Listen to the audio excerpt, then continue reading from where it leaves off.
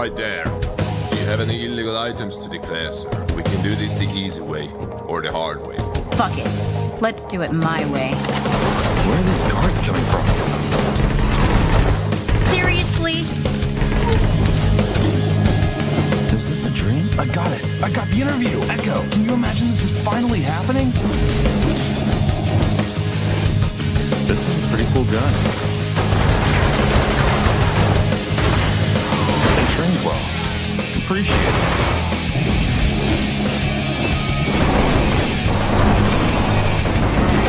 Even more?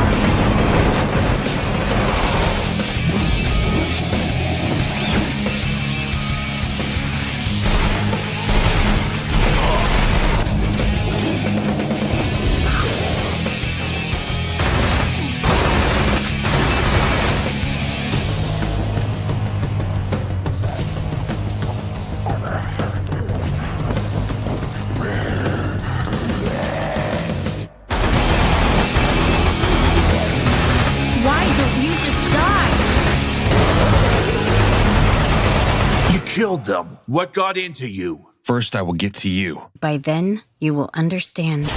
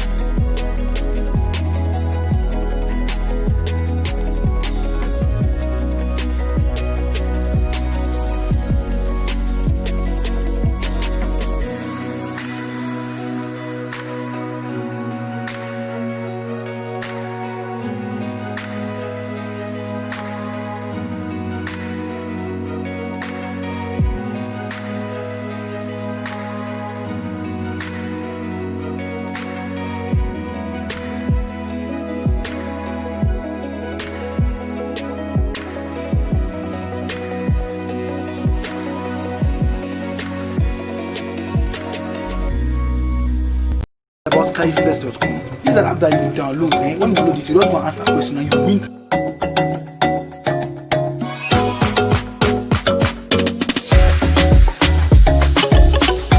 Is that curry fat? Yeah, it's a lot of fun.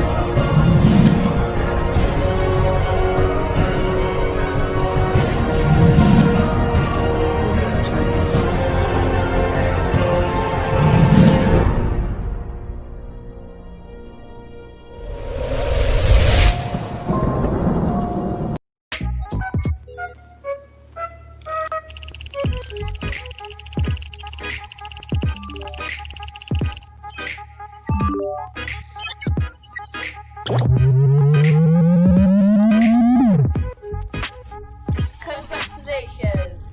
With just 7 MB, you have joined the best mobile gaming community in Africa. Experience our amazing game categories and a wide range of offline games. Enjoy H5 games and instant tournaments, as well as filtered, hot, top, and new game selections just for you. To get more, log in with your Facebook or Google Plus account and explore more.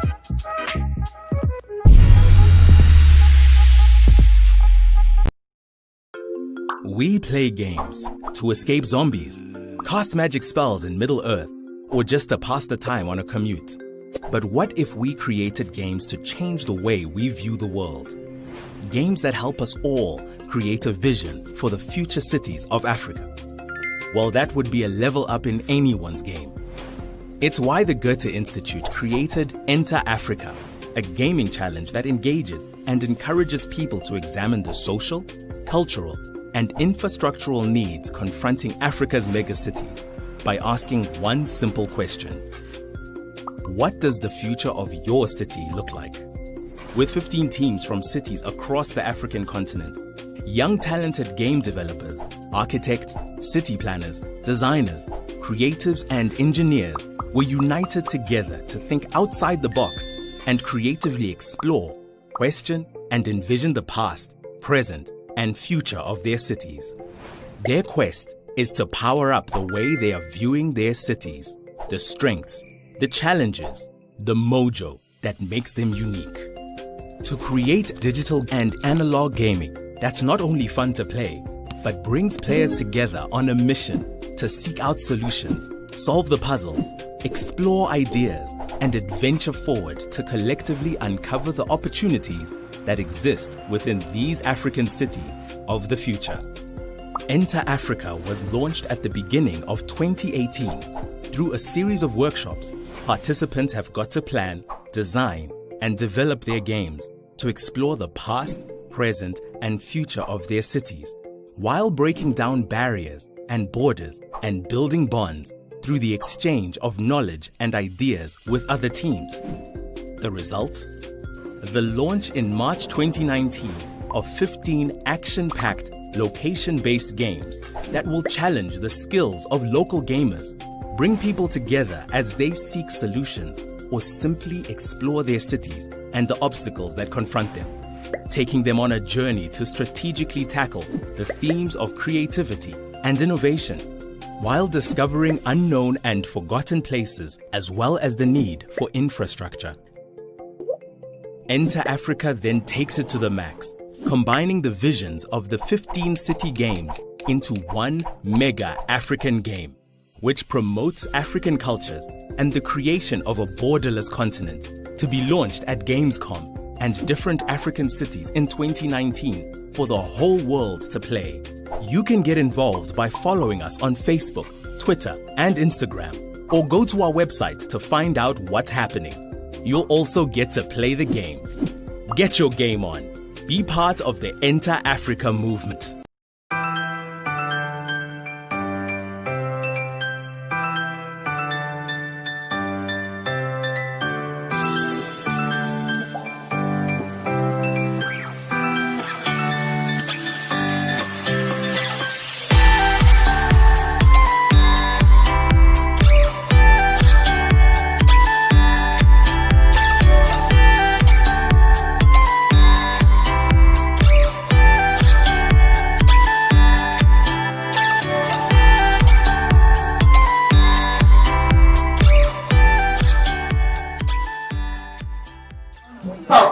So that sound pop is at the lower part of your throat, right? That sound pop is at the lower part of your throat.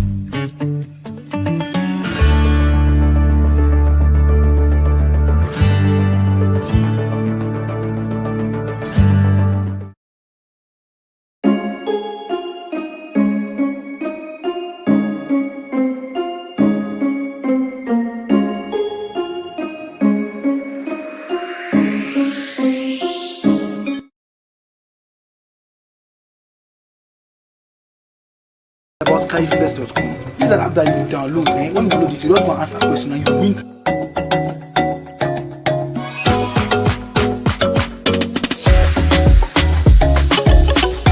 Is that carry fast?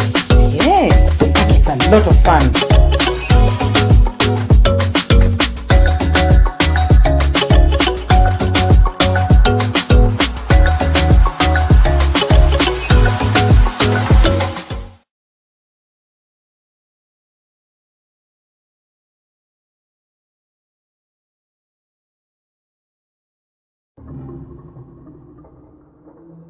John isomblabele jisongkong isi tora ambombelonge ndi tobiba. John higimur alama yingel isulinyengem. Higimur binam anyengye aye. Higimur anyenyi hen komisi uke la nyen jelu yongi jelu kena Inyu la le zinda bete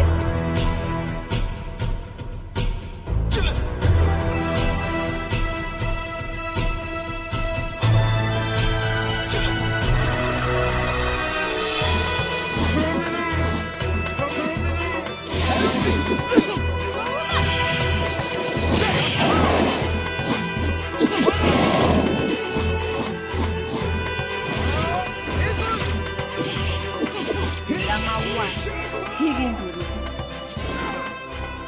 higi mandorna, higi sam, le ikena bis, koma basogo sogo, babi yigle bis.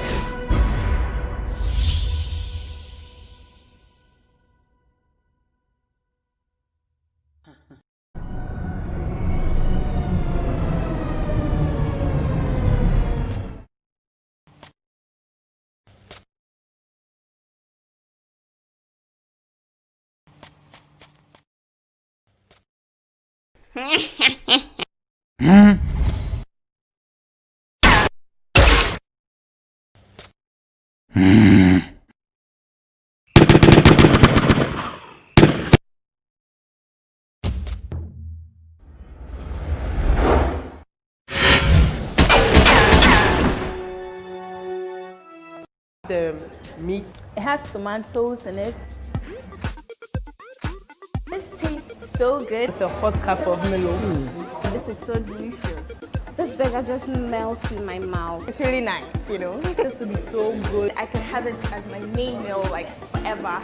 I love this whole look it has. It has tomatoes in it and chicken. And I love chicken. It tastes like December. And it's one of the best burgers I've had for some time now. It's just calling me to just eat some more.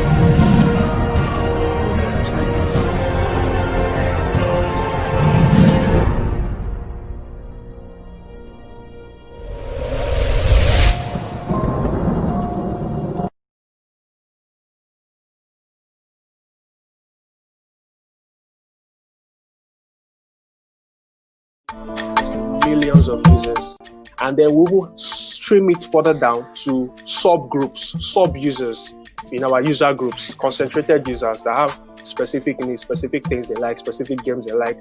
Some are professionals, we have concentrated groups. And then on the platform itself, on the app itself, and on the transient devices, which is Itel, Techno, and Infinix, we have the general. The question I asked myself was, is it that there are no women who play competitively, or hell, even any women who play games in any capacity, be it professionally or casually? So I decided to do some research on the matter and I coupled it up with my own experiences from the past 3 years to find an answer to my question. And so what you see here is HoloBeam running on a looking glass display. So this device, you can see there, is providing you the capabilities to see stereo 3D without having to wear any glasses, right? So I'm not wearing any stereo glasses or stuff like that. It's really providing you the capabilities to see 3D without any thing on your head, right? In particular, this frightening-looking fire hazard is a battery-powered Nintendo 64 I built to propose to my wife. It's a long story. Remember to sleep. I've done game jams for 48 hours straight, and I've also done them taking 2 to 4 hours to rest. And you'll be very glad that you did, and your game will actually be better, somewhat counterintuitively. And most importantly, make friends. I know that a lot of you probably really want to win, and it's super tempting to be that really cool, come from behind stealth victor that nobody expected. But game jams are the most fun and the most valuable when you're talking to your fellow jammers outside of your team. You know, you could get like a different perspective as you try to explain something. You could get like new insight as you help somebody else with their problem. And sometimes, you know, even though this is fun, it can be stressful. And it's just really nice to decompress with a bunch of awesome people who are interested in the same wacky stuff that you are. The thing... We need to go to the next user interface now. Game's over. So that's this. That's saying, okay, game's finally over. Let's do the next thing. Let's go to a game over UI or a character shop, or maybe I play an advertisement. Maybe you're trying to make money. Maybe you've got your own. For what? Within our community, we've given almost $200 million to charity to date. And we do also help small developers reach big audiences, not just through the publishing program, but through every product that we have. And so we also strongly believe in empowering and uniting communities through gaming, and we've committed to leverage platforms.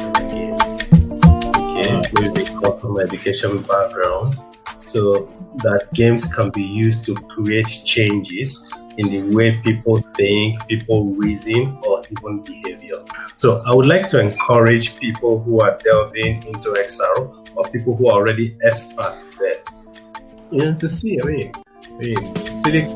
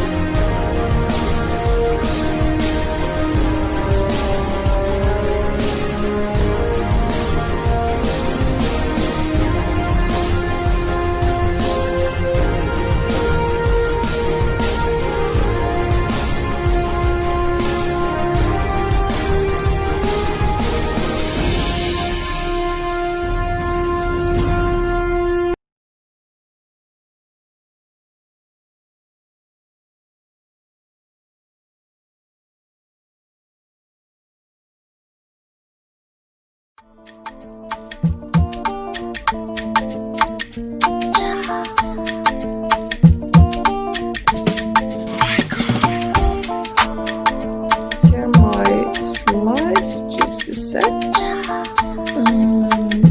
Here we go. And then I will present. Yes.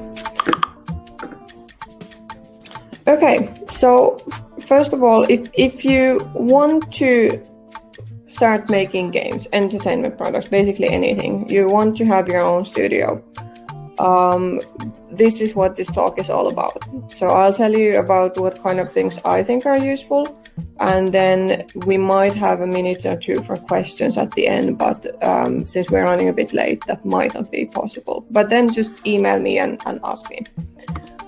So first of all, who am I? So I've done mostly game design for the last about 7 years. I've been working with games for 12 years. I've done testing, graphics, lots of different things.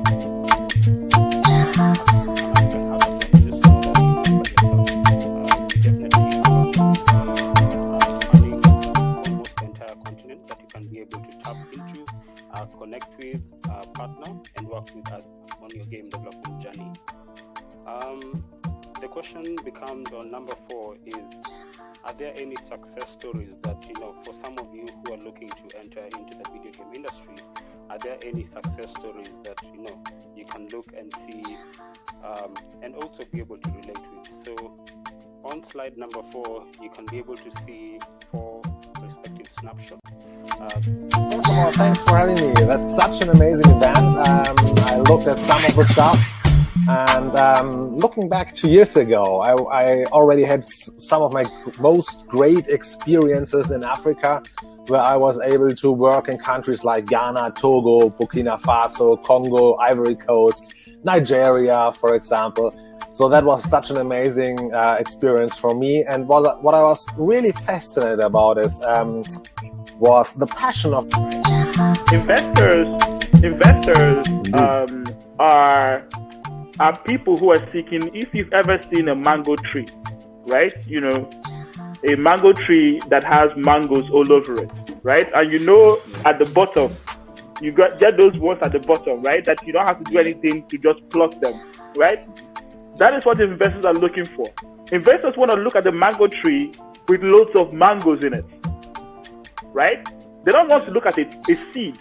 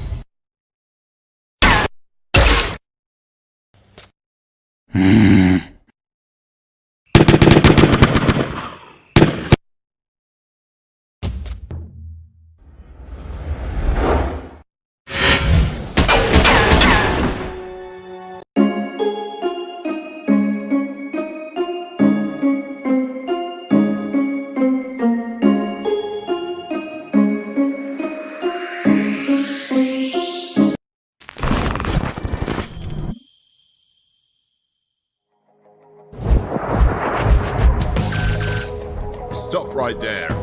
Do you have any illegal items to declare, sir? We can do this the easy way or the hard way. Fuck it. Let's do it my way. Where are these cards coming from?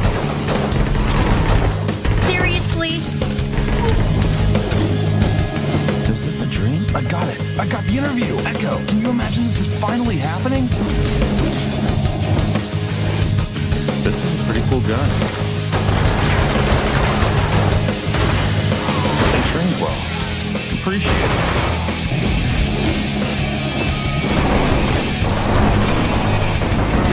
Even more?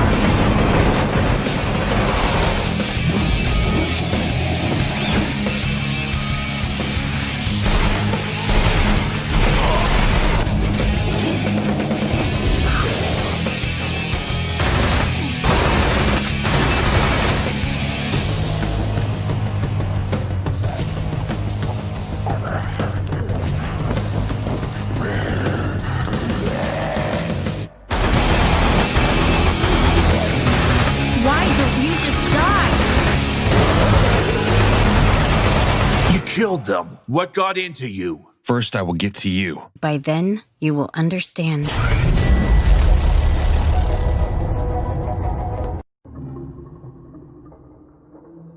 John, isomblabele jisongkong isi. Tora ambombilonge ndi tobiba. John higimur alama yingel isulinyengem. Higimur binam anyenyi nje aye. Higimur anyenyi hen komisi uke. Lanyen jelu yongiye. Jelu kena iye. Inyulale. Zinda bete.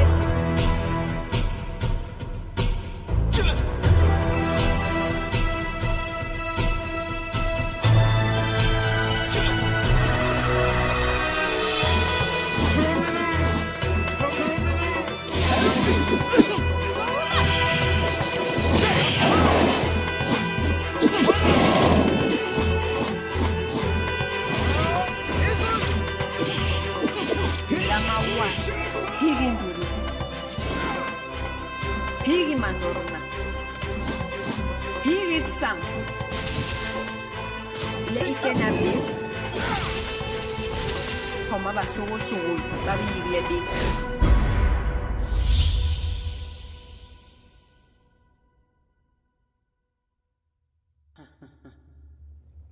Laura, lo bignana maliga masulimbo kumbe. Ipola we kinge zama ningwawo. We play games to escape zombies, cast magic spells in Middle-earth, or just to pass the time on a commute. But what if we created games to change the way we view the world?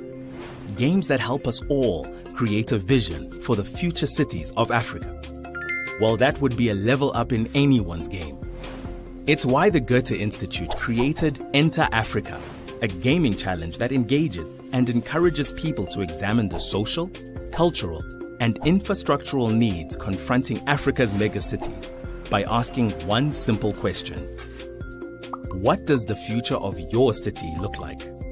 With 15 teams from cities across the African continent, young talented game developers, architects, city planners, designers, creatives, and engineers were united together to think outside the box and creatively explore, question, and envision the past, present, and future of their cities.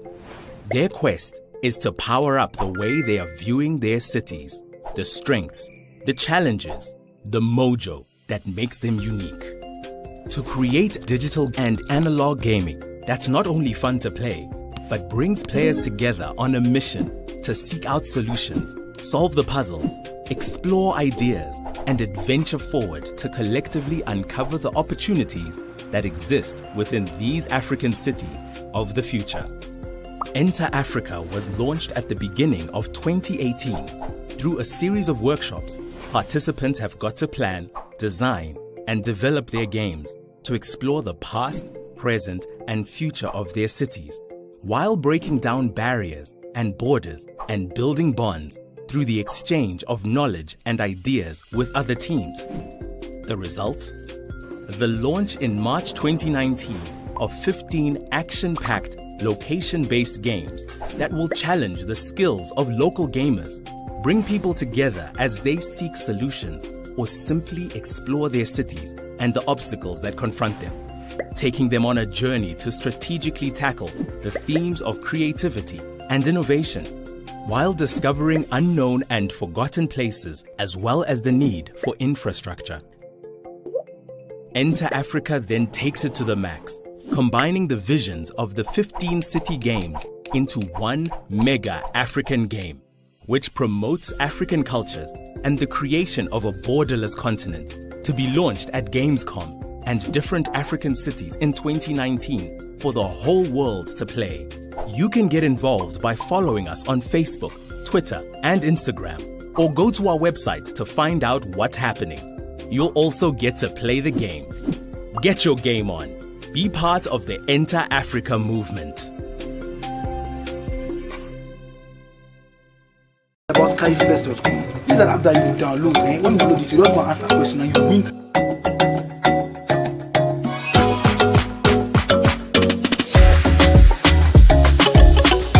Is that kind of fun? Yeah, it's a lot of fun.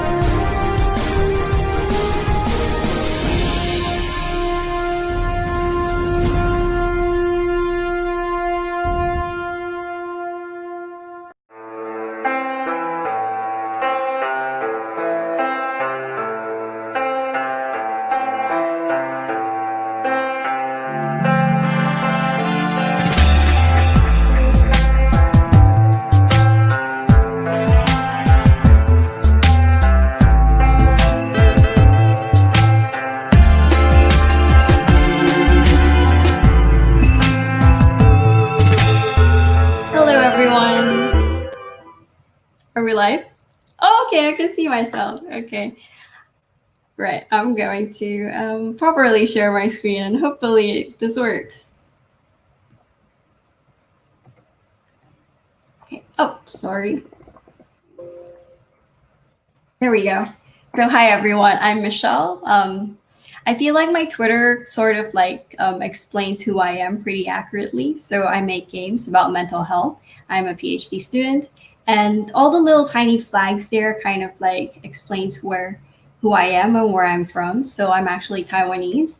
I grew up in the Philippines. I studied my master's in the UK, and I'm currently in Melbourne, Australia, doing my PhD. And I have a birthday coming up. Oh, sorry. Didn't mean to get ahead of myself.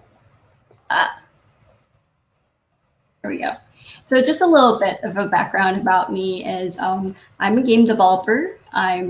Wait, give me a moment. I want to like make sure that I'm showing things correctly. Okay, great.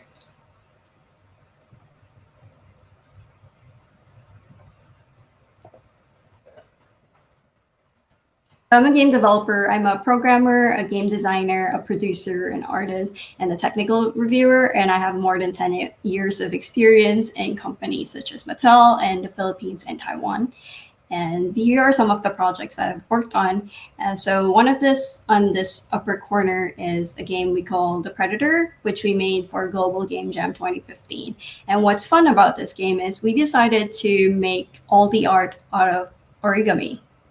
So, and we also did all the sound effects, like using our voice or using things that we could find in our game jam location. So as you can see, there's like water effects. So I literally took like our recorder and went to the toilet and then recorded some water sounds.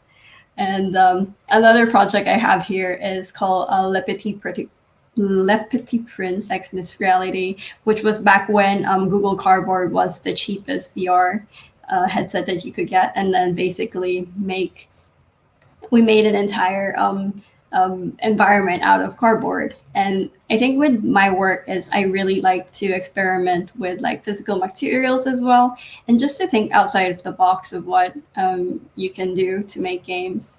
And as I mentioned before, I did my master's in the UK, so I actually studied video game enterprises, production, and design. And in my spare time, I am a Women in Games and STEM ambassador, where I teach kids how to code video games.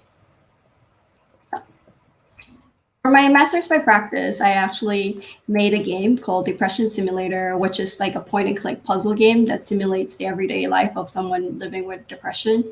And that was the first time that I realized that I wanted to make a game on my own, because all those, like that 10 years experience, I was working for other people, I was making mobile games, I was working in outsourcing, and I realized like I really like video games, but I think that video games are capable of doing so much more.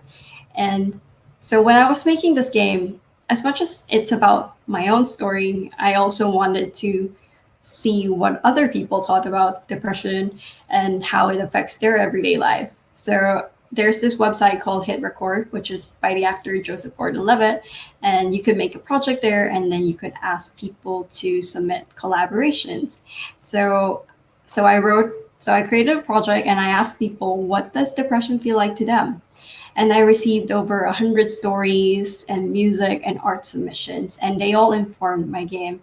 And that made me realize that video game is a really awesome like medium for artistic self-expression. And that led me to do a PhD. So hopefully I'll be a future doctor in video games. And my topic, I don't know why it keeps on doing that. My topic is called a mental jam. So that's kind of a clue there. It has to do with game jams. And it's about the knowledge translation of lived experiences of depression and anxiety through video games co-creation. So what that means is I will be working closely with young people who are suffering from depression and anxiety, and we're going to make video games based on their experiences as a form of artistic self-expression and to promote empathy and mental health awareness. So basically that means I really love game jams and I care about mental health. end during this self-isolation. So I'm not based in Melbourne, and we're currently in like stage 4 lockdown. And what that means is I'm only allowed to leave my house for an hour every day within a 5-kilometer radius. So it's a lot. And something that really helped me during this time was actually game jams. And I will begin with a global game jam. And it was back in the end of January, and that was the first day, like during Global Game Jam on one of our nights. That was when the Australian government announced that our borders are closing. Like people from China are not allowed to come into Australia anymore. And pretty soon, like no one's allowed to come into Australia anymore. But look at how happy we were. Like it was my first time attending a Global Game Jam in Australia, and I was a volunteer. So what that means is, as you can see in the photo there, I was serving people food, and I was like making sure that all the participants are doing okay. But at the same time, like even while volunteering, I still want to make a game. So I decided to make something with a really simple mechanic. So for Global Game Jam 2020, the theme was actually repair. And when they announce the theme, they would usually show a video clip that shows like different aspects of repair. And there was this tiny little clip that was about kintsugi. So kintsugi is the Japanese art of repairing ceramics with gold. And it's about embracing your damage, embracing your imperfection. And as you can see, the game mechanic is super simple, because remember, I was working on this game in between serving people meals, and we served them breakfast, lunch, and dinner. And so, yeah, it was a really simple mechanic. It's a puzzle game. You start off with a broken piece of ceramic, and then you put it back together, and you see that gold form. And it will also show a Japanese proverb. Like this one, it says, to stand 3 years on a rock. And the theme of this game is actually resilience, because like to stay 3 years on a rock, what do you think is going to happen? It's going to get warmer. So the point is, like, even though it feels like things are not going to get better, or that things feel really hopeless, that feels like super accurate now during this time. Like, you know, being in self-isolation, you feel like everything's the same. I'm being stuck at home all day, but things will get better, and you just have to keep going. And it reminds me of the book Grit by Angela Duckworth, which is grit is passion plus perseverance, and that has been games for me. Like I am a woman of color in the game industry, and hasn't always been great, but I don't give up. I keep going. And another game that I made during this self-isolation is there was a game jam by GamesAid. So they are a mental health charity based in the UK. And the theme of their game jam is mental health, because they think that video games is a wonderful medium to promote mental health awareness. And for this one, I wanted to, so as part of my PhD, I've been reading a lot, and one of the books I've been reading is called Making Deep Games by Doris Rush. And her book was all about how using metaphors to portray abstract concepts, such as depression. So she has a game called Elude, which portrays depression as falling, while for me, depression feels like sinking, like swimming. Like I feel like I'm drowning, and like I can't breathe, and I don't have control. But at the same time, I do. So for this game, the game mechanics is purposely difficult to control, because that's what it feels like to me. And I really wanted to I'm not sure how much I look like my character, but I actually based my character on myself. Like I took a photo of myself and I traced it. And I kind of like, in a way, like making games, like making this type of games, became my way of telling people how I feel. because I come from a traditional Asian background, and we don't talk about things like mental health. And somehow, like, video games became my way of expressing myself. Like, while you're going through the game, like, there are little shiny collectibles that you collect. And when you collect them, I would show a passage at the end, kind of like Kintsugi, but this passage are actually writings from my journal from one of the times that I didn't feel so great. So like you see, for this one, it says like, oh, it feels like this weight in my chest and I can't breathe. And so, yeah. And with this game, I actually collaborated with a musician. So there is a Discord group for women's in mental health started by Marina Diaz. So I was just like, I just posted there like, hey, yeah, I'm making this game. And there was this musician, Lucy Holland, who was like, yeah, okay, let's collaborate. And she's based in Scotland. I'm based in Melbourne. And the wonderful thing about doing game jams online is we have this pretty lively Discord channel. Like everyone, all the participants, we sort of like share our work in progress and just, like check up on each other. So like, even though we're all making these games in our own homes, in the middle, like in all over the world, we're still in that community together, and that felt really nice. Oh. And another project I've worked on is, so there's a Rising Sea Jam. So it's a collaboration between different Southeast Asian countries. So it was between musicians from Singapore and Malaysia, game developers from the Philippines, and artists from Indonesia. And for this game jam, it's a little bit different because normally game jams, you start with a theme and then you ideate and then you make the game. This one, we kind of flipped the narrative a little bit.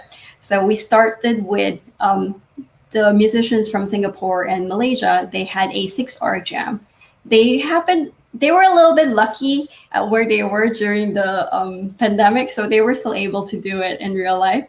And after that 6-hour jam, they produced a lot of wonderful music, which they passed on to us in the Philippines. Unfortunately, we had to do our jam online. And one of the most challenging things at the jam is like deciding which music to use, because we're supposed to make a game that's inspired by the music. And one of the musicians, Kian, she created this bass music, and then she has 2 different music.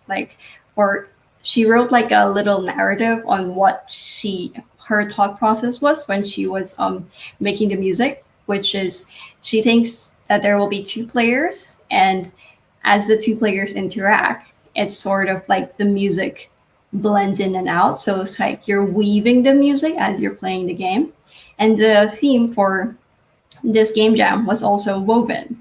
And I really thought like, okay, how can I really drill into having like woven as a theme and for a game? And I thought of Twister, but for a keyboard. So as you can see at the side, well, they're both my hands, but they're meant to be for 2 players. So you're kind of like trying to navigate each other, and as you're doing that, you're for each player, their music builds up. And I was reading another book, which is Reality is Broken by Jane McGonigal, and she uses a lot of like concepts from well-being and she applies them to her games.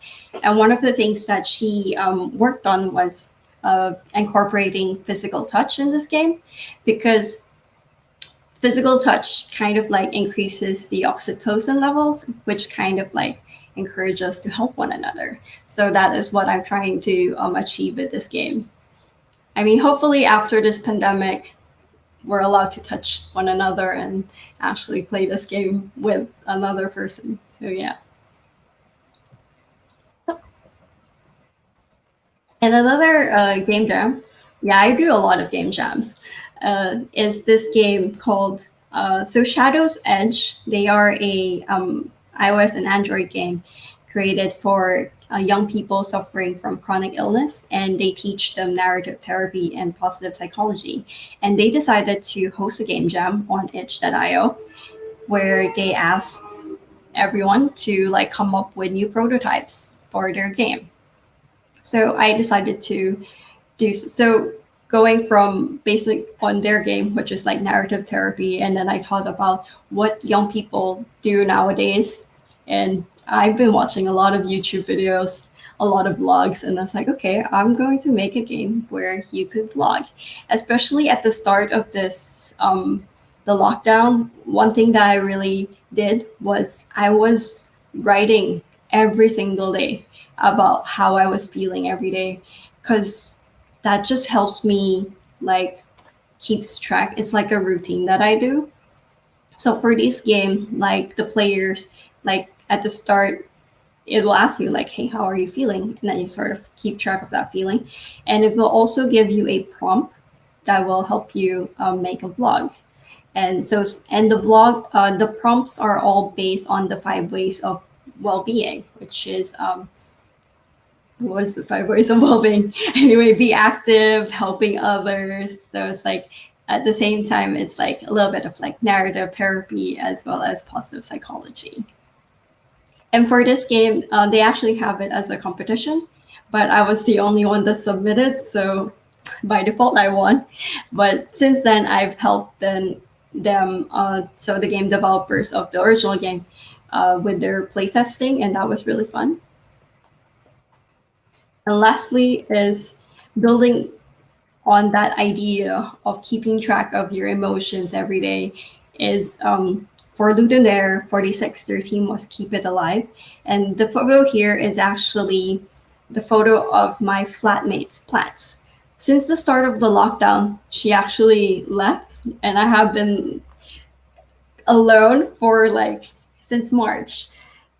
And I've been babysitting, plant sitting. I've been plant sitting her plants. So it also added to my routine, wherein like I would water her plants every day. So the game is like, you know how they say like, hey, yeah, you should talk to plants, it'll make them feel better. But as you are talking to plants, talking to your virtual plant, you're also kind of like talking about how you feel, and it also helps you feel better. So it's kind of like that idea. And so you actually make a voice recording every day. And of course, the theme is Keep It Alive. So if you don't, your virtual plant will die. And I'm actually really proud of my my flatmate's physical plant, because I have been remembering to like water it every day. And I recently noticed that there's actually some new leaves, and that's been good. And so I've been thinking about how exactly these game jams help me cope with self-isolation. And the first is collaboration, because we're not in this alone. Like, I didn't make those games on my own. I collaborated with wonderful artists and wonderful musicians, and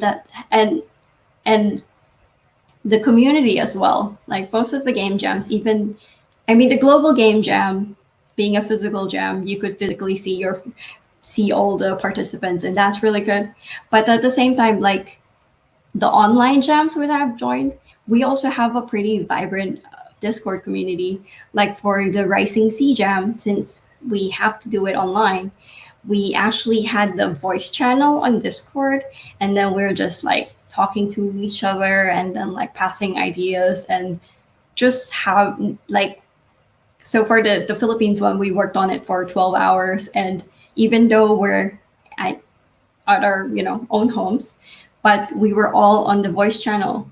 And, even though we're working technically alone, we're not alone. And like, I guess with like self-isolation and me being physically alone, and just knowing that there's some other person on their side of the screen doing the same thing I am, that has been really helpful. And the other thing is a theme. Like most of the game jams has a theme. Like sometimes when you want to make a game and then you just can't think of what you want to make, having that theme that will like guide you, especially like the first game I mentioned, Kintsugi, like Repair, that really just really clicked with me. right? Like repair, but how do I use repair to make something that relates to me on a personal level? And the next one is having a deadline. Because, so I actually wrote a tweet, like, a blog post about this, and someone like replied, like, having that time box stress was really helpful dealing with the rest of the stress of the pandemic. Because, like, yeah, sure, the next 48 hours might be a little bit stressful, but it's also kind of fun. But, you know, you have a deadline and then you submit it and you're done, right? And it's relatively low stakes because, like, it's a game jam. It's 48 hours. Nobody's expecting you to make the game of the year. And being low stakes, you can experiment. You can do whatever you want. You don't have to care about monetization. You do not care about analytics. You do not care if anyone's going to like your game, as long as you have fun making it, and that's it, right? And like for the Shadow's Edge game, one of the things that I got to experiment with was with UI, because I mean, I do art, but I'm not really like that good with UI. And that gave me like an opportunity to like try to imitate the UI from their game. And because it's a game jam, it's like nobody's gonna judge me for it. So that was good. And hopefully at the end of it, you have a game that you can be proud of. Like for me, like even though like during this like whole self-isolation thing, like sometimes I feel like I've been so unproductive, but at the same time it's like, yeah, but I've also like made 5 games. So that's cool. And just a little bit like tips and tricks that helped me with my game jam journey is the first is teamwork makes the dream work. So it's constant communication with your teammates because you're all in this together. And it really helps to like have someone to bounce ideas off with and like just have somebody to chat with. And like, because sometimes like we get ideas while we were sleeping and then I would wake up and then I would send like, because of the time zones thing, I would send a bunch of messages to my teammate and then he would wake up and then he'd do something and then send it back to me.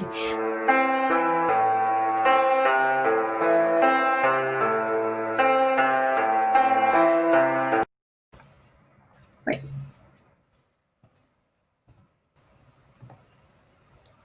And the next one is Trello. I'm a little bit of I like keeping track of my task, and having that Trello board, like a to-do, a doing, and a done is really helpful. Just seeing things, you know, and like Trello has this new thing. If you have this emoji, like a celebration emoji, if you drag your task over, there's confetti effects. So that's fun. And the last is just have fun. And thank you.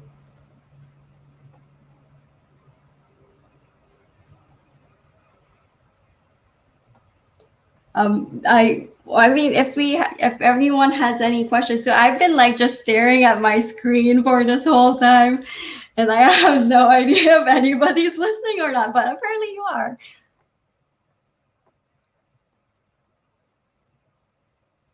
So I think we still have like a few minutes for questions if anybody has any. Hi, Joy. And hi, Oyen. Oh, thank you for. I'm sorry, I don't know how to pronounce your name. Okay, so what application I used to, is it to track my tasks? It's Trello. And with Trello, it's really good because you could assign people to tasks.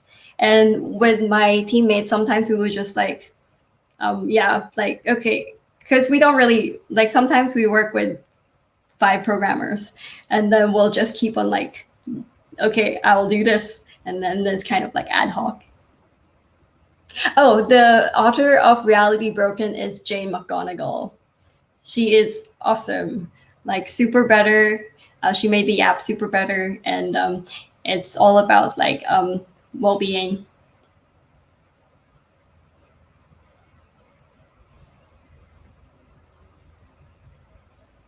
Oh yes, and feel free to follow me on Twitter. Okay, so with collaborations, it depends like who you're collaborating with. I mostly collaborate with artists and programmers, and artists, programmers, and musicians. But so I come from a programming background, and you need to kind of know that when you are working with different types of people, it's your language may be a little bit different. So like you need to know how to talk to an artist, or you need to know how to talk to a musician. Especially one of the things that you really need to communicate with each other, especially like with art, is like what's the size of the art that you want to put in, or like kind of like those little nitty-gritty details, which are really helpful. And one thing that I do is we would usually have like blocks. Like even when we're like prototyping, we would have blocks, just square boxes in the game, and then that will kind of let us know what the size of everything is, and then we'll just give that that sized box to the artist, and they know that okay, if they're gonna make something, it has to be this size, and then we could just pop it into the game. So yeah, so that's a little bit like collaboration. And thank you, Joseph, for getting me a happy birthday. Okay, so like Oyendamola. I'm really bad at like names, but yes, you can definitely make games. Follow me on Twitter, and then I'll message you, because my research, I would actually be working with participants, lay participants with no background in games. So I would definitely love to collaborate with you. Yeah, follow me on Twitter, send me a DM, and I'll get back to you. And join the game jam. Game jams are fun. It's low stakes. Nobody's gonna judge you. And it's like a good opportunity, as well as Joy says, to collaborate with developer. Because like with another thing that I really like about games is multidisciplinary. So you can do art, you can do writing, you can do design. And with the Global Game Jam in Melbourne, that was super fun, because when I attended Global Game Jam in Taiwan, there was only two types of people, programmers and artists. But the Melbourne one, so there's like an entire bunch of musicians, an entire bunch of people who are just writers and translators. So it's like, even if you don't know how to code, you can still make a game. Like you can contribute to the art, or you can contribute to the writing, and everyone can contribute to game design. And like one of the examples I showed with the Predator, where we literally made our art out of origami. So that's fun. And join the Discord.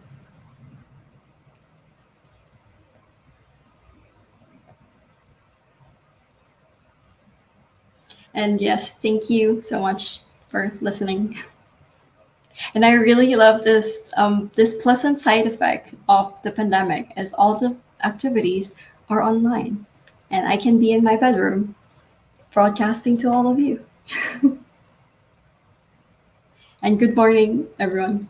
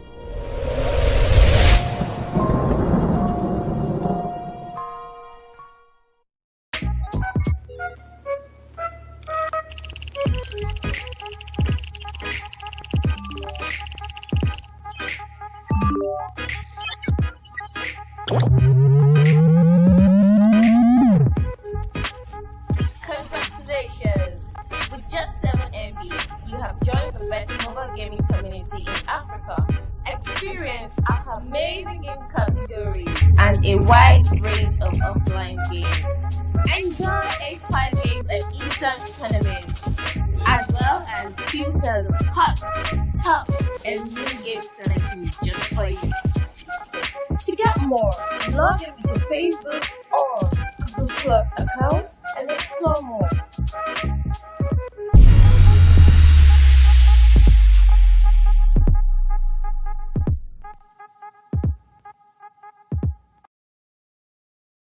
The meat, it has tomatoes in it. This tastes so good. The hot cup of melon. This is so delicious. This burger just melts in my mouth. It's really nice, you know. This would be so good. I could have it as my main meal like forever. I love this whole look it has. It has tomatoes in it and chicken. And I love chicken. It tastes like December. And it's one of the best burgers I've had for some time now. It's just calling me to just eat some more.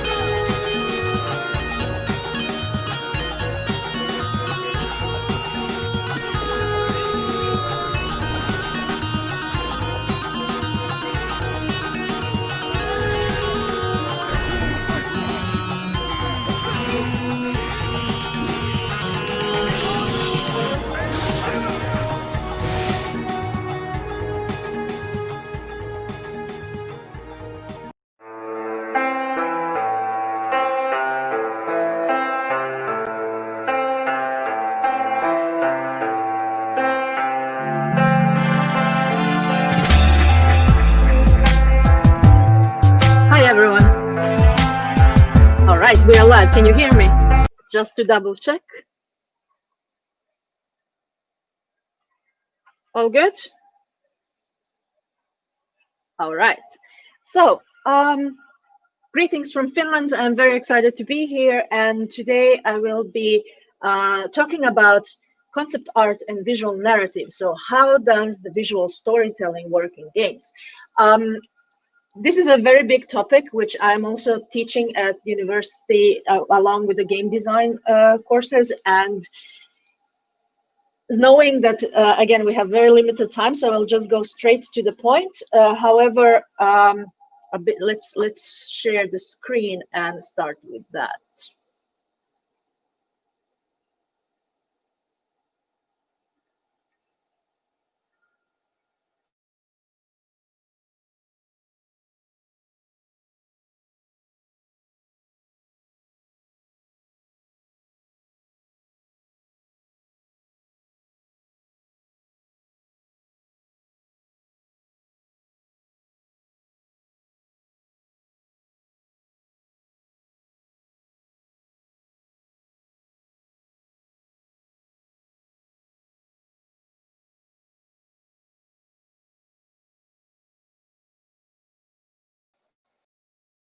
All right, apparently I can't share the screen. So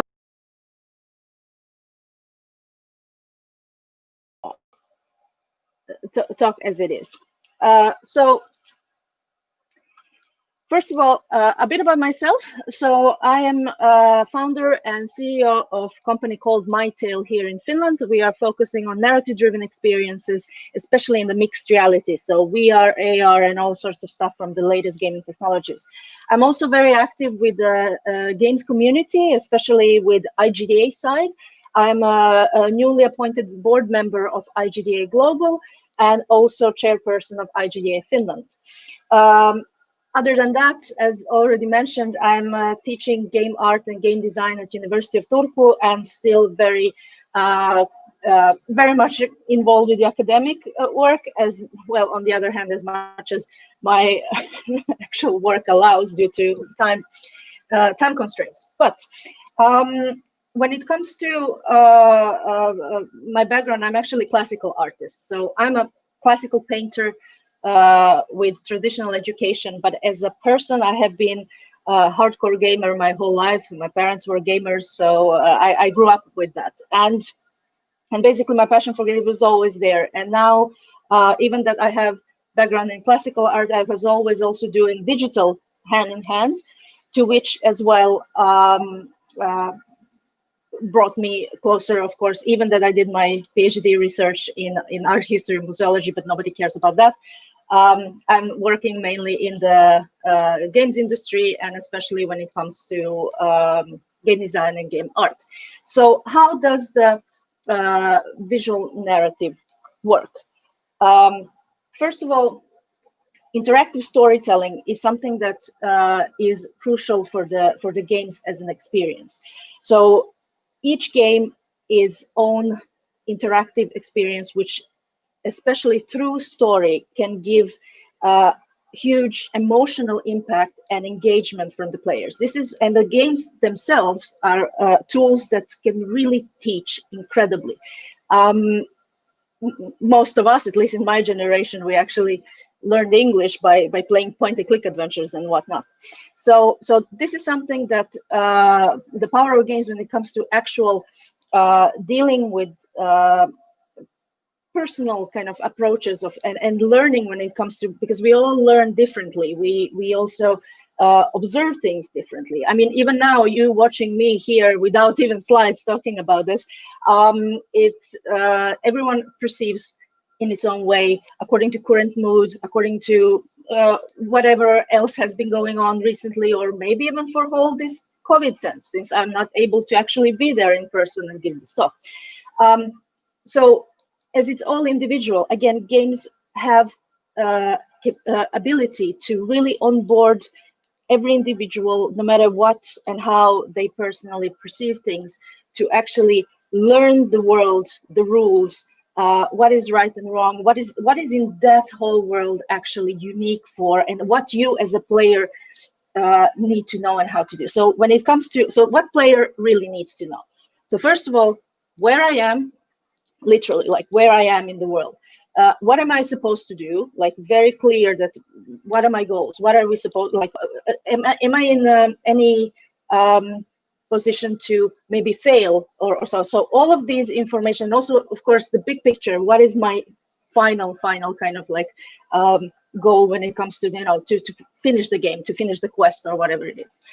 So, and this is where visual narrative is crucial, because as you might have noticed in the gaming yourselves, not much text is actually used when it comes to explaining things around. It all needs to be very much intuitive, and this is where, again, through the visual stimulances, of course, with the audio that follows it, and the whole experience as such, because all our senses pretty much, especially when it comes to, if you think about VR, that's a completely different topic, how to kind of like have the UI UX design in VR, but when it comes to more traditional kind of screen gaming, even if it's handheld or the sort of console or PC, still it's it all needs to be clear for the player at any time of the game. So as said, where I am, what I'm doing, what are my concrete goals, how am I able to achieve, meaning am I missing something, and how, like, is there any kind of like, so how far I am from actually achieving that I want. So and in order to do that, when it comes to the visuals, none of these that I will be speaking now are nothing new, considering from the art theory or from the art history, and basically what other mediums from the literally arts like painting, fine arts, to more medium like movies and so on, more interactive ones like games nowadays, because games are completely new medium of expression for us creatives to actually be able to give that story, give that experience out there. And so basically how does it work is that all of these things are already known. We as humans, how we react to, like literally psychologically, how we react to images has much more impact and stays longer in the mind than any other medium, as let's say reading text or even music, no matter how how kind of sticky it can be. But the visual is something that stays in our memory much longer than any other medium. And this is where, again, using the basic elements as composition, putting the color, contrast, light. Light is essential when it comes to any art production whatsoever. Doesn't matter, are we talking about the concept art or the final kind of even 3D world is there. The light is your best friend, and that is a very kind of like it's a big sentence to say from a goth like me. So yes, light is your best friend. So make sure that you really work with the light, and light is something that can that anyway shapes the whole environment, and you can cheat a lot when it comes to effects that you want to have by really utilizing the color theory and which is again in correlation with light. Now today you have you are also having a game jam, so I will touch a bit of about how does this actually work in game jams. But before that, about concept art. So what is the role of concept art, and why is it important in game production? First of all, it's part of the prototyping, in a sense that once you have a game design idea, you have this sort of like even possibly documents and everything, like the whole team is like on the same page when it comes to what it should be like. Then the concept artist is there to actually make sure that everything is as one thinks it is, because as I said, we all perceive things differently. So especially if we discuss things, and if I would now describe a lady in a lake in a white dress, we all might see completely different images. So the reason why, again, first thing is to do with the concept art is to really put all these ideas, everything, into concrete kind of screenshots of what is happening, how the composition, and this is already where the light is crucial, to really show where and how the environment will be built. Because when you think about, just to simplify, if you think about any kind of any game, especially 3D game, let's think about 3D game. So every time when you turn your camera, every single view, because you use the screen, it's basically a screenshot of that. So every time it's another image that basically tells a story, and that's where you see, for example, oh, behind that rock there's something I should go and explore. So this is where, again, visual narrative is there to guide the player throughout the world as it is. And this is something that we don't even think about as players. We just follow, we just do, like, because our senses and our intuition does that. And we as creative develop, meaning that someone who creates this fantasy for the player, because all the games are in a way fantasy, we are just building we are giving the building blocks for it, but player experience own fantasy in every game. So basically this is where the communication between the developers and player happens through the actual environmental visual narrative. When it and the same principles of course in the 2D, except that you have then a bit different approaches there. But concept art is there to basically put these main pillars of the design. And I don't know how much of the audience here knows about design pillars, but basically still the main core games parts of the game themselves, like it should be visualized from the day one when it comes. And this is something also cheap in the development, in a sense that you are very fastly having the sort of like exact image of how the game should be looking, because it's much easier then to faster change things around before you actually have a whole team starting to, I don't know, code, 3D model and so on. Now you have everything. So the role of concept art is to put whole team on the same page, really having the same vision, not just vision in the head, but really concrete vision that basically this is the goal where we are heading. Naturally, things change in the development itself. So basically, same like the game design document is a living document. It's constantly evolving, except the pillars. That's kind of the main part.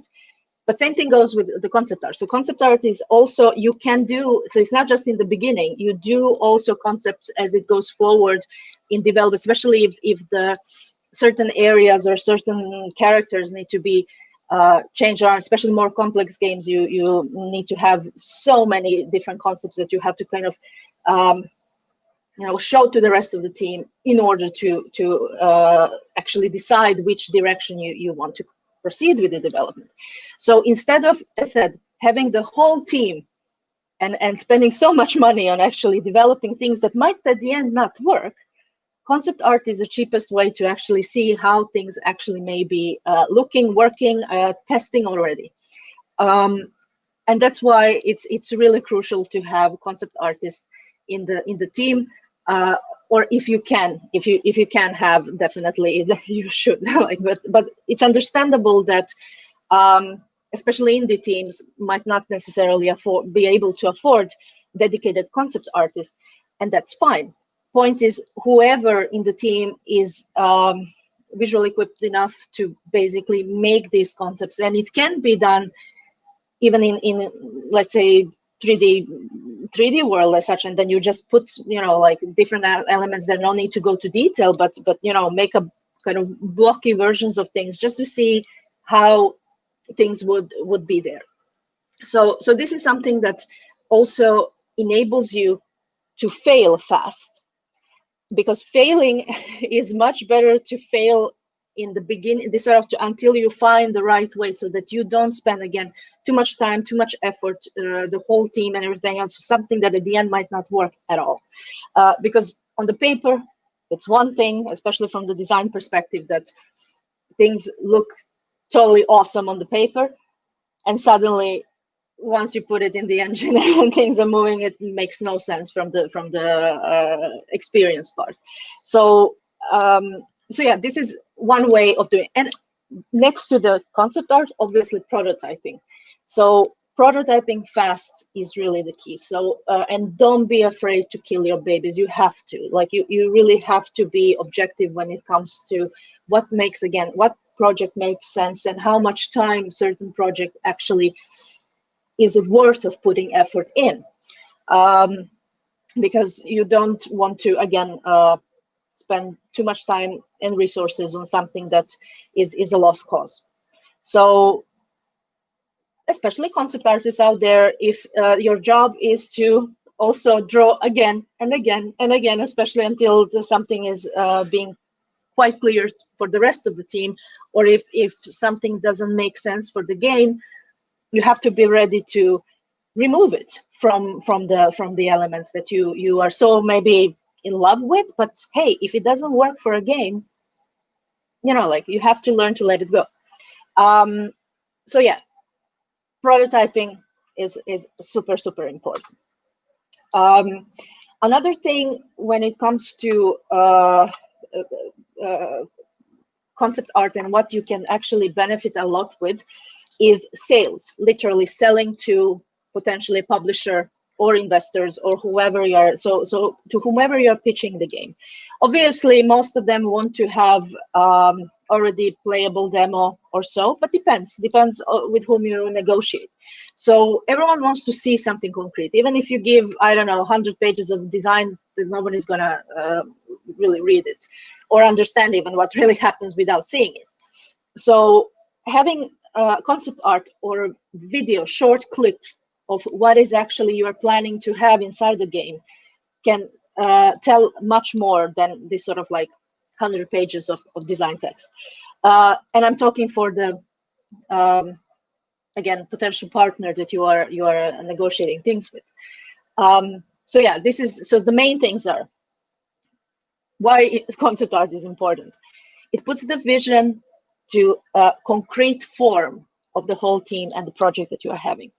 Then it makes guidelines also for the team. So then knowing what's happening in a certain area, then coders know what to do, modelers know what to do, or 2D artists, depending what you're doing. Animators know what to do.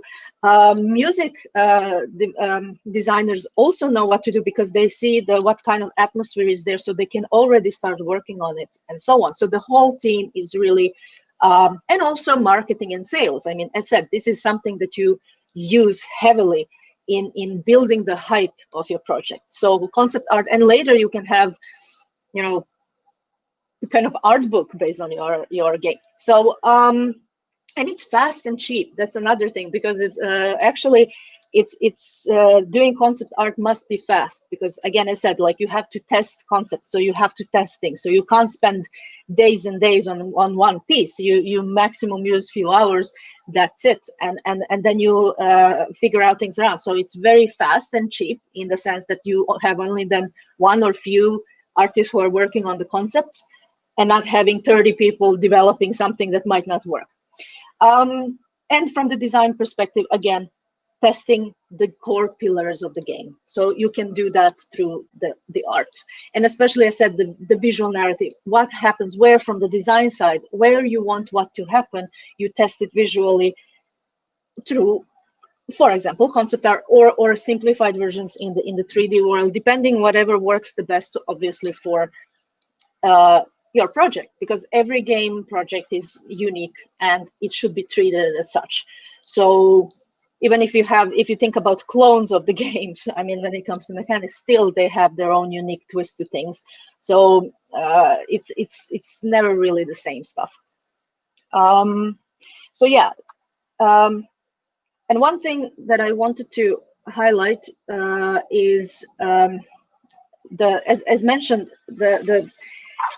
basically the know-how is already there. So just utilize all the already well-known, and there's a lot of material out there from the literally art theory and art history and how you treat the composition. How can you utilize semiotics as literally symbolism inside the actual, so in order to communicate and to have this visual narrative with your players, that you have this discussion as developer to your players through the visual communication.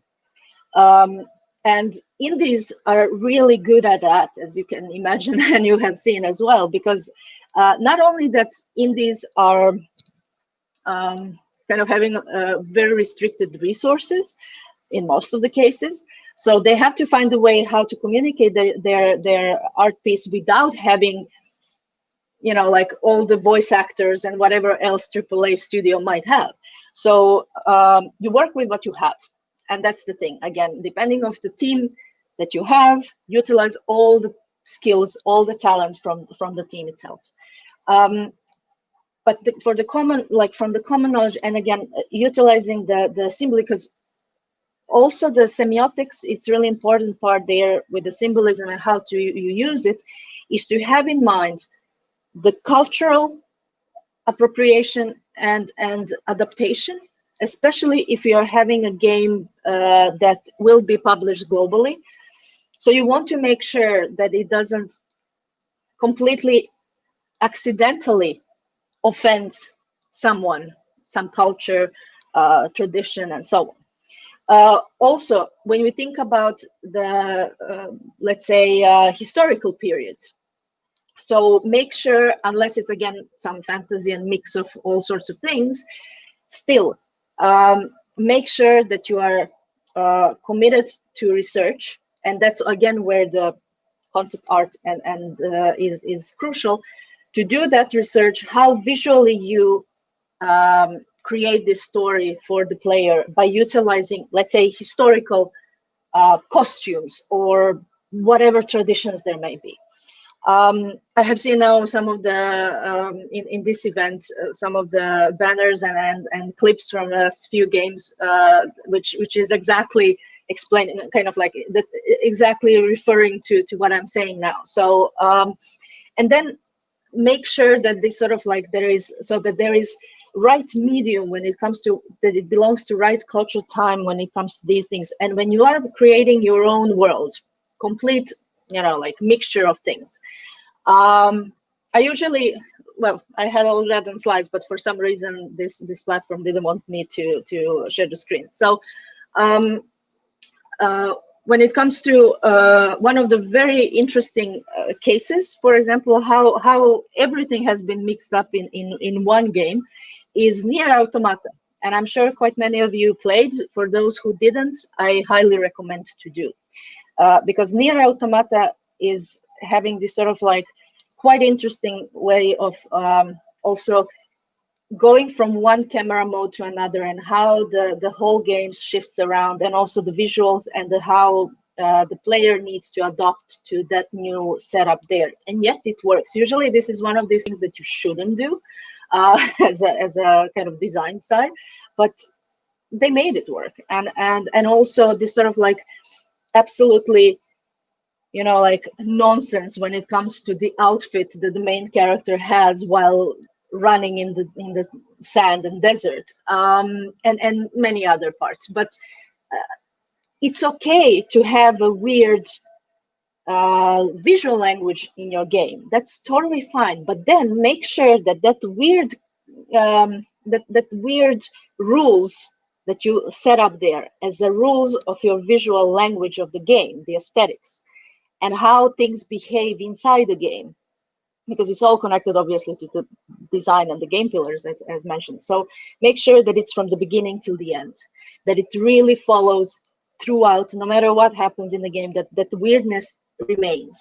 Because as said, every game is its own fantasy, and creating that fantasy for a player, the moment you shift there or you want to kind of like try something, you break the fantasy, and you don't want that to happen. So no matter how weird, that's fine. Same like Warhammer. I mean, when you think about Warhammer characters, I mean, with the really unproportioned kind of like the armor compared to, and the heads and everything. So basically it's nonsense, but it works, and it's there, and it's great experience. So, and many others. I mean, also one very common example that I'm still using, even that it's kind of old game, which is not old, I mean, but okay, might be, is Thomas Was Alone. So that's one game that I would also recommend for those who are interested to go more into the visual narrative and also generally storytelling bits, to play that game as a starting point, if nothing else, because it has so many things there that you should really pay attention on.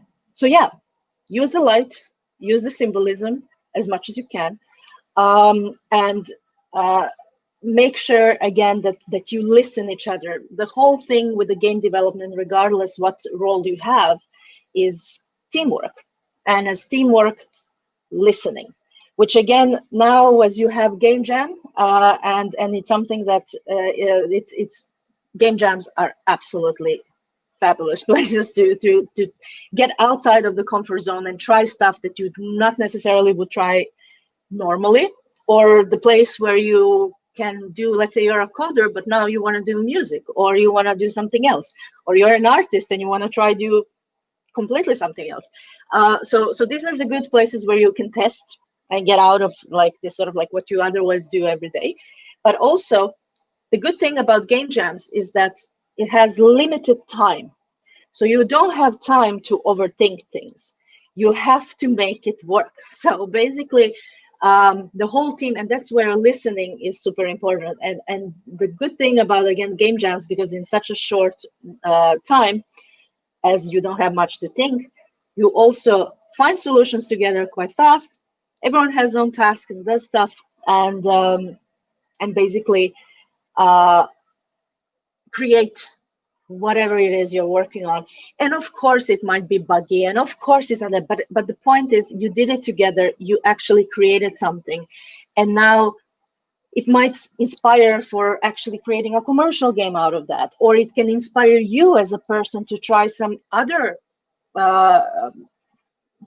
discipline inside the game development. Because again, making games is not just about being a coder or artist or whatnot. It's all your personal also interests, from hobbies, stuff you like to read or watch and so on, if affects, again, and you can put so much from these parts also inside of your this sort of like creative expression in creating games. And also share it with others, because games are again something that you can share with the rest of the world, and let them enjoy it as much as you did creating it. So I guess don't ask your mom or dad or this sort of like family about your games, because they will like whatever you do. So try to, again, have it outside of the family also, that the someone else plays as well. So yeah, as a summary, because I would like to actually more have discussion with you guys. It would be to use the art, especially concept art, really take it seriously if you haven't so far. It doesn't have to be complex pieces, but the point is that really utilize the concept art in your production as it is. Especially if you're regardless of a small team, or obviously bigger teams know that, but as possibly a beginner, if you haven't thought of it yet, please do. So concept art is really, really great tool for the whole team to have things, like put in concrete way together. Secondly, again, use the light. Light is your best friend. So light as creation. So creating, even if you're creating the 3D world, utilizing the light to actually make different atmospheres in the existing world, and so on, because it's all about, everything around is all about the light and how things it binds or kind of like separates in a sense, to have the the balance, disbalance, and all other parts, especially in the composition side and so on. So play with the light as much as you can. That's where it comes to colors, that's where it comes to tones, and all other aspects of the visuals. And yeah, then dig more into the symbolism and semiotics, because you can do so much there with already this sort of like known practices, that you don't have to reinvent the wheel. And yeah, have fun. That's the main thing. And don't be afraid of failing. We developers, we fail every day, and it's fine. And everyone fails. We're all human. But the thing is that you try again. So don't be afraid to fail, and don't be afraid to try again, because we learn through that. We learn through messing things up, and also listen again others. Like, listen if someone actually had similar situation, made a mess, like let them like try to avoid the same mistake if possible. But in reality, you need to make your own mistakes to learn. So that's also the thing. And yeah, art can actually help you avoid quite many mistakes, especially in development, if you do these plans in the early stage. Same with the prototypes. So fail, but fail better when it comes to that. The next time you are better, in a sense that even when then you fail, you still have this sort of wisdom to take forward and have learning out of it. So yeah, as said, I believe that would be it from me in this case, since I don't have the visual samples, because for some reason my browser got me out of the presentation that I wanted to show, so it completely crashed. But thankfully the mic and all else worked. So yeah, I would like to hear some of the comments or questions, especially for the game jammers, if there are anything concrete that I can possibly help with, all the way from Finland.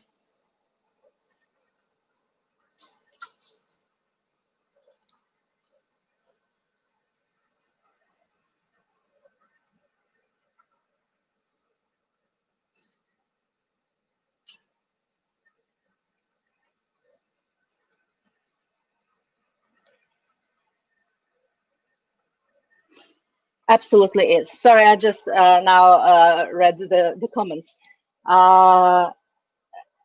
Yeah, the whole thing about games and fantasy, again, it's when it comes to, I mean, when you think about, I mean, books are quite, you know, like quite personal way how you actually interpret stuff. No matter that, yes, there is kind of a common like what it is, but still, we all differently pursue the whatever is in the book and how we take it. And again, depending on so many factors there, including the personal mood that you are at that moment and whatnot, everything can affect. Same like movies.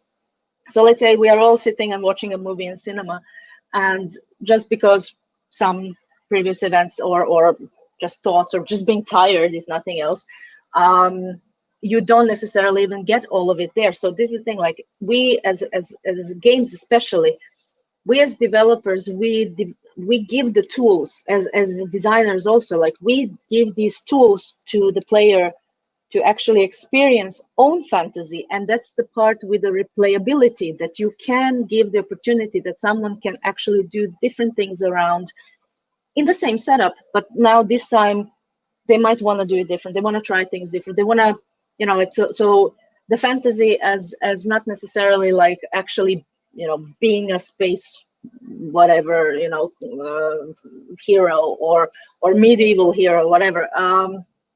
The thing is that you actually, your actions matter, and that there is also, of course, when it comes to again motivation and how it goes, that games are great when it comes to dealing with failure, because games are the ones that actually you want to be better, you want to try again, you want to, whatever that reason is, you want to, if nothing else, beat the score. if nothing else, or beat your friend. Like nothing better than shooting your friends, to be honest, when it comes to this sort of like open game world. But yeah, it's just we provide this to our players, and they should have a choice of the way of how they experience or wish to experience the fantasy we provide. So yeah. Do we have any other comments or questions, especially from the jamming? How is jam going?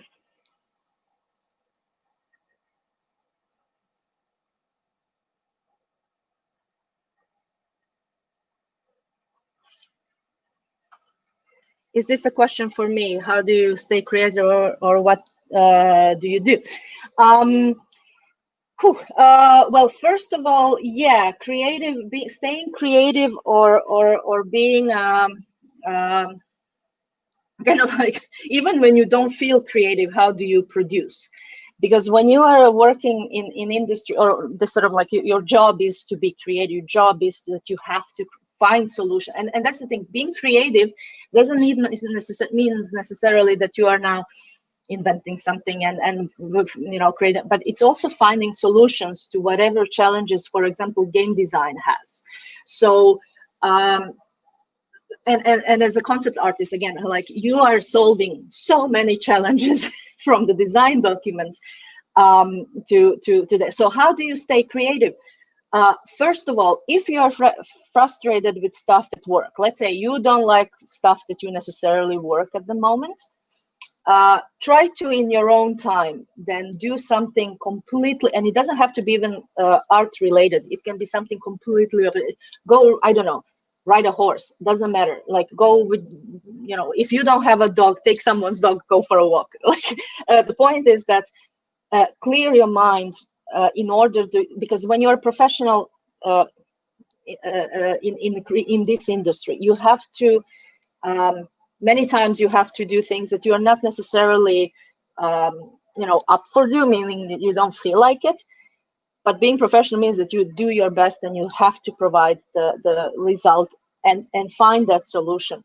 The good thing with game development is that, again, you are not alone. So if you are having any doubts, if you are having a creative blockage, sit down with the designers, sit down with the others in the team, discuss it, discuss this, sort of like inspire yourself through that discussion and unblock you, like, because that helps. That for me, for example, when I'm stuck, I talk to my team members. And this is how we kind of like, okay, so what way I'm completely, I don't understand this, or maybe this is my vision, but maybe not, that's not the right one. So basically, yeah, I would say give yourself time. So how to stay creative? Give yourself time to step back. And by stepping back, that means that you can have this sort of more objective view to that, even if something stupid is bothering you, meaning that you don't enjoy doing certain landscape or you don't enjoy creating certain character.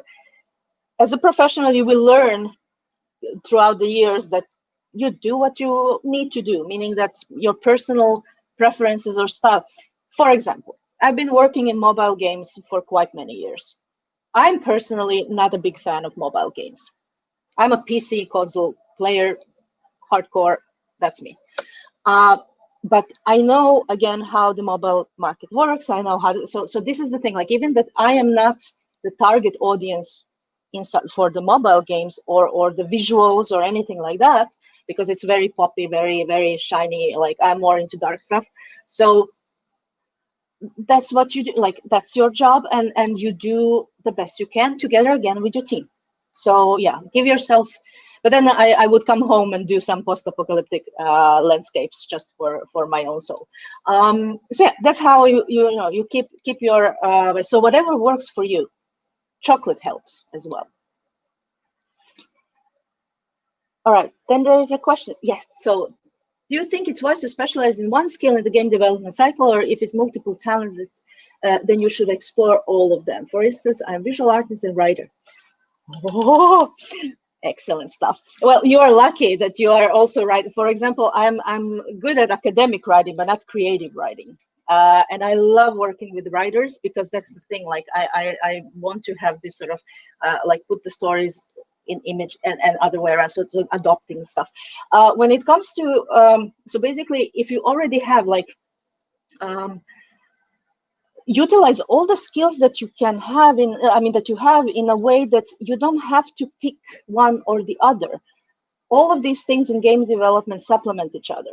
So even if you're, let's say, working as an artist in a studio and there is a writer, then it's going to be much easier, especially if you already have a writing this sort of like talent and interest and you are doing it, then you can together work on these things with more understanding than it would be with just, let's say, regular artist who is not very much into writing and so on. But definitely, like, more interest, personal interest you have about things and stuff, the better it is. Because again, I said, like, you would be surprised of how much of let's say literally like personal interest into certain hobbies. Let's say if you're into history stuff, or if you're in some other kind of styles or anything else, could actually benefit you as a creator. So I mean, it's also good to specialize in one thing if you wish to, but it's, if you are planning to be more kind of indie and so, like, more you're willing to share with the rest of the team, it's always better. At least yeah, at least that's from my experience. Even in the big AAA studios, it's great that you have, so, because it's about understanding. It's all about, again, communication and listening, that you understand. One of the things that we have usually a problem is that that's a very good scene in programming, for example. Programmers can have really problem to understand certain parts of why certain things have to look this way or that way, because that's again from experience that they might have this sort of like they simply don't understand. But if you have a, for example, programmer who knows a bit or have sort of personal interest into, let's say, animation or the things how or this sort of generally kind of like the storytelling as such, it's already much easier to you know, communicate these things. But again, being professional above all, so that means that you do as a team everything. So of course you need to say, it's important to say no to stuff, obviously, but listening others and their expertise. So yeah, in your case, I mean, you have a jackpot for especially visual storytelling, so just go for it.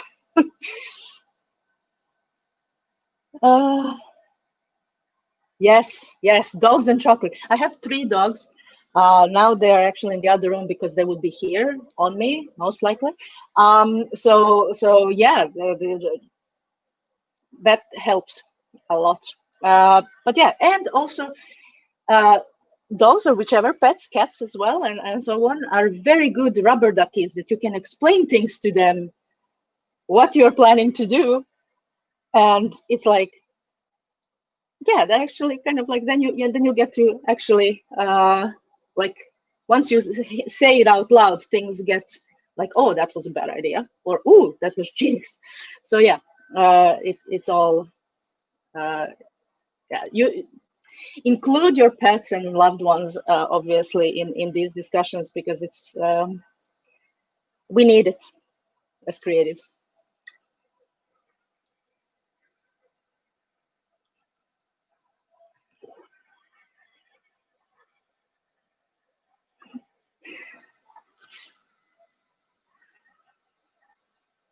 But yeah, as maybe you're welcome. And yeah, so just to refer to that, like as a you know, narrative and the visual.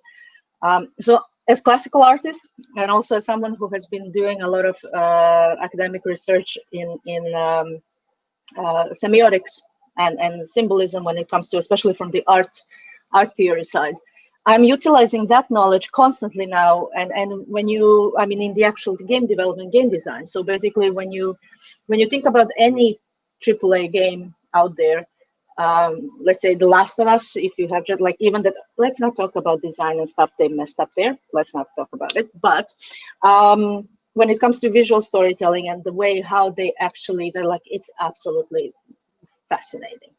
And God of War, I mean, oh, and then the absolute, my favorite, of course, is Horizon Zero Dawn, which they really made masterpiece of the interactive storytelling. It's yeah. I'm just afraid. Let's see what the next one does. But I don't know how they're gonna top the actual like original story.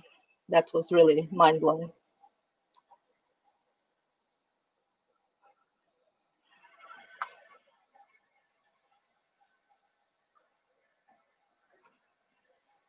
Is there anything else I can assist with, especially jam-wise, maybe?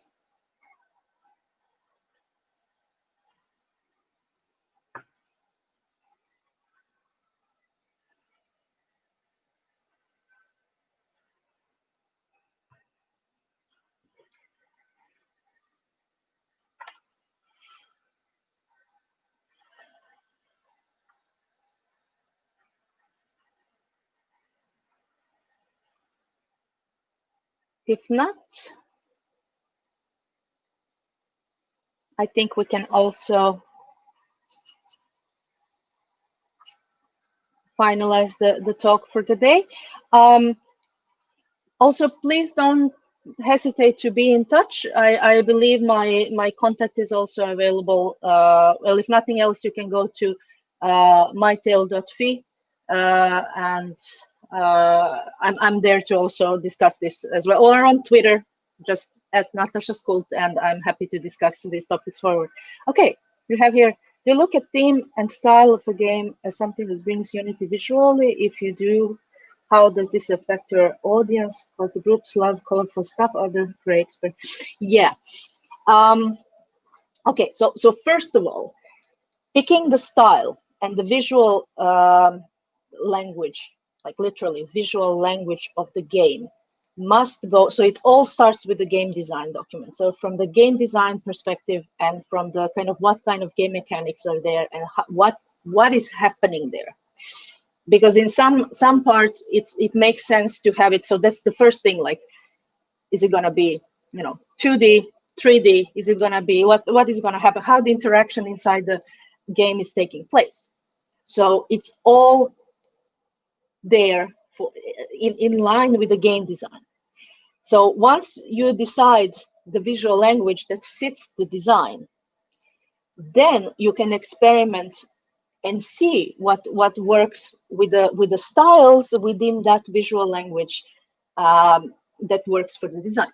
So that means let's think about it. So for example, if you theme, when you think about the theme as a topic, like, is it sci-fi stuff, or is it I don't know, historical game, like literally having actual historical accuracy or whatnot, then depending on that, again, with the visual style, the visual language that you decided to have, and also what kind of camera modes and everything else you would have, then you start like, so from the big picture, you go more and more into detail. Don't go from other way around. So don't go from detail kind of, oh, I will love this and I want to keep this. No, that's fine. I mean, we all have our details and styles that we would want to, but basically, the only thing is that, does it make sense for the game? Does it make sense for the story you are telling as a game experience? And there might be multiple versions that might work very well. So then you just, as a team, have to decide, like, we go this way, and that's about it. So, but one thing when it comes to visual unity, as you put it here, important thing is same, no matter how weird something is, I said, like even in the game mechanics, but it has to stay throughout the game. So same thing visually. The certain elements, so even if you have the games, let's say that, I mean, most of the games do have different levels with completely different kind of like ambience and atmosphere, and let's say you have a sewer level and then you have a desert level, like completely, like two worlds, but still elements like, for example, Bioshock or any other of the games that, but now in my head for some reason it's Bioshock, and that where you have, for example, this whole Art Nouveau kind of like Jugend style elements, like the literally architectural elements that are kept throughout, no matter in which area of the game you are, or whichever kind of deep down or up in the kind of like some more pompous holes or whatever. Visually, it's united. It has the elements that reflect to each other throughout the whole game. So so that's where it's visually united, even that the atmosphere is different, but it's the same world. So that's what it's important. Whatever style you pick, no matter what style and this sort of like language you go for, keep it consistent, because that's also something that if you switch around and change things around, that may also break this sort of fantasy for a player. So be careful with that. So make sure that everything is united in a style as such.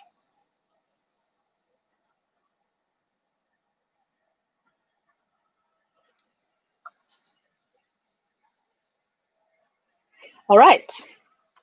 I think that's it from me. I'm getting private messages. So thank you everyone for being here. And I hope that this helped even without any slides that didn't really want to work with me today. But I can also send the slides to organizers, and I'm more than happy to, like, so if they want to spread it with you. So yeah, let's keep in touch. And once again, have a great jam, and hope to talk to you soon. Bye.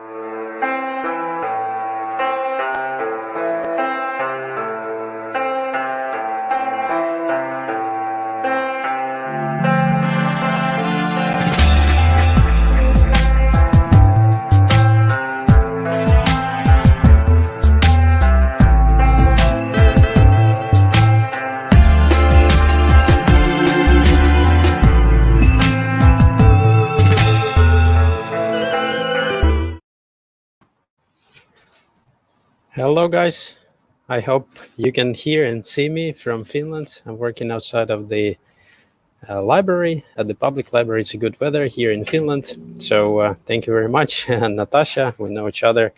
Finland is a small place, but I have prepared a presentation for you guys, so please let me know if you can see it.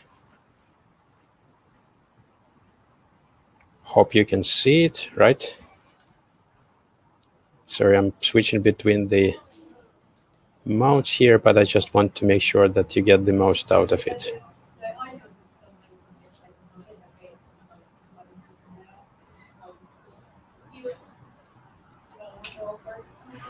All right, cool. I hope that you guys can see it. Can you see it? All good? I can go forward with the presentation. Yes. All right. So yes, I want to talk a little bit about what each individual game developer looking for the next games career opportunity need to know and to make most out of it and really land a dream job in the games industry, be it in Finland or anywhere else in the world. So in terms of the agenda, what I want to talk today, I want to tell you a little bit about the talent board that we've been developing, where any talent in the world can showcase their skills portfolio to the recruitment game companies in Finland and get a dream job here in Finland. I will tell a little bit about myself, introduction in terms of the talent board, and I also want to spend some time on actually telling you how today we see the recruitment market in the games industry in terms of recruitment agencies or the internal talent acquisition team. Those are the things that will be super important for you when you are looking for the first opportunity or you're just not sure about the opportunity you want to go to. And the next thing, the last thing, but not the least, I want to talk a little bit about the format for your resume, because that's like your visiting card.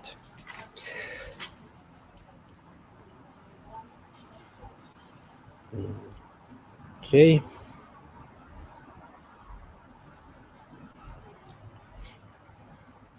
Sorry about that, but I want to tell you a little bit about ourselves. So we're Games Factory Talents, a company based here in Finland, and we're helping the Finnish game studios to find top tech talents in Finland and abroad. We're organizing Game Job Fair events, specifically helping the studios to recruit the talents. We've been organizing this in Helsinki, St. Petersburg, Kiev, and Tallinn, Baltics, Eastern Europe. But of course, like super happy if we get some talented developers from Africa to join us. Today, we have been working pretty much with about 40 game studios from Finland, and we have helped many tens of senior game developers to find the dream job up in the Finnish games industry. As a company, we're a talent agency that we want to help talents from all over the world to land a dream job at the game studios. And of course, we want talents to find the right opportunity, the right kind of company to work with, and definitely stay with the company a long time and grow with the company. Last year and this year, we have been nominated for the best games recruitment agency by Pocket Gamer Connects, the biggest games industry conference in Europe.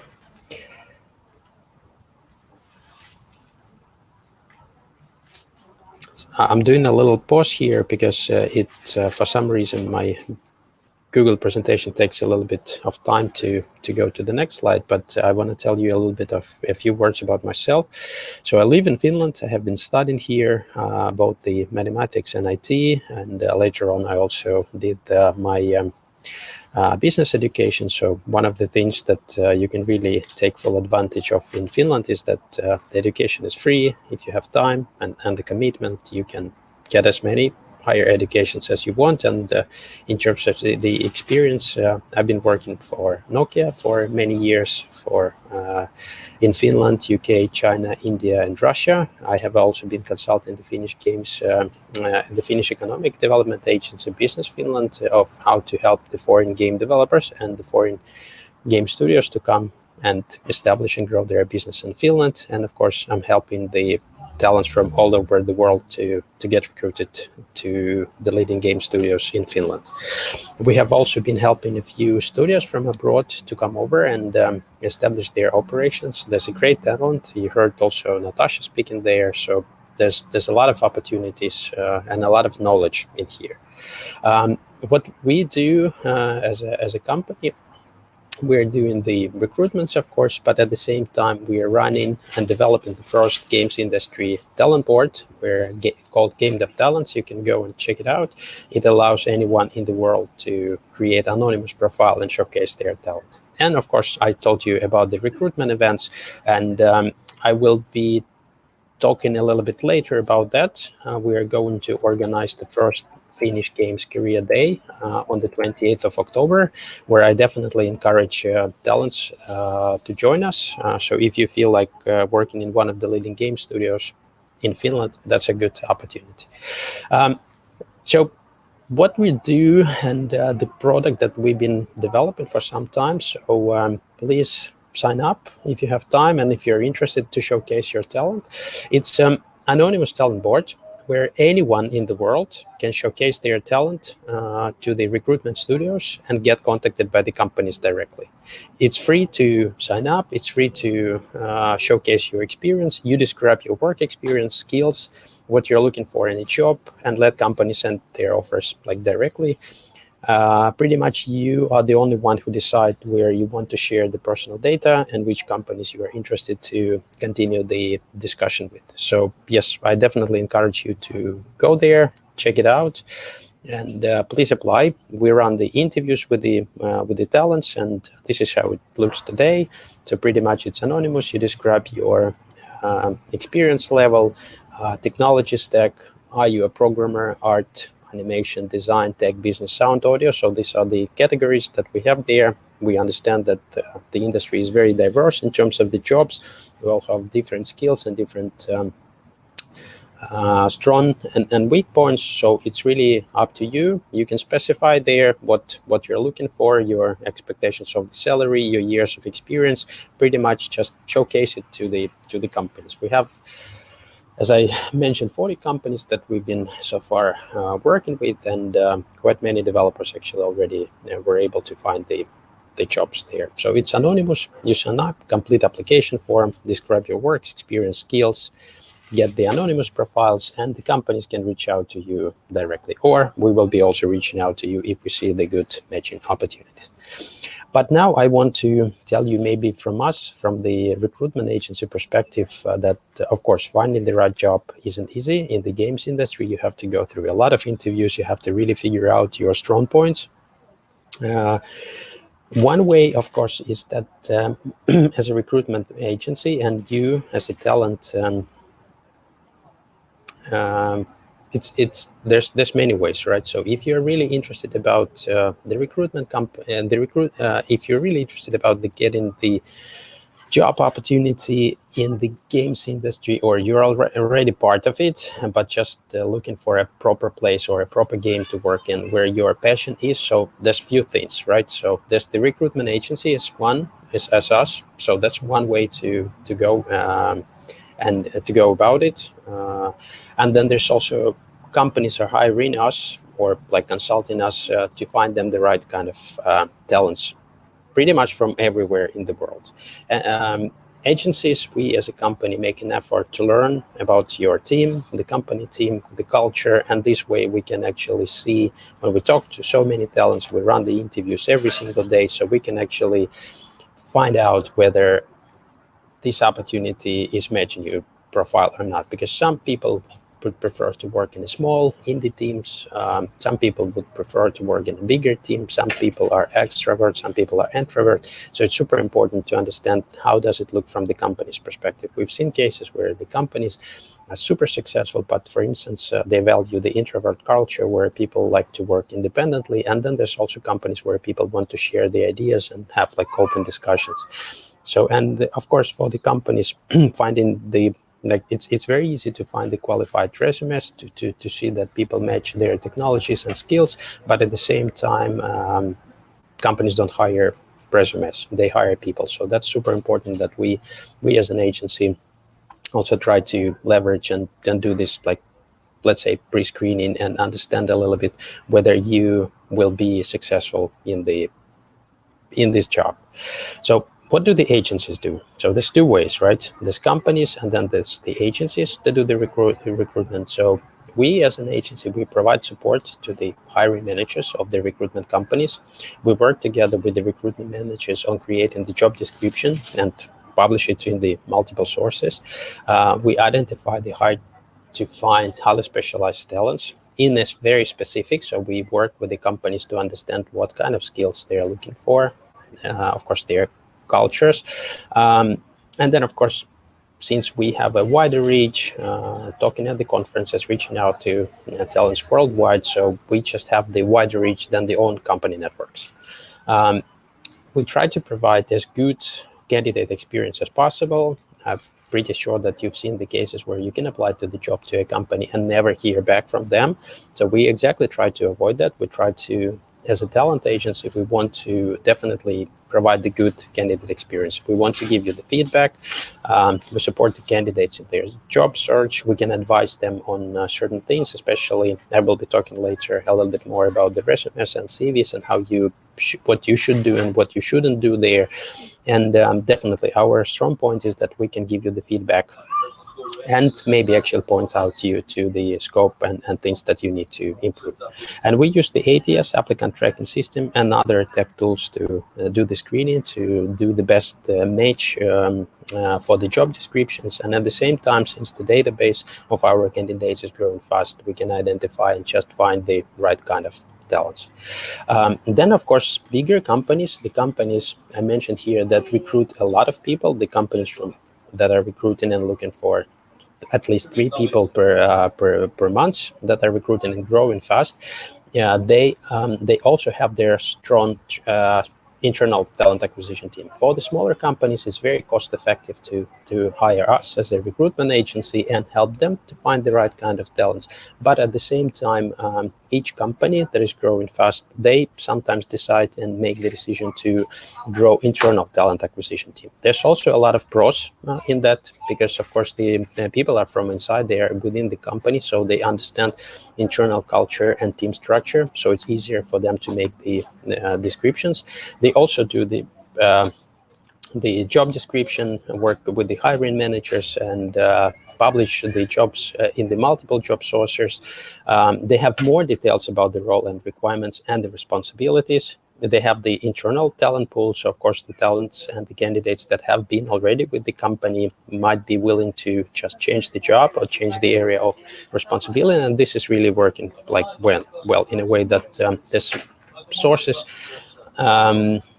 either external or internal candidates. And then, yes, definitely they're also looking into providing the good candidate experience. But from our side, what we have seen many times that they receive sometimes so many applications that they can't really go through and can't really give a constructive feedback back to the talents. One thing that I think is super important, that today the world is going so technology advanced, and the ATS, it's an applicant tracking system. There's plenty of them today. The offering is really, really big.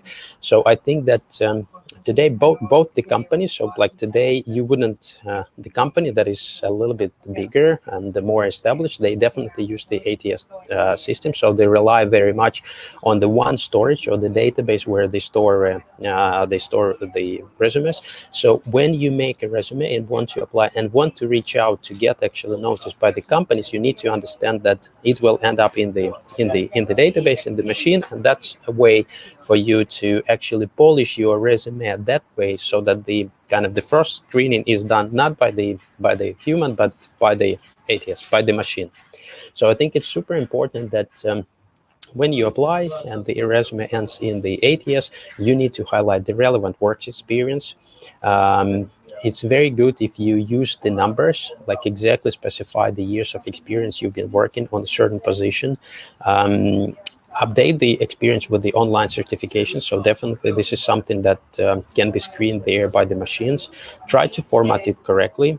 focus on the top of the resume, especially because if the resume has gone good through the ATS system, then the next thing that the recruitment specialist will have a look at it. So it's super important to highlight the experience on the front page or even on the top, because sometimes you can have a super cool experience, but you just present it in a slightly wrong way, or you put it at the end of your resume. So try to put it there on top. So focus on the top of the resume.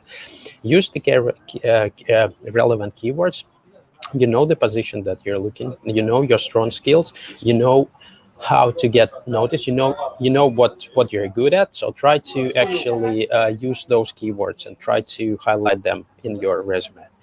And one practical thing, try to keep your resume on one page. So just highlight the most important parts in there that will actually, that the people and the ATS will notice. Don't try to make it very, very big, because making big is very easy. Like creating a resume that will be a few pages long is very easy, but try to make it as concise and as relevant as possible for the position that you are applying.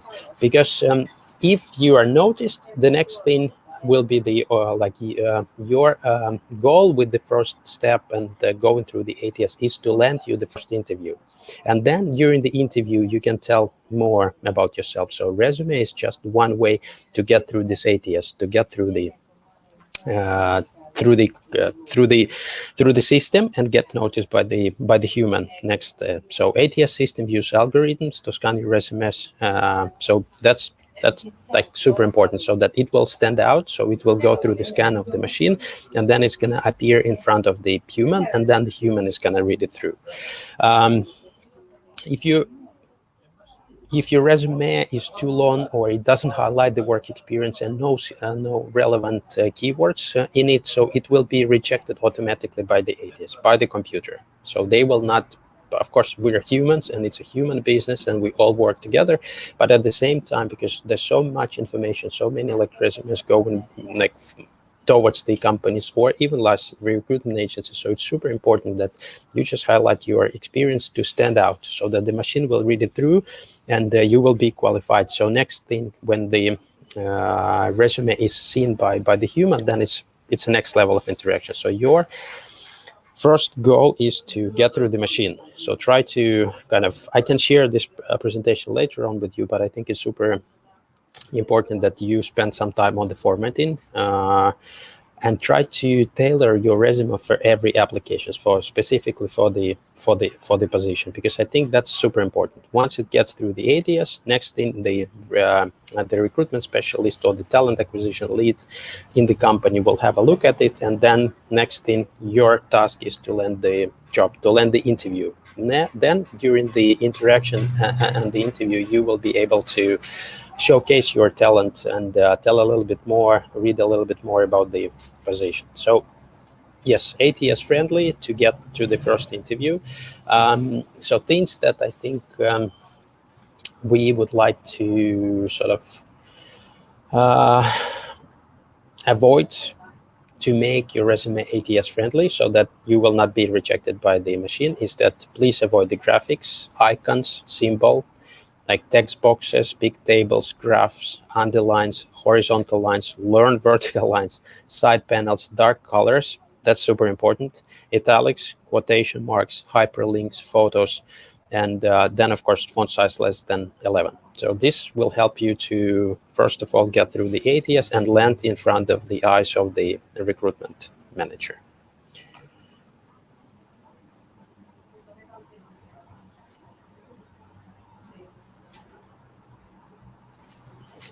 Sorry, there's a little lag. Yes, but I think that's it from my side. If you have any questions, I'm happy to answer those. But as said, we are helping the Finnish game studios to recruit the talents from abroad. So if you have any questions, or you would like to maybe have a discussion, please come to our website, Games Factory Talents, send us your resume, and we will try to book you the call with our recruitment specialist to talk about your experiences, and we can also try to give you the feedback on your resume. But at least these are the tips and tricks that I would like to I wanted to share with you. So really, my point with this presentation is to try to help you guys, if you're looking for a job opportunity, to make your resume in such a way that you will land the first round of the interview.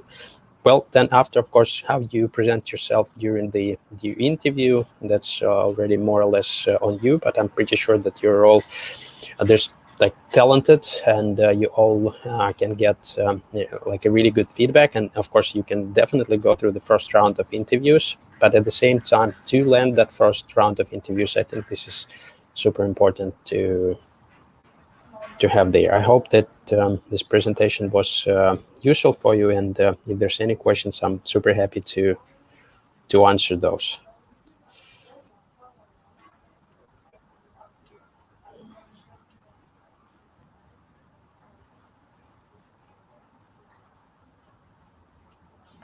Hello?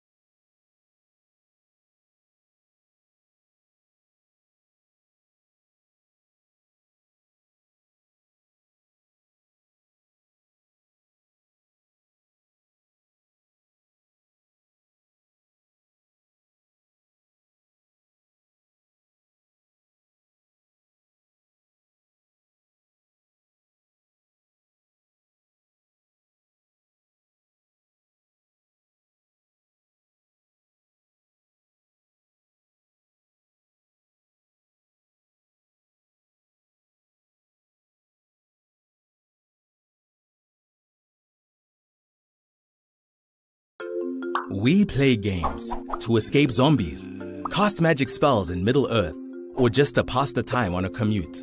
But what if we created games to change the way we view the world? Games that help us all create a vision for the future cities of Africa. Well, that would be a level up in anyone's game. It's why the Goethe Institute created Enter Africa, a gaming challenge that engages and encourages people to examine the social, cultural, and infrastructural needs confronting Africa's megacities by asking one simple question. What does the future of your city look like?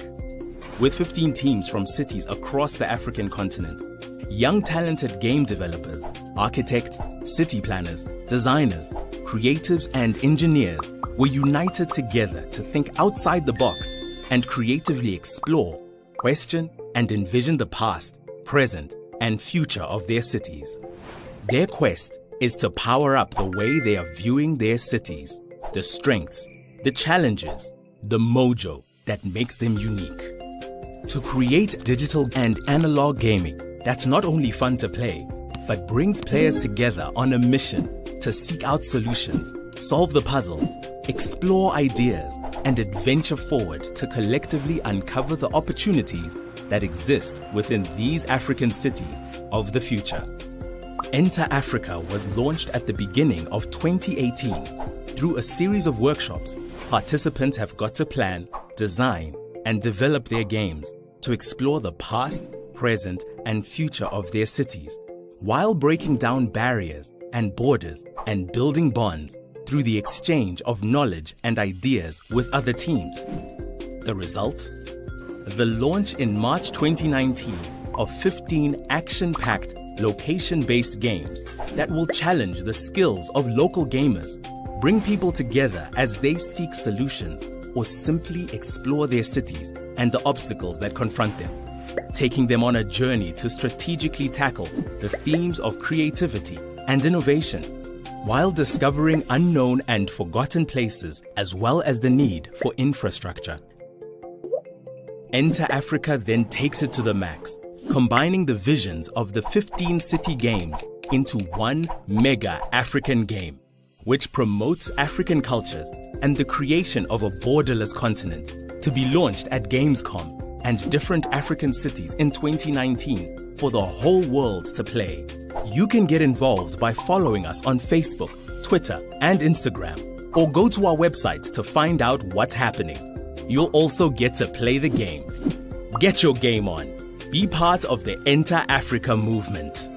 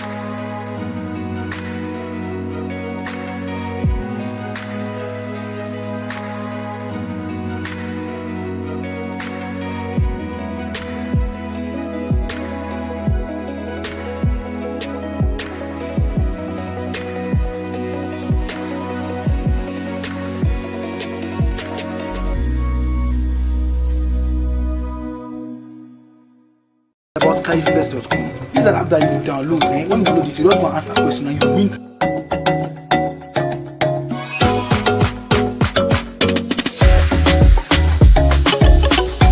Is that carry fast?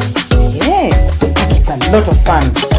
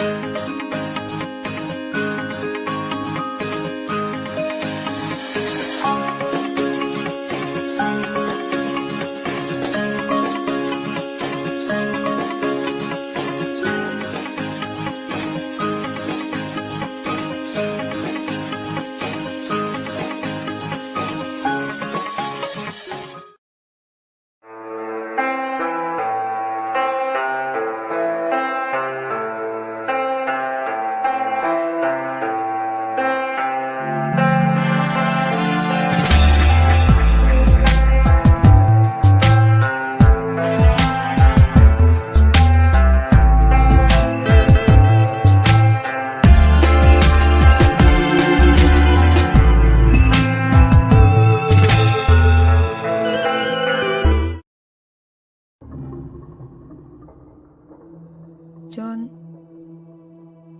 isomblabele jisong isi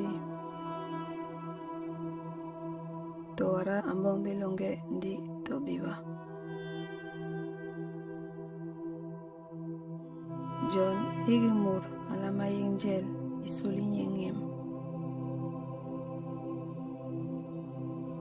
Igimur binam anyinginje aye Igimur anyingi hen komisi uke lanyen jelu yongiye jelu kena Inyula level Zinda betel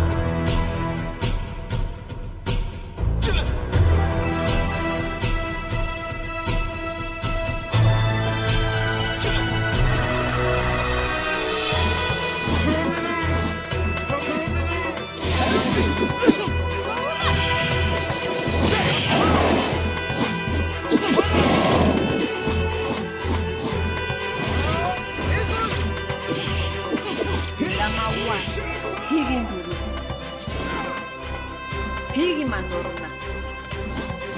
Higi sam. Le ikenabis. Homa basugo sugul. Babi yibiyadis.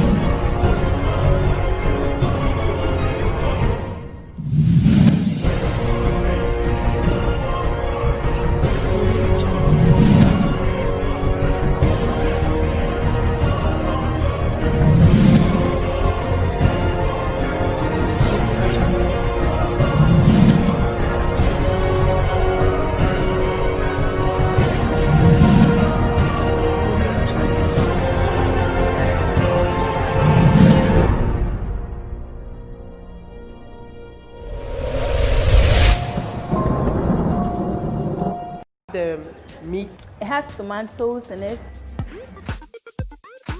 This tastes so good. The hot cup of melon. This is so delicious. This burger just melts in my mouth. It's really nice, you know. This would be so good. I could have it as my main meal like forever. I love this whole look it has. It has tomatoes in it and chicken. And I love chicken. It tastes like December. And it's one of the best burgers I've had for some time now. It's just calling me to just eat some more.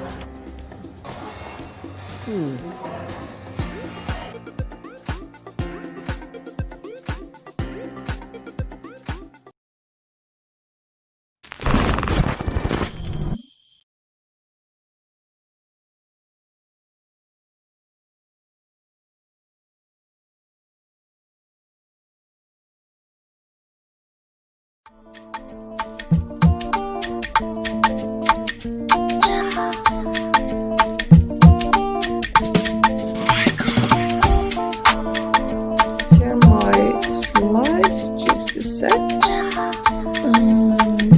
Here we go. And then I will present. Yes. Okay, so first of all, if you want to start making games, entertainment products, basically anything, you want to have your own studio, this is what this talk is all about. So I'll tell you about what kind of things I think are useful, and then we might have a minute or two for questions at the end, but since we're running a bit late, that might not be possible. But then just email me and ask me. So first of all, who am I? So I've done mostly game design for the last about 7 years. I've been working with games for 12 years. I've done testing, graphics, lots of different things.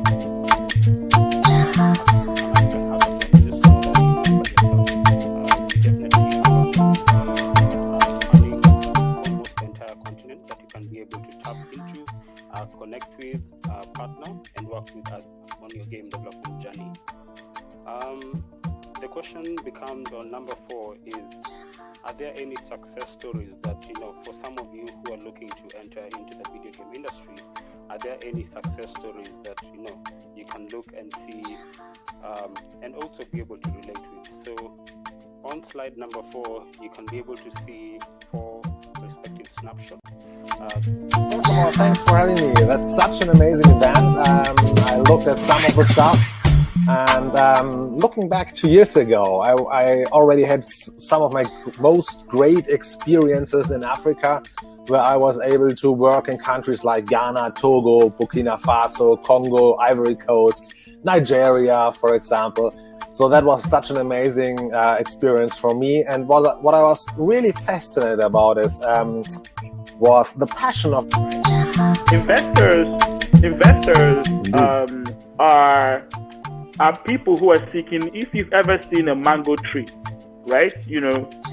A mango tree that has mangoes all over it, right? And at the bottom, You get those ones at the bottom, right? That you don't have to do anything to just plot them, right?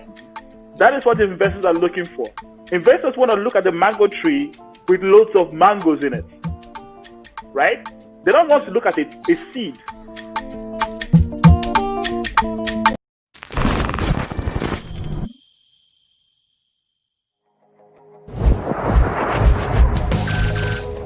Stop right there. Do you have any illegal items to declare, sir? We can do this the easy way or the hard way. Fuck it. Let's do it my way. Where are these cards coming from? Seriously? Is this a dream? I got it. I got the interview. Echo, can you imagine this is finally happening? This is a pretty cool gun. It trains well. Appreciate it.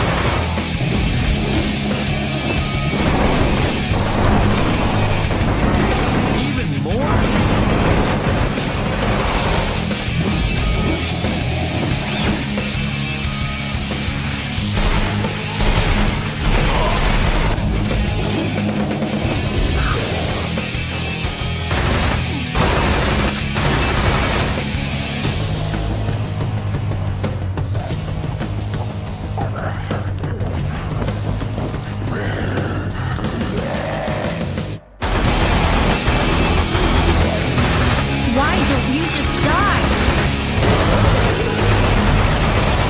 Killed them. What got into you? First, I will get to you. By then, you will understand.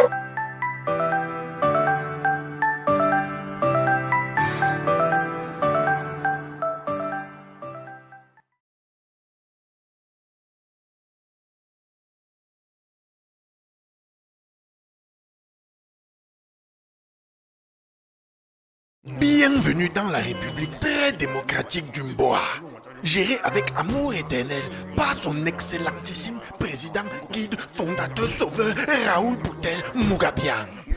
Ici, si tu es jeune et sans relation, ne cherche même pas un travail dans une grande entreprise. Il n'y a pas. Mais tout n'est pas sombre. Des hommes et des femmes se dévouent chaque jour au service du peuple. Ce sont nos fonctionnaires. Ici, au Mboa, seuls ceux qui se sacrifient pour le pays doivent avoir droit aux plus grands honneurs.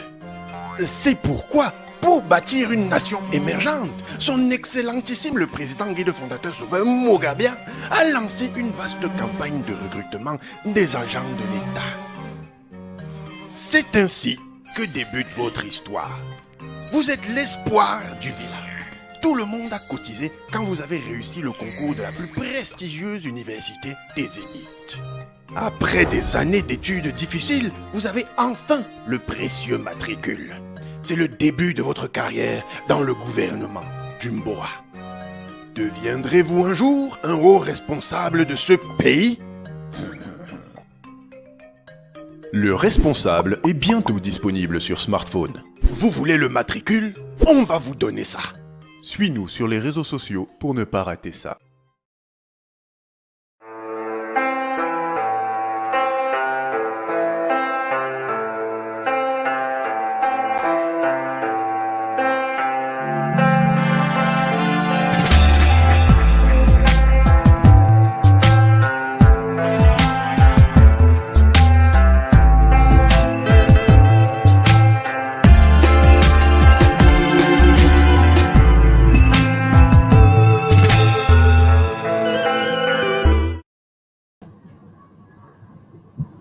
Hello, everyone.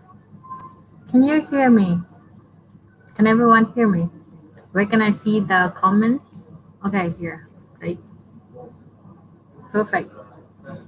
So I'm going to share my screen now.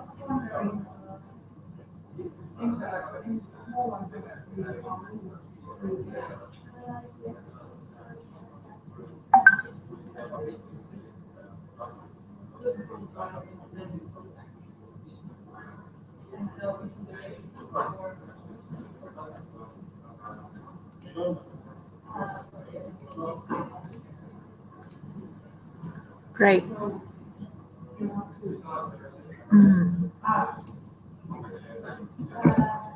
Yes. How can I see if things are working? But I guess that's fine.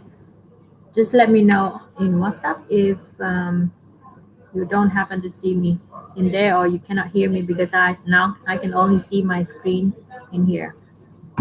So great. Thank you so much for having me here. This is my honor to be here to talk about this study and work program that we have for the Nordic and Baltic countries. So my name is Bambi and I'm the CEO and co-founder of Finance Ninja, a company specialized in recruitment industry.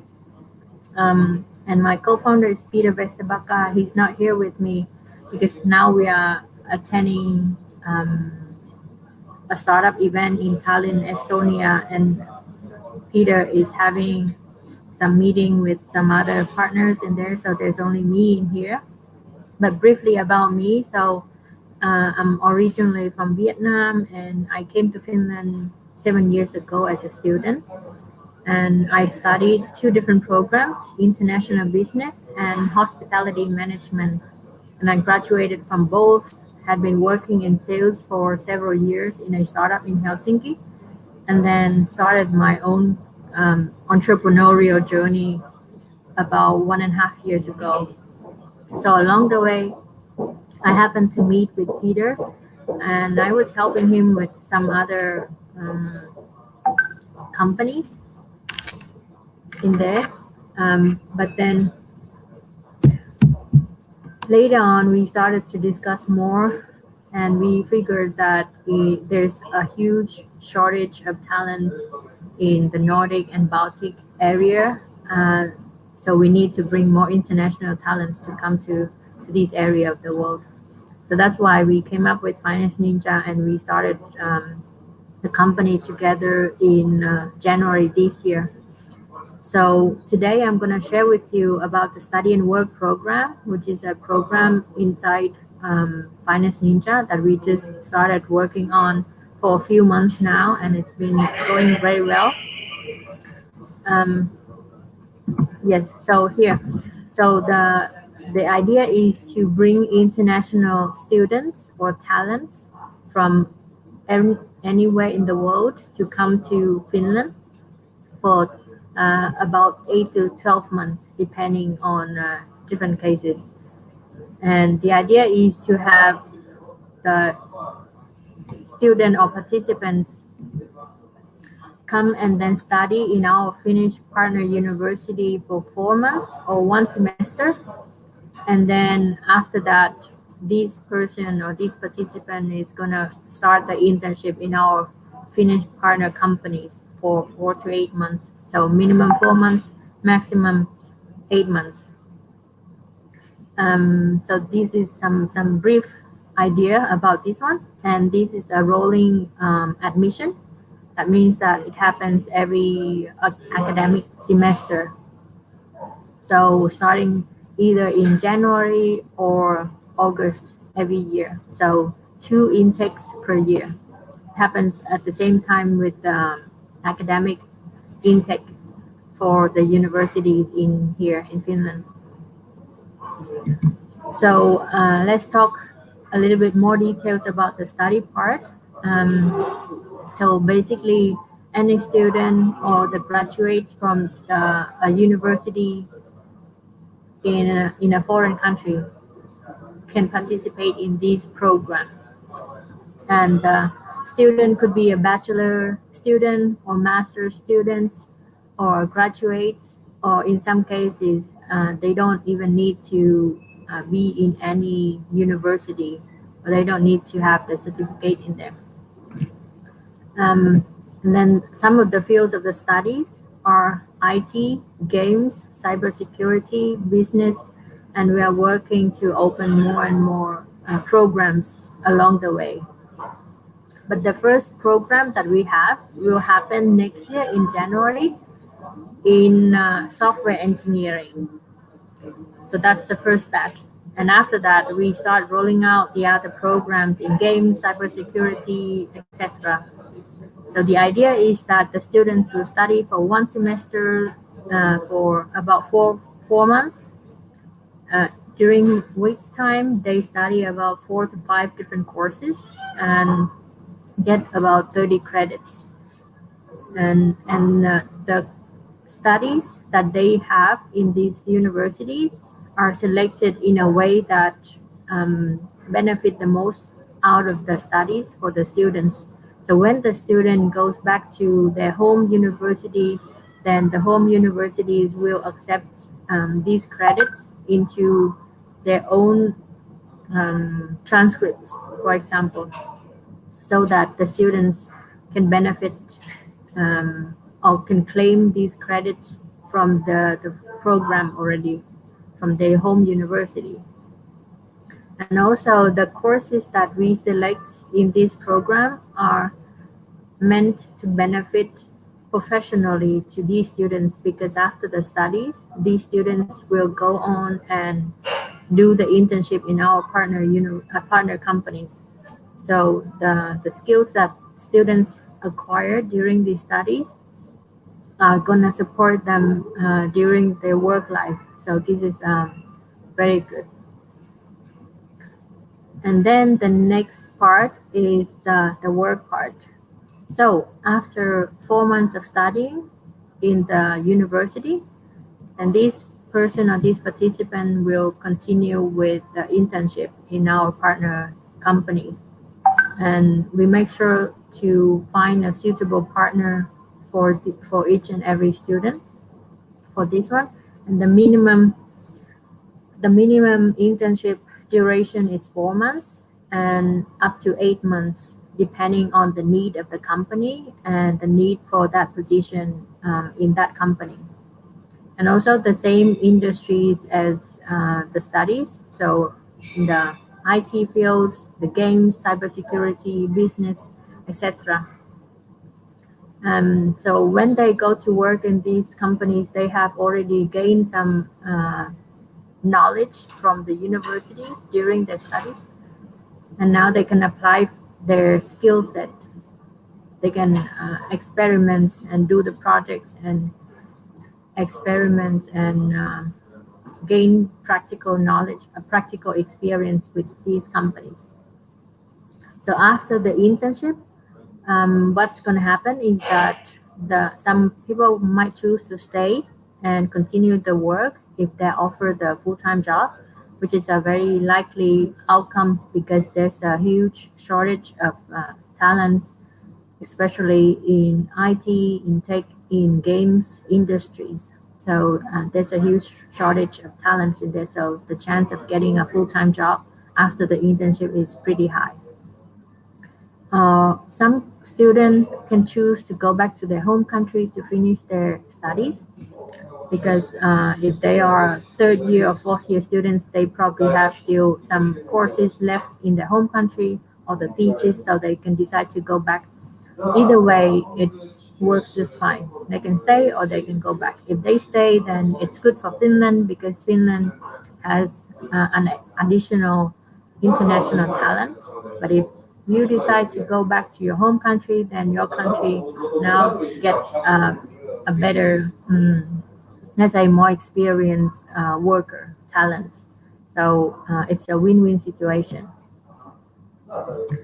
So I want to talk a little bit about Finland, why I have decided to come to Finland, and why you or anyone should also consider coming to Finland for this opportunity to join this program.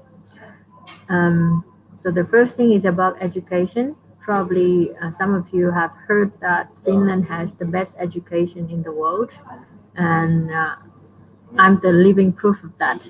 I have been through 2 different university programs in bachelor, and I just love it. It's very practical, and I have the freedom to kind of design my own path, and teachers are there to support you along the way and maximize the best potential in you. So it's a very good education system that you're gonna have a chance to experience. And then Finland has been 2 years ranked as the happiest country. So when we talk about happiness, it doesn't mean that you're always smiling, because happiness means differently to everyone. But overall in Finland, happiness means contentment. So you are content with your life and everything, almost everything works fine in here. So life is good. And also Finland is the 4th most innovative country. There's a lot of innovation going on all the time, and lots of research and development. And also Finland is the number 1 greenest country in the world. The air quality is super good in here, with a big amount of forest everywhere. And it's very good for your health, as you know. It's also the safest country to travel to. So overall, Finland is a very good country that anyone could consider either visiting, traveling to, doing an exchange studies, or having the internship in here. So that's about Finland. So here are some of the companies that I want to mention in here. So there are quite a good amount of companies, small and big, and also corporation, and also a lot of startups as well. So the business scene in Finland is pretty good.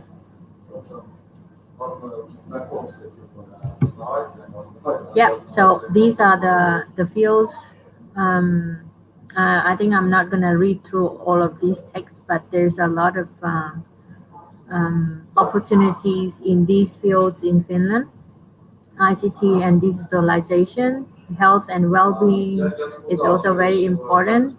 And clean tech, sorry for the typo there, bioeconomy, and there's a very strong startup movement and gaming in Finland.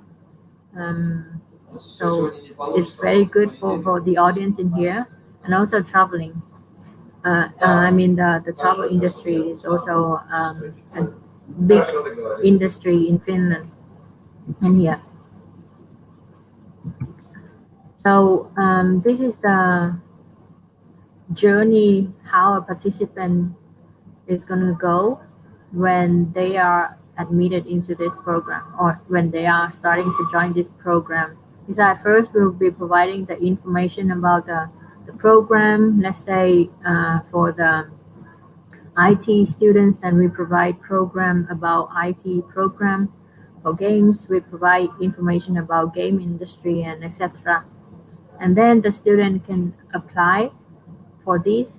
They'll go through the interview, and after they are accepted, then they go on to start applying for the resident permit. After that, they'll arrive in Finland and get integrated into the work and life in Finland. And then they start their study almost immediately after 4 months, and they are gonna go on with the internship. So during the time of their studies, we also provide the soft skills training sessions for these students so that they are more equipped to start with the internship. So in Finance Ninja, we offer the relocation service package because we understand that coming to a different country, a new country, is not always easy, especially when you don't have anyone in your family or friends in there. So we are acting as a support for you all. And some of the services that we offer is to apply for the resident permit, for example, support with helping to find the accommodation and searching for flights and register for banking and other stuff. There's quite a few things to do in order to settle down in Finland after arriving. So we are going to support with that. And airport pickup drop-off, and then providing the soft skills training sessions so that you are more equipped, because the work life in Finland might be different than the work environment in your home country. So there's some like adaptation to be made in there. So we'll be providing that, and we'll be acting throughout the duration of this program as a mental support for you all, just to make sure that everything goes smoothly from the beginning until the end, when you start arriving until you are leaving the country. And if you are not living in the country, that's good as well. So either way, we will provide you with the career support. So that's about the relocation service package that we have. And here are the requirements, some practical info about this program. So the requirement is not is quite straightforward, I would say. So the student has to be fluent in English because the study program is in English. And so here, this one is still a little bit not updated, because here it only mentions that you have to be the bachelor or master students, but actually it's also accepted that you are a graduate, so you don't need to be enrolled in any university anymore. And in some cases, we also do accept some of the students who are not or who haven't had any, let's say, higher education certificate in your home country. If your profile is good, then that we will find a way to enroll you into this program. So if you are a student, then the requirement is the GPA of 50% and above, and I think this is pretty easy to achieve. And then the application only requires the study transcript if you are a student, or a resume if you are not a student. And even if you are a student, then you also need to have the resume, because we look at you as a worker as well, besides a student. So the application process is also easy and straightforward. So we just receive your application, we do the screening, and then we go on with the interview, maybe 1 or 2 interviews to get to know each other a little bit better, understanding your needs, your wishes, see your goals and vision, to see if we could find a suitable kind of process for you, depending on your profile, for example. So pretty straightforward and easy. And we aim to offer this application process within, the duration for this process could be as short as 2 weeks. So from receiving the application, we immediately start with the screening and then proceed with the interview probably already 1 week after the second interview. So overall, we can do it as quick as 2 weeks. And after that, if you're accepted, then you go on to apply for the resident permit. So here I want to mention about the fees and expenses. The tuition fee is between 5,000 to 6,000 per semester for these 4 months. So 1 semester, depending on which program and which university. And the relocation service fee is 800 euros. This is for 1 student or 1 applicant. And then the resident permit application fee is about 350 to 450, depending on either it's online or in paper. Where we can support you with doing it online if it's possible, because it also requires you to go to the embassy if your country has the embassy, Finland representative in there. And then the return flight is between 600 to 1,200, depending on when we buy it. So we'll also support with finding the suitable and cheaper flights for you. And then the insurance, because when traveling internationally, then you need to have the insurance. It's a requirement. Then the living cost is something between, let's say 500, 600, up to maybe 800, depending on how you spend your own money. But generally, as a student, if you are not spending anything extra, then the accommodation, the food, internet, transportation, everything can cost altogether about 600 euros per month. Because as a student, you get support from the Finnish government for the housing. So the housing for the student is about twice or 3 times cheaper compared to the normal market. And then also the student meals are also very cheap, maybe 4 times, I think 4 times cheaper than the normal meal that you go and have in a restaurant. But other than that, you can also cook at home to save some money on the food.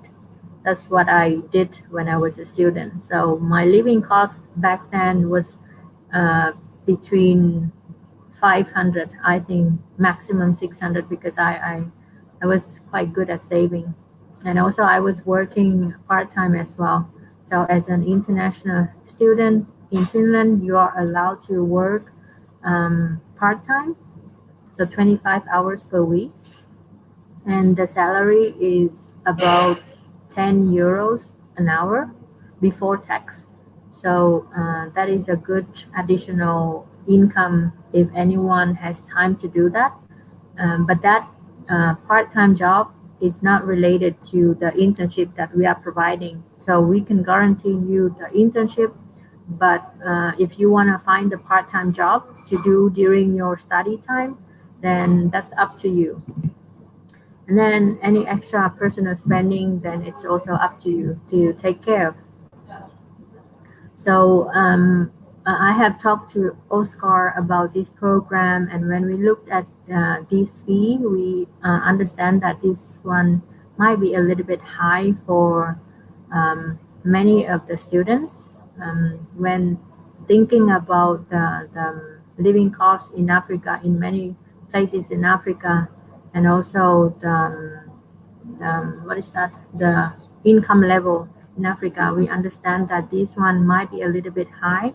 So that's why we are looking into different opportunities to provide scholarship, bank loans, or some other form. So yesterday I just happened to meet with someone who is working on a very cool program, which is called Student Run Bank. So the idea is that the students who are in this program, after they graduate from this program or from any study program, they can go on and have a job later on, and they can sponsor the next students. And it's called like the Pay It Forward program. And also we look at different ways of finding the funding and scholarship in order to reduce the financial burden for the students, so that many more students can participate in this program, because we believe this is a great opportunity for anyone in order to experience the world-class education and a great career ahead. So we try to offer this program to as many students as possible. So this is a little bit about the visa and resident permit application. So passport, the admission letter from the university. So after you are accepted into this program, you will receive this acceptance letter, which you need to put together in the application for the resident permit.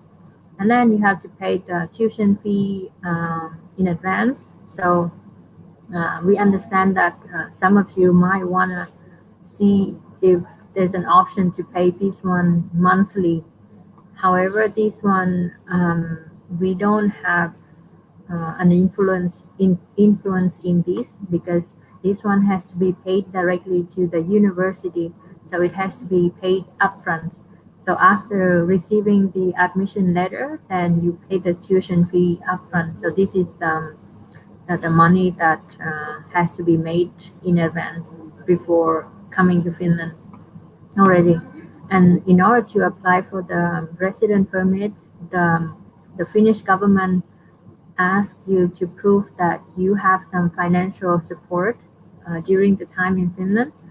So roughly calculated, it's about 560 euros per month.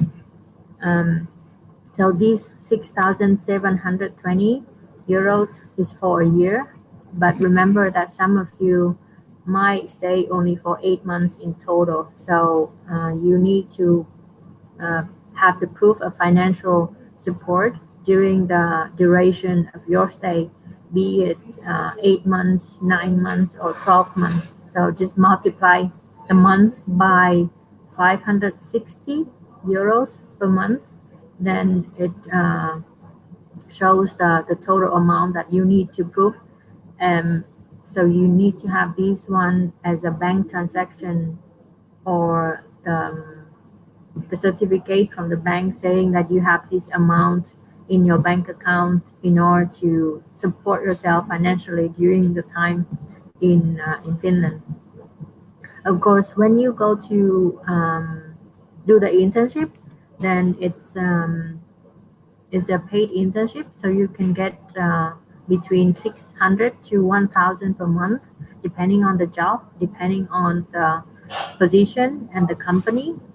But still, this proof of financial resources is a requirement by the government. So we always need to have this one before applying for the resident permit. And then the health insurance for international students is also a requirement. So this is a summary. I think we have gone through already pretty much all the details already. So that's it. We want to offer this opportunity for students because first, it's good for Finland. But second, it's good for anyone, for any country, because in the case that you stay in Finland, then Finland benefit from you. But in the case you go back to your home country benefits from you, from all your studies and experience from this program. So it's a win-win situation. So our job is to support the talent movement, the talent mobility, in order to facilitate growth in all areas of the world. So you can see from the right corner is Peter Westerbacka, my co-founder in this Finance Ninja. And this is a project that Peter is now working on. And this is the reason why there's a lot of growth in this area of the world.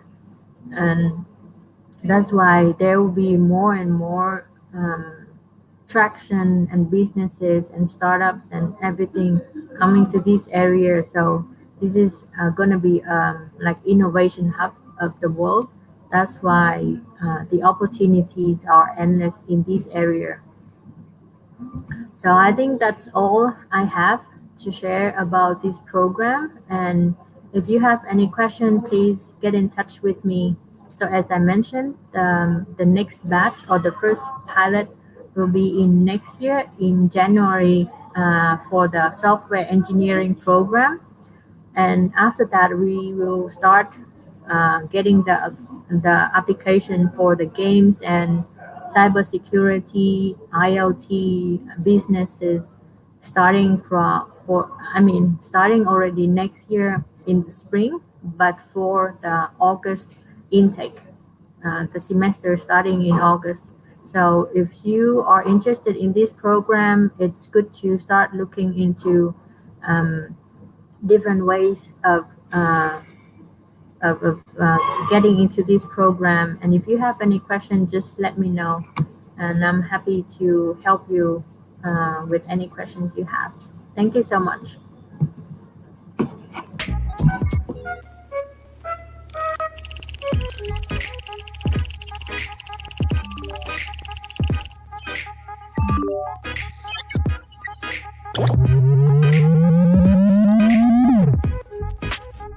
Congratulations!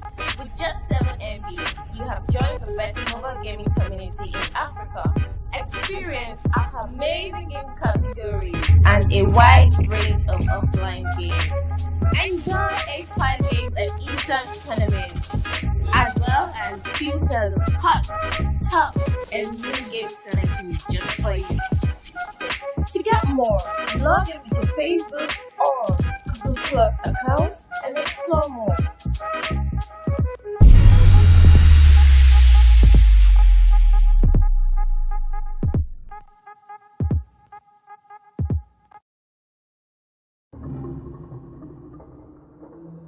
John isomblabele jisong kong isi Tora ambombilonge ndi tobiba John higimur alama yingjel isulinyengem Higimur binam anyenyi njeaye Higimur anyenyi hen komisi uke lanyen jelu yongiye jelu kena iyi Inyula level. Zinda bete.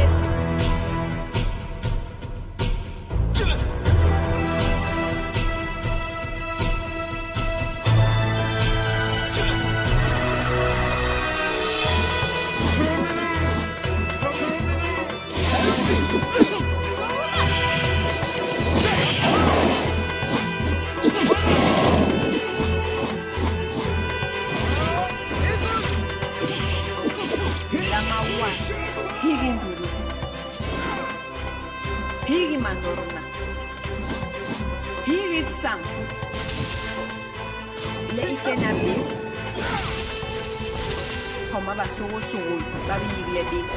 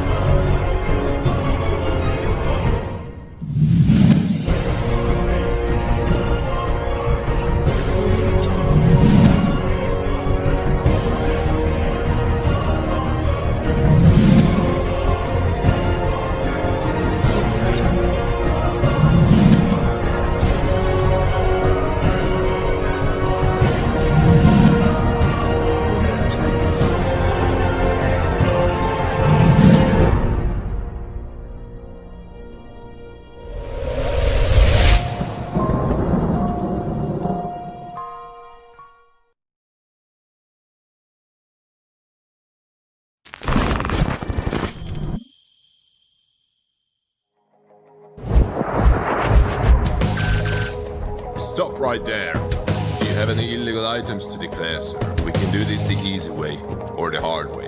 Fuck it. Let's do it my way. Where are these cards coming from? Seriously? Is this a dream? I got it. I got the interview. Echo, can you imagine this is finally happening? This is a pretty cool gun. They trained well. Appreciate it.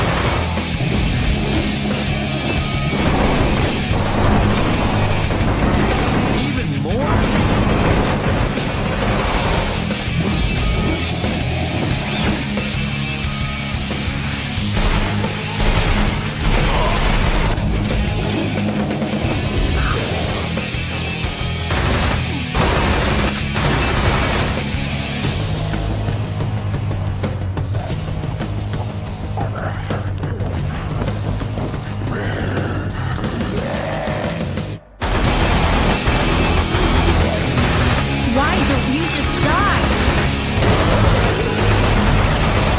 Killed them. What got into you? First, I will get to you. By then, you will understand.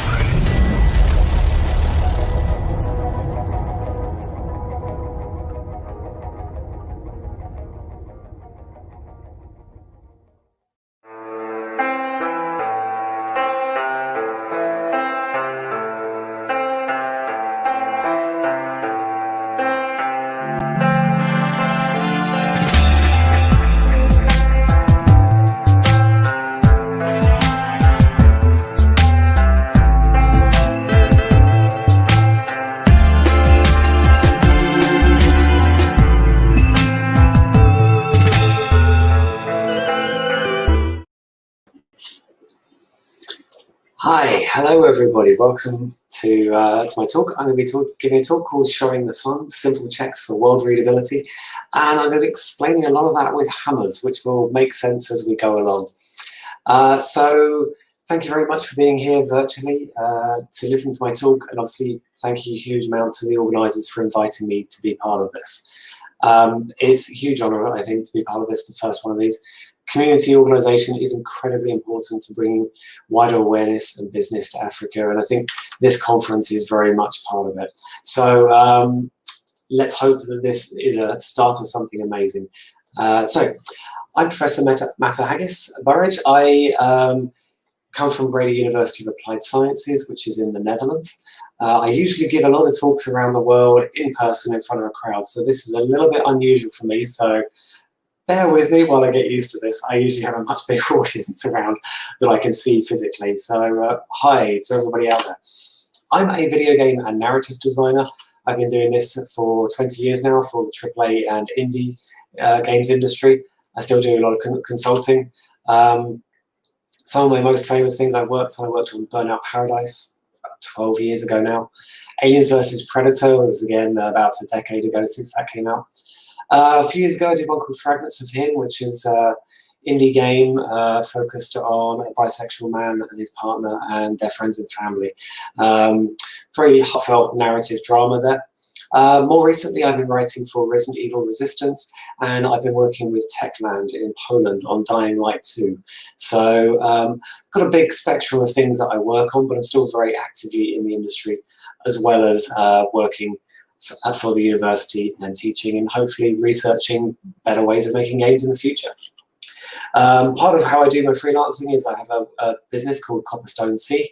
You can visit that at copperstonec.com. I do consultancy and writing for people. Anyway, that's not so much what I'm going to talk to you about today. I'm going to talk to you about something very specific within game design, which I'm very passionate about, something that I call readability. So let's talk more about what I mean by this. When I use the term readability, I'm really talking about how the player creates a sense of meaning from what they experience in the game. So we give information in games through a few different mediums. We have the visual, the audio, and the haptic methods. If you're not familiar with the term haptic is anything that you can feel. So vibration in a mobile phone or like a console controller, when that shakes, that's haptic feedback going there. But yeah, we have visuals, things we see, audio, things we can hear, and haptic. Those are the three ways we have to communicate with our players. And our players generate an idea of what they're looking at and what that means and what they should choose to do from only those three methods of communication. So it's incredibly important that we really think carefully about what we do with this. I'm going to try and break this down into a checklist of how these things work, how that meaning is created, the readability of the world is created. Hopefully in a way it's very easy to apply to your own work. There is going to be some psychology in here. I will come back to ideas like semiotics at the very end and good design practices. But I'm going to really try and keep this as a very practical method of doing it. There will be a slightly academic reading suggestions at the very end of the talk, but most of this is going to be about that practical application. I hope my speed of speaking is not too fast for you. I do try and keep text on screen, so all of the main points that I'm saying, if you have trouble with my accent, with my speed, those should all be in text on screen, so hopefully that makes it a little bit easier for you to follow. English is my first language. I speak to a lot of people who is not their first language. I'm aware I do speak a little bit fast. So, readability. Your game essentially has two types of content. One of these is the interactive stuff, like the red button there, the thing that people can push, that they can interact with, that moves, that responds to them. And then we have the non-interactive stuff, in this case, like the metal bit that the button sits on. That doesn't do anything. It's just there to look pretty and to build a sense that this button is important and that the red thing is the thing you should interact with. That's essentially all video games. You've got interactive things and non-interactive things. Telling the difference between those is almost never your game's fun. Whatever fun might be in your game, telling the difference between those two, it's not usually it. Maybe one exception we might make for hidden object games, perhaps, where working out where the object is might be the fun part. But the rest of the time, you know, you're not running around Assassin's Creed looking for a door, trying every single door in the entire world. Finding a door is not the important part. Running through that door, fighting, having the story, having an adventure, that's the fun part. So telling that difference, we need to be very clear to our players what is interactive and what can they do. Because when the readability drops, imagine Assassin's Creed where you never knew which door was the right one to walk through to find the quest. You'd be getting frustrated very quickly. There are hundreds and thousands of doors in those worlds, and only one of them leads to the right place. That would be frustrating. People would stop playing. So in this talk, I'm going to give you 3 simple questions you can use to understand the ways that players might lose engagement with your game, and 6 ways in which they can read or misread your worlds. So these are ways of kind of understanding what's going on in a player's head. Like I say, a lot of this is psychology. Now those 3 simple questions you've probably heard when people play tested your games. And I'm going to give you some clues really about how you might fix those problems next time you hear a player say it about your game. At the very end of this talk, you're going to have a guide to understanding why your player gets lost and hopefully how to improve the situation.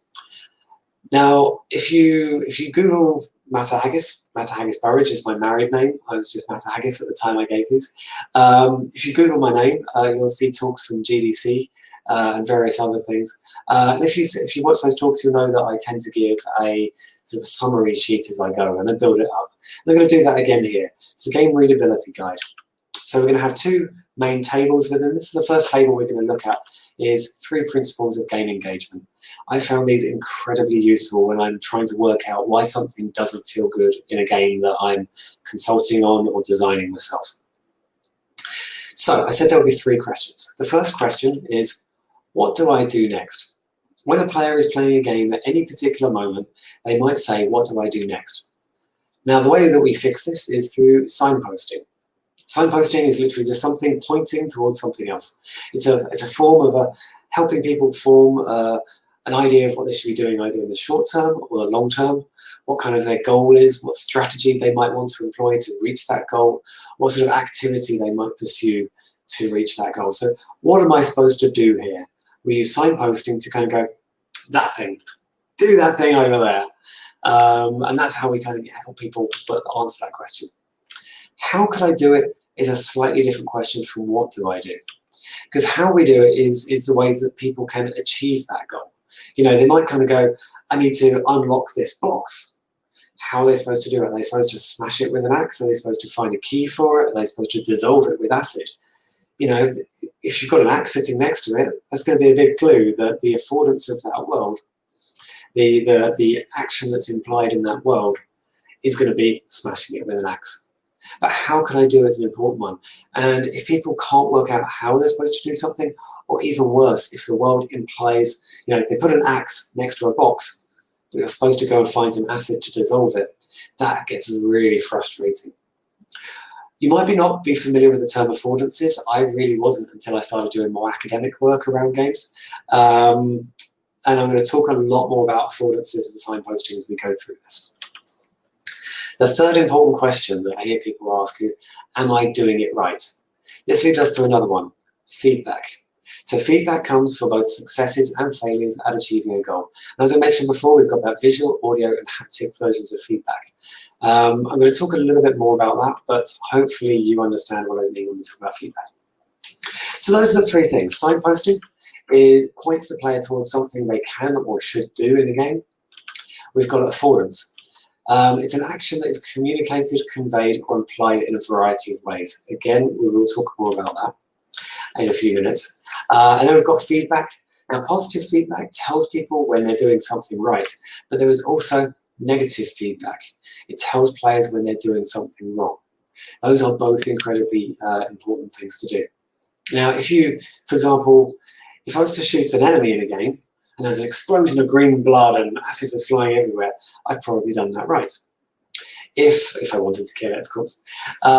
If I shoot a wall and it just goes ping and there's a bit of dust and a spark, I know I didn't hit the enemy. So that's negative feedback. It's telling me that the gamer understands I tried something, but the thing that I tried wasn't successful. So positive and negative feedback, both of those are really important. When we're working on Aliens versus Predator, when we started getting those things in there, before you'd shoot an alien and you're like, well, I think it died, it screamed a bit, but nothing much happened. When we added more feedback to the alien getting shot, and then when we added more feedback to the walls getting shot and the pipes and things like that, that negative and positive feedback was what really began to make the game feel good to play. Both of these are incredibly important. So let's look at some examples of this. Obviously, we've got this picture of Journey here, so let's start off with Journey. We can ask the question here, when I'm looking at the screen, what do I do next? What's my goal? What's my strategy? What am I supposed to be achieving here? Well, in this case, my goal is signposted by a big shiny mountain. That's the shiny bit up there. And actually, we could just have a mountain there and players would probably go towards it because everything else is just desert. But people could easily read that it was just background. The shiny bit on top of it makes us go, there is something important up there. It's not just rock, there is something important at the top of that mountain. You know, people do climb to the top of mountains in games anyway, but the shiny thing tells them that's the right thing to do. A friend of mine said, video games are just the pursuit of shiny things, aren't they?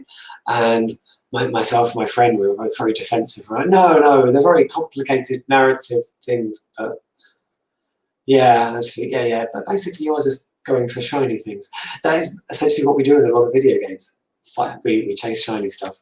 But that's a way of signposting. This is a thing that you want to get to. It's a way of showing it's an interactive thing you need to chase. The next question obviously we had was, how could I do it? How do I get to the shiny thing? Well, there's terrain, there's land around, things I can walk across, and I've got legs. So walking and jumping is afforded. The affordance there, the action that is implied by the presence of legs and land is walking and jumping. So we know that that's how I could probably get to the mountain. Third question, am I doing it right? Well, positive feedback is given through the mountain slowly getting closer to you. We see that it grows as we get closer to it. Negative feedback comes if the mountain is further away or it's not ahead of you. You've turned around in the wrong direction, you're walking the wrong way. It's very clear, very intuitive. Now, I think that that word intuitive, that easy to understand, very real world, very relatable system, I think those things are actually really important for Journey. They're a key part of what makes it accessible to so many people. Because when we look at some harder games, which we will do in a second, we'll see that that accessibility drops because they become more embedded in the structure of the world. But Journey, millions of people have enjoyed it, and I think partly the reason is that it's so intuitive, it's so much like the normal real world that we all inhabit. Let's pick a slightly different game, Dark Souls. Dark Souls is very different from Journey, but we still have those three questions. So let's ask them, what do I do next when I'm looking at this scene? Well, I've got a sword, I've got legs, and I've got a world to explore, so I'm probably going to walk around and kill stuff. That's what's kind of signposted, indicated as what's likely to be one of my goals to do here. It's a bit of a short-term goal. There might be a long-term goal, though. Like, how can I do it? Well, paths, like this giant bridge we've got here, they look and sound and feel walkable. They afford exploration. They hint that exploration is needed. Now, we've also got this very punishing difficulty level. When I do meet enemies, we see that they kill me very easily. So that tells me that I'm going to have to really pay attention to not just when they go stab, but when they go stab. This movement, this signposting and attack is about to happen. This didn't need to be here. The person could have gone, but no, they did this to give me a chance to react. That signposting, it's only a moment of space there. It tells me that there's a way to master this. Now, because it's so small, because it's so short, because it's such a quick thing to do, it means this game is probably going to be harder than something has a really long, and I attack. In Dark Souls, it's like, smash. And that is part of the difficulty level. Now, you can choose as a designer how difficult you want to make it, and how big you want the signposting to be. We also have campfires giving us safety in this game, which is a very real-world intuitive thing. And everything we've looked at here really is quite intuitive. We kind of understand how this stuff works. So, am I doing it right? Am I doing this thing correctly? Well, we get positive feedback when I find areas, weapons, or cutscenes. If I walk across that town and I find a whole new thing that I've never been to before, that tells me I've probably done something right. I've probably explored correctly. If I get a new weapon, that was useful for me. Or if I get actually a cutscene, which you do get a few cutscenes in this game, that really tells you found something important. That's good, positive feedback there. Also, if you swing a thing and the person goes, ah, or if they go, ching, you can tell when you've hit them correctly. We also have negative feedback in this game, pretty clear negative feedback. You died. But also, of course, we do see the health bars going down and things like that. We see in the top corner there, we have these health bars. And when those health bars go down, we know that that is feedback, also negative feedback. But the you died, we die frequently. We can tell when we've done something wrong. Yeah, it's pretty clear. So on a basic level, I think it is quite intuitive, and the very basics, again, are quite simple. We walk, we hit with a sword, and so on. But on a deeper level, a lot of the systems in this game, they do kind of require a bit of trial and error, or people end up looking it up online of how to beat it. Now, personally, in my opinion, things that require looking up online or that require a lot of trial and error, I tried this, I tried this, I tried this, I tried this. Oh, this one finally works. If it needs that to learn, personally, I don't think that's very accessible, and then I think it will push out a lot of your audience. There will be some audiences who love that, If you're aiming for a bigger audience, you probably want to make the game a little bit more accessible. You want to have a bit more signposting. The affordances need to be a little bit clearer. Again, I will define those words more in a moment. So in essence, some of the things in Dark Souls break those 3 principles. Some audiences like that. Some audiences like it. Most people probably don't. So those are the 3 principles of game engagement. Signposting, affordances, positive and negative feedback. So one of the most common mistakes I see is forgetting about negative feedback. How does the player know if they're trying the wrong thing? When I look at a lot of kind of junior developers' work, it's very clear when somebody's done the right thing. They've remembered to put sound effects and sparkling things and explosions, or happy bright lights that shine down, or confetti. They've remembered to do all the things to congratulate you when you've done it right, but they forget to give you useful, meaningful feedback when the player's trying something wrong. So that is a kind of junior developer mistake, and I really encourage you, if you're just starting in your journey in game dev, that's something you really want to remember. And also, I sometimes see more advanced developers who forget this. It's just a thing that happens. We need to remind ourselves that these things occasionally. Successful game experiences. Every single game that's successful will give this information to a player. They're either going to do it very obviously or very subtly, but all of these things in a good game will be there. If your game feels bad when you're playing it, if it's not satisfying to play, if players are missing out on elements, it's probably missing one of these elements. So I do encourage you to think of this as kind of a debugging checklist for your game. If someone says, I'm not really having a good time with it, this is probably a thing you want to check out. Now, to keep myself lubricated, coffee.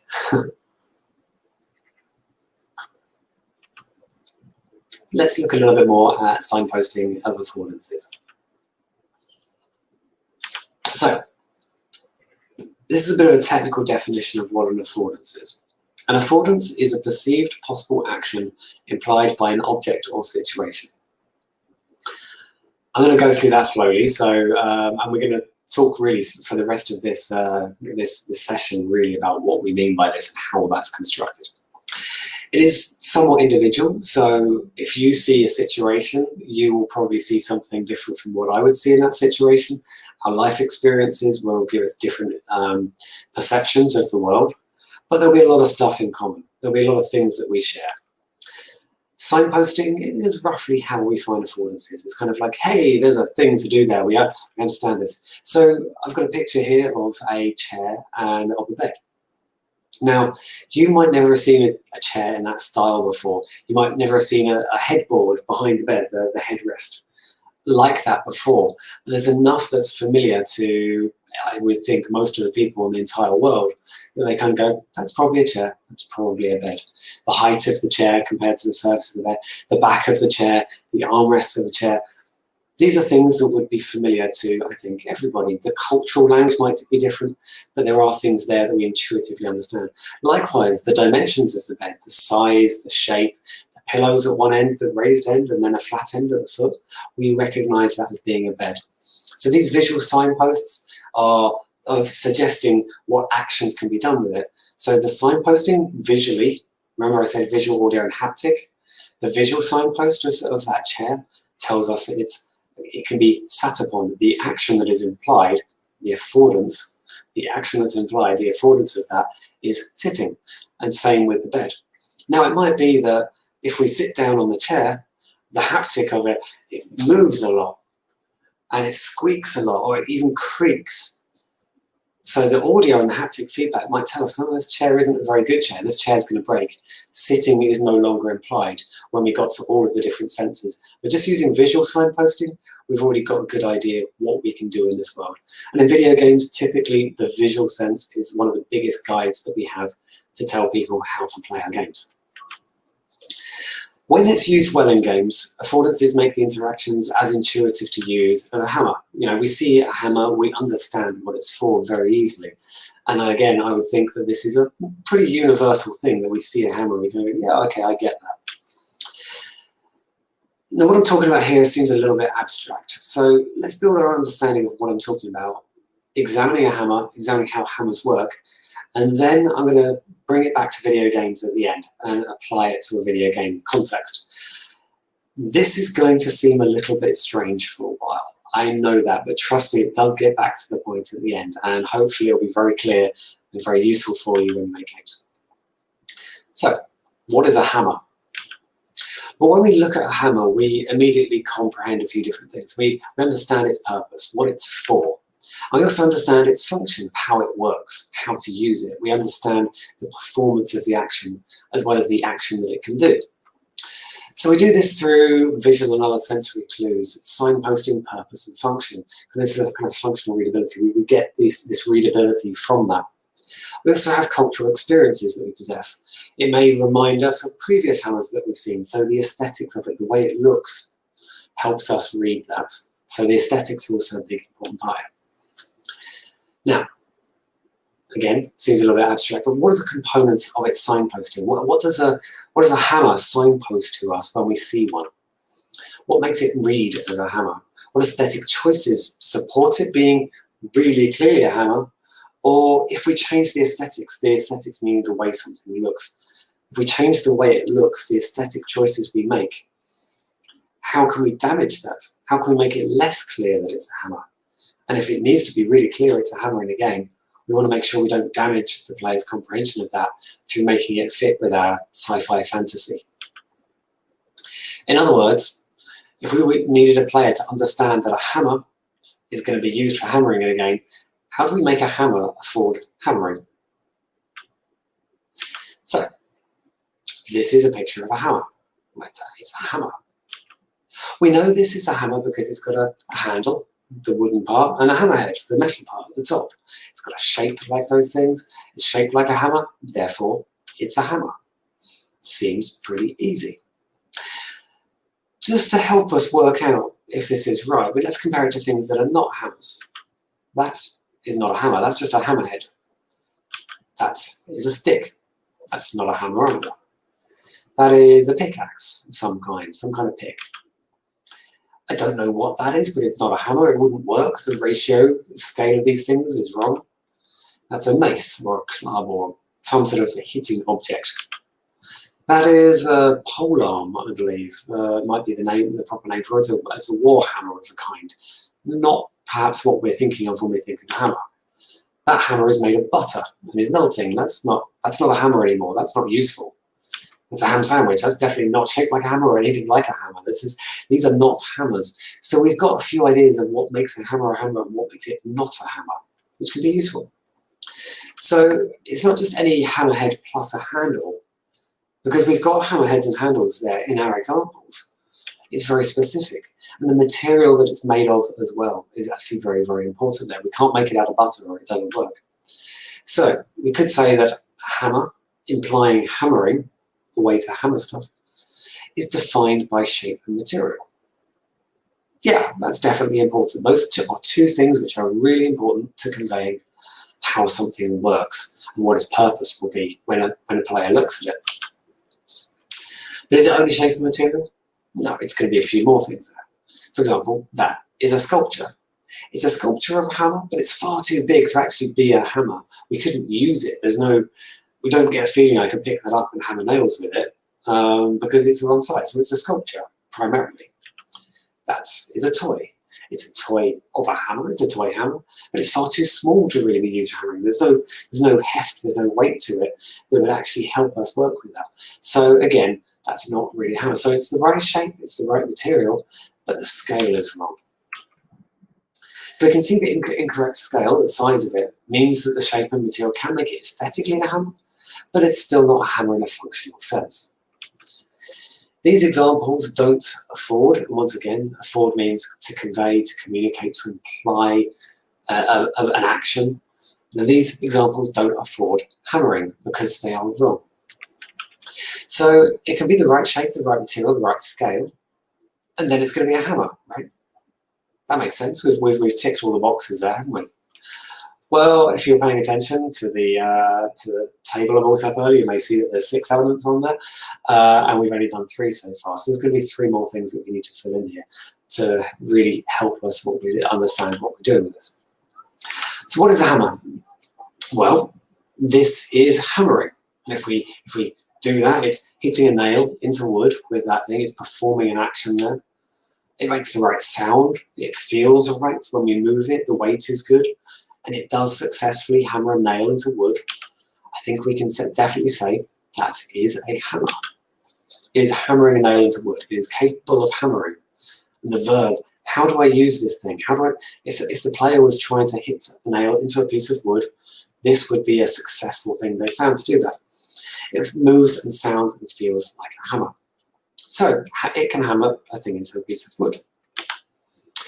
Unfortunately, when we're hammering, sometimes we miss the piece of wood and we hit our hand instead.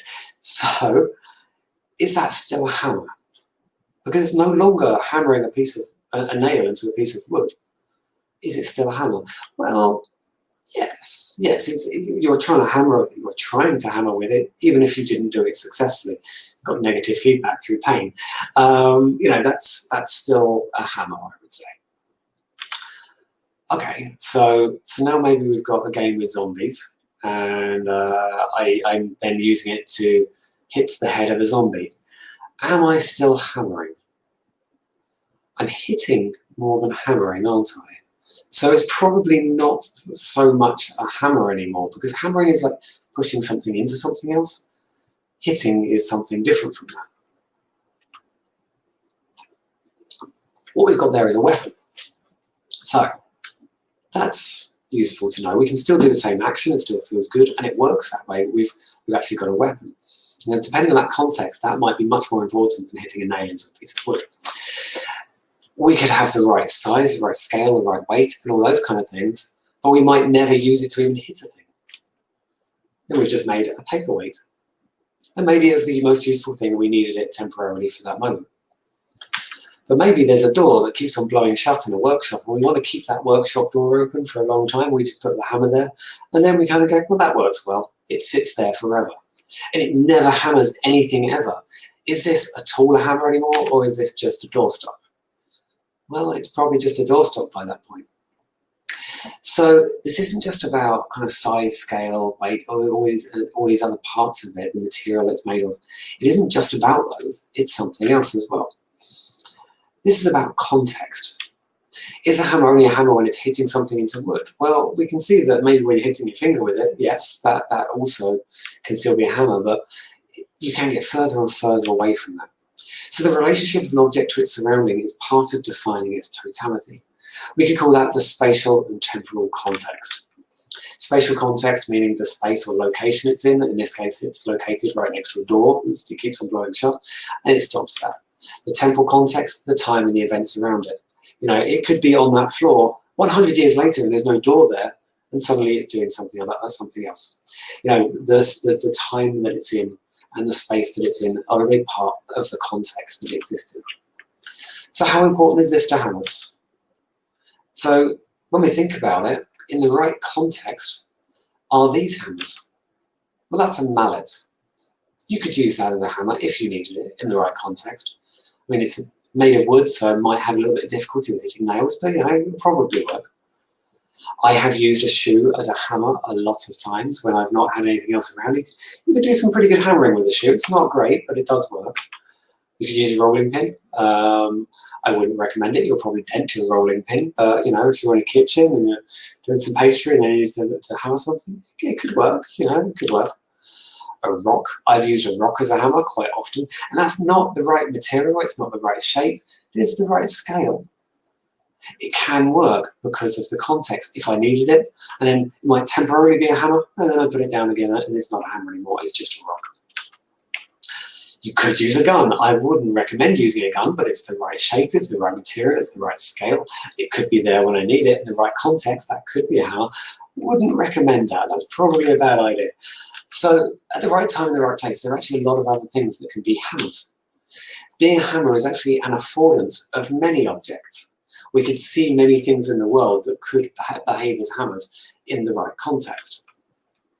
So we defined again affordances earlier. Affordance is a perceived possible action implied by an object or a situation.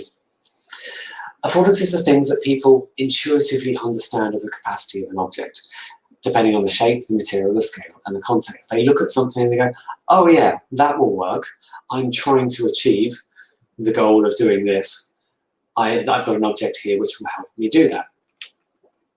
So affordances really are the absolute essential part of how players understand the possibilities in their games. And this works for everything from a button on a menu through to the most complex interactions of systems and dynamics and physics and lights and all kinds of stuff. Affordances this is a one psychological tool that explains how people understand what they're supposed to do. And if we get them wrong, then we'll mislead and then we frustrate players.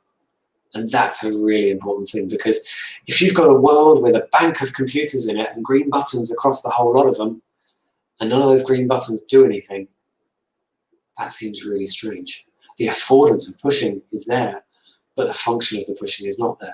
And if a person's looking for a button or think they're looking for a button, yeah, now that's going to get them very frustrated. So we really need to make sure that we get this right and we understand how our players are looking at the game, not just how we are looking at it, but how our players see it.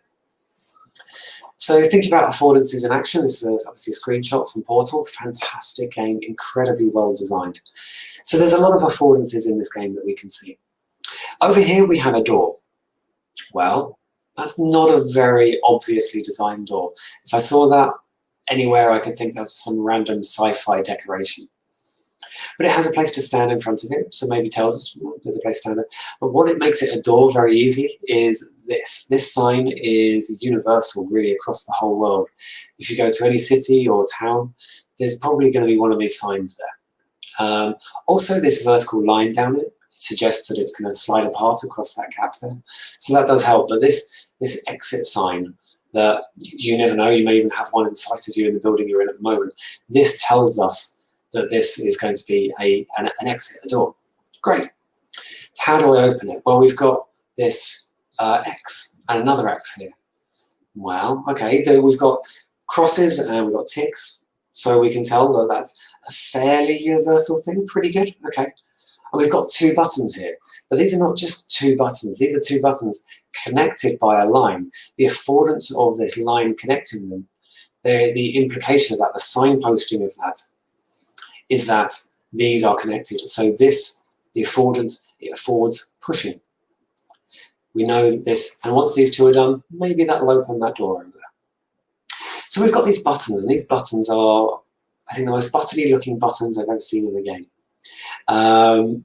They have this base, which is locked into the ground. It's not going to move at all. It's not going to shift. It's not going to slide. We can tell this is really set in there. And we've got a giant red button, a good size. You could put something on it, you could stand on it. It's a huge button. But if it was that big, we might go, that's not a button. Buttons aren't usually that big. So they didn't just leave it as a red thing. What they did was they built in this little gap underneath it, and then they put a little orange glowing light underneath it to show there is space underneath this. And then they put these tiny little struts here to kind of go, if you stand on this, this will move downwards. They really worked on the design of this button, so it very, very clearly says, if you stand on this, this bit will move. So the affordance of moving and of sliding and of dropping down is very clearly indicated in this. The signposting of how these lights connect to this is very, very clear. The affordance of opening this door is very, very clear. And I think this is part of what makes Portal so good. The affordances are very clear. The actions and the signposting of what you're supposed to achieve is very clear.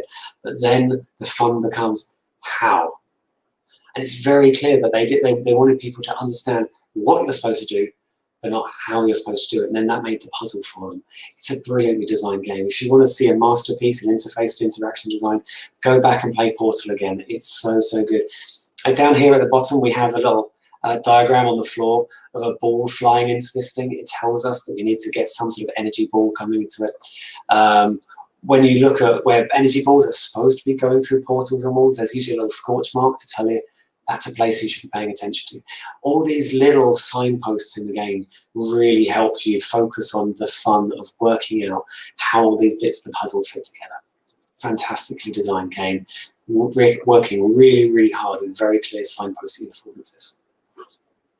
So going back to kind of the context here. Now, I think Portal is a great example of this, but I think actually in games we're usually quite bad at doing this. So I'm sure you've had the experience probably of you find a locked door in a game and you've got a rocket launcher and you kind of go, well, one of the affordances of a rocket launcher is to remove a door, is to get a door out of my way. That's what rocket launchers could do. And in video games, it does seem to make sense. It's a wooden door, I've got a rocket launcher, this should make sense. A rocket launcher could temporarily, in a way, become a key. But it rarely does. And I think that could lead to a lot of player frustration and disengagement. And this might sound like some sort of abstract example, but you know, we've seen this. We've all seen this in games. This is real stuff. By the way, in that game, that door is actually still locked at this point. Even though you could jump through the wall because you've blown it up with grenades and all kinds of things, the door is still locked. That's the insanity that we have in video games a lot of the time. And when we get the kind of the affordances wrong, this causes problems. You know, that's a wooden door, but you can blow up the wall. The wall should be harder than a door. We do this a lot. So one of the questions I typically get at this time is someone sort of putting their hand up and saying, must everything be easy? Must everything be obvious for a game to be good? No, not necessarily. Rapid readability of everything is not always necessary. But you must give a way for your target audience to find a path to the secrets of your game and software. I'd say that this is essential. You must give them, even if it's a tiny little hint, a tiny little bit of signposting, there must be a way for the target audience to understand what's going on there. So in this example, I've got Photoshop, Adobe Photoshop, and there are some fairly easy bits, fairly intuitive bits. Over on the side here, we've got a picture of a paintbrush. The paintbrush works a bit like a paintbrush. We've got a picture of a finger on a page, and you know, if we in the real world put our finger on a page, we can smudge stuff, and sure enough, that's exactly what it does. They've tried to make the most powerful, obvious, logical things very easy to get to. The thing is, as we go through all the different menus, as we look through all of these things, it becomes a lot less clear exactly what's going on. It's not that obvious. But they know that their target audience will put the effort in, they'll put the work in to try and discover the secrets of that. In the same way that players of Dark Souls will spend the time trying to find out the secrets of that, because they trust that those secrets can be understood, those can be revealed, and there's a really interesting system to be found within it. So it depends on who your target audience is. You must give some path into it. Different audiences are going to find some affordances faster than others, so those people will require less signposting. If somebody has used a lot of Adobe software before, they will look at Photoshop and go, oh yeah, I understand how that works. I've used Illustrator. Now when I look at Photoshop, I get the idea of how these things work together. So that's actually it's quite easy. And so that audience, based on that experience, is going to have a different part of it. So do you have a hammer with you right now? I could ask you. Well, I've been priming you throughout this whole thing, saying that, oh yeah, shoes could be a hammer. If you're wearing shoes at this moment, you've got a hammer with you. If I'd asked you an hour ago that question, you probably would have said no. So your experiences, the things that you go through in your life, will change how you see the world. So you are more likely to see a hammer and a shoe than you were before because of the audience experiences you have. So rapid readability, it was already there, but you wouldn't have read your shoe as a hammer very easily before.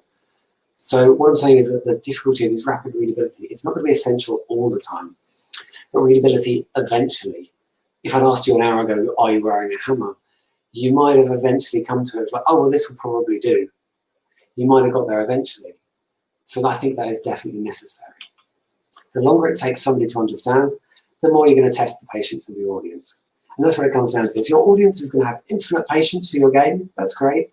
But you're going to have to judge how much that is and how much patience you have for the experience. Because, you know, in a game like Dark Souls, people have a lot of patience for that, but not many people do. You know, if your person plays a lot of Candy Crush, Dark Souls is not going to be the game for them. So this brings us on to life experiences. Every audience is different, has different preferences and different pre-existing knowledge. Some people just won't like that kind of game, and they might never have bothered to learn about it. Some people will have played loads of those kind of games, and they'll have a lot of things in there. So to take, using our kind of hammer example here, if we compare game devs to builders, we have a different relationship with hammers. You know, when we can both equally perceive of shoes as a potential hammer, we could think of them as in that way, but the ease or willingness to conceive of shoes as hammers is not equal. You know, when you say a hammer to a builder, they're going to have a very specific picture in mind. When you say hammer to kind of somebody from kind of geek culture and comic books and video games, we might have a very different idea of a hammer in mind. You know, hammers mean different things to different people. So again, looking at those life experiences, looking at the culture around us, it helps us see affordances differently. So again, think about how you talk to target audiences and how they are going to see that world. Because the person who's played Dark Souls 1, you know, when they come to Dark Souls 2, they're going to see those affordances really easily. If they've been playing Conan, which is, you know, fantasy game, swords, running around, hitting stuff, but they come to Dark Souls 2, they're going to have a very different experience of how to play that game, and their life experience will make them play and approach it differently. This is another reason, and I mentioned this slightly earlier, but this is another reason why game devs shouldn't test their own games, because all of the affordances reflect our own lives and preferences. You know, I could make a game where, you know, they've got this fair trade coffee here. Now, I've bought a lot of jars of fair trade coffee over the years, but if you've never seen this particular brand, you would need to look closely before you saw the word coffee on it. I know that intuitively, but you wouldn't. If I put this in the game and expect it to be fast response from you, you probably wouldn't have that fast response. I need to have somebody else to test it, to go, hey, Matter, that takes a little bit longer to understand. So we shouldn't be the people testing our games. We should get people outside of our things, because we can't turn off the things we know. When we test, we can't. I've heard so many of my students kind of go, oh, but isn't it obvious? Because they've played that game hundreds of times while they were making it. And I'm sitting there going, it's not obvious. This is the first time I've seen that. It might become obvious to me 3 times later, even twice after the first time. But that first time is always the hurdle. So subjective, which is kind of personal, subjective, my personal experience of it, lived digital and physical experiences change the nature of how people understand the world and our games. And this is sometimes really where we get back to aesthetics, how things look. Because that is an incredibly important part of games. How they look, how they sound, and how they feel. These aesthetics. So again, we had this definition. An affordance is a perceived possible action implied by an object or situation. I've got to be able to perceive that action as possible. So it's got to loosely fit with the perceiver's mental model of the world. How I think the world works in my head has to fit with roughly what I'm showing on the screen. So it must fit my personal and cultural aesthetic experiences and expectations enough. It must fit enough. Of course you can surprise people, you can teach them new things, but there's got to be enough in common there that I can go, ah, right, that's how I get into it. Again, you've got to provide that path into the world of your game and into the experiences and affordances you're trying to create. So, if you don't do it, then the readability of the item gets lost. You know, if I was looking for a hammer in a game and I saw any of these things, I might understand that they were hammers, but the design of it, the look of it, the style of it has moved far enough away from what I might think of as a hammer that actually I might kind of forget or miss that these things could be hammers too. So think about that readability of the item. So we've got through quite a few different things there. So then we might have a question. So we started off with this. What is a hammer? Is this a hammer this person has? Well, it's got the temporal context of a nail needing to be hit. We've got the spatial context that it's nearby. It's useful for us. It's a material that will probably work to hit that hammer in. It's the right sort of shape. I've got a thing I can hold. It's got a heavier end over here. It's the right scale. It's in the right size compared to me or compared to the user in this one. You know, can I conceive of it as a hammer? Can I perceive of this as a hammer? Can I think that, oh, that could be a hammer? And then when I look at it, I can go, yeah, that's hammery enough. Yes. The answer to all of these things is yes. So this shoe, for this moment, temporarily, yeah, it can be a hammer. It can work like a hammer. So a hammer is many things, and it's defined by all of these different elements here. So when we are building up our game readability guide, by the way, there will be a full version of this on screen after I finish speaking. So if you're trying to like screen grab or anything, bear with me, there'll be a big full version at the end. But I will fill this in now. So we've got our 3 principles. What do I do next? How can I do it? How am I doing it right? Signposting, affordances, and feedback. These are the kind of 3 key things that we have here to make this work. And when we think really more deeply, a lot of people understand feedback, but when we think more deeply about signposting and affordances, the shape is incredibly important. Is it the right shape? If people are trying to understand what's happening in the world, which is a signpost and affordance, is it the right shape? Is it the right scale? Is it the right size? Does it look like it's going to be useful for the task that the player needs to achieve? Is it the right material?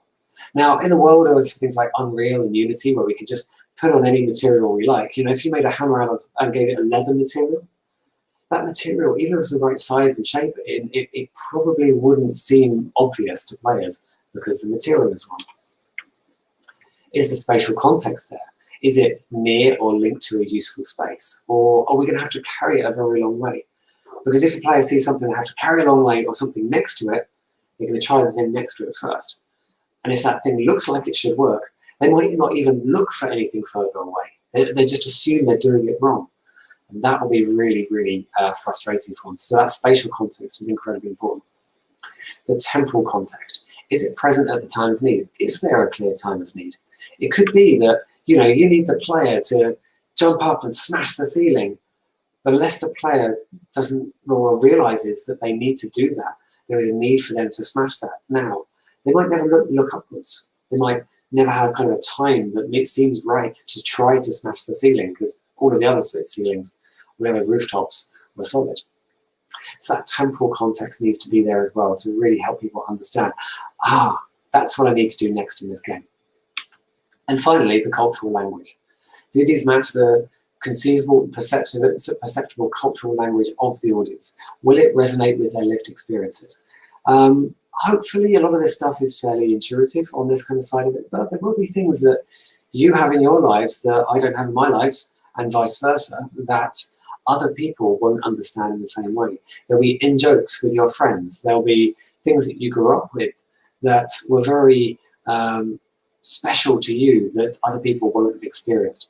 And that cultural language, when we reflect that in our games, it can bring people together, but can also push people away if they don't understand that cultural language. So this is an important thing to try and get right. So when we're signposting with interactions, in digital media, like I say, we use visual, audio, and haptic information to create these experiences. Players also build systemic expectations. So, you know, if I've got something made of glass and I can break it twice in a game, the third time I come to it, I will expect that thing of glass to break. However, if you've got, you know, a dozen windows in your game and 11 of them break and the 12th one doesn't, that's going to seem really strange. The player has built up an expectation from the system, the systemic expectations there. So it's not just the things they are seeing and feeling right now, but it's also the things inside their head. And that can be from playing the game, but it also can be from the real world. You know, if I see a window and I throw a rock at it, I would expect the window to break.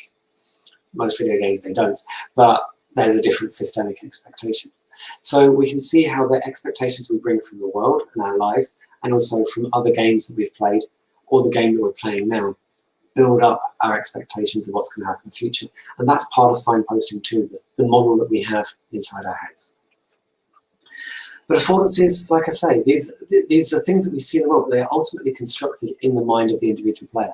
That's the final place that affordance comes together. We see that context, the scale, the shape. We see all these things and we put these parts together in our head and we go, I know what I'm supposed to be doing in this game. I understand what's been signposted here. I know the action I should take. And then, of course, feedback comes important there. So when I try something, with my, if it works, I get positive feedback. If I try something that doesn't work, I should get negative feedback. And this is the really important part of negative feedback, because if it seems to have the right context, the material, the shape, scheme, if it seems to have all of those things, and then I get no feedback when I try it, that's a mystery, and that's puzzling, and that becomes frustrating. So it's like, well, did I do it wrong? Is this the wrong thing to try completely? Or what's going on here? Did the game not realize I tried that? So again, this is where negative and positive feedback are incredibly important. Even if it's kind of a safety net against poor signposting and affordances.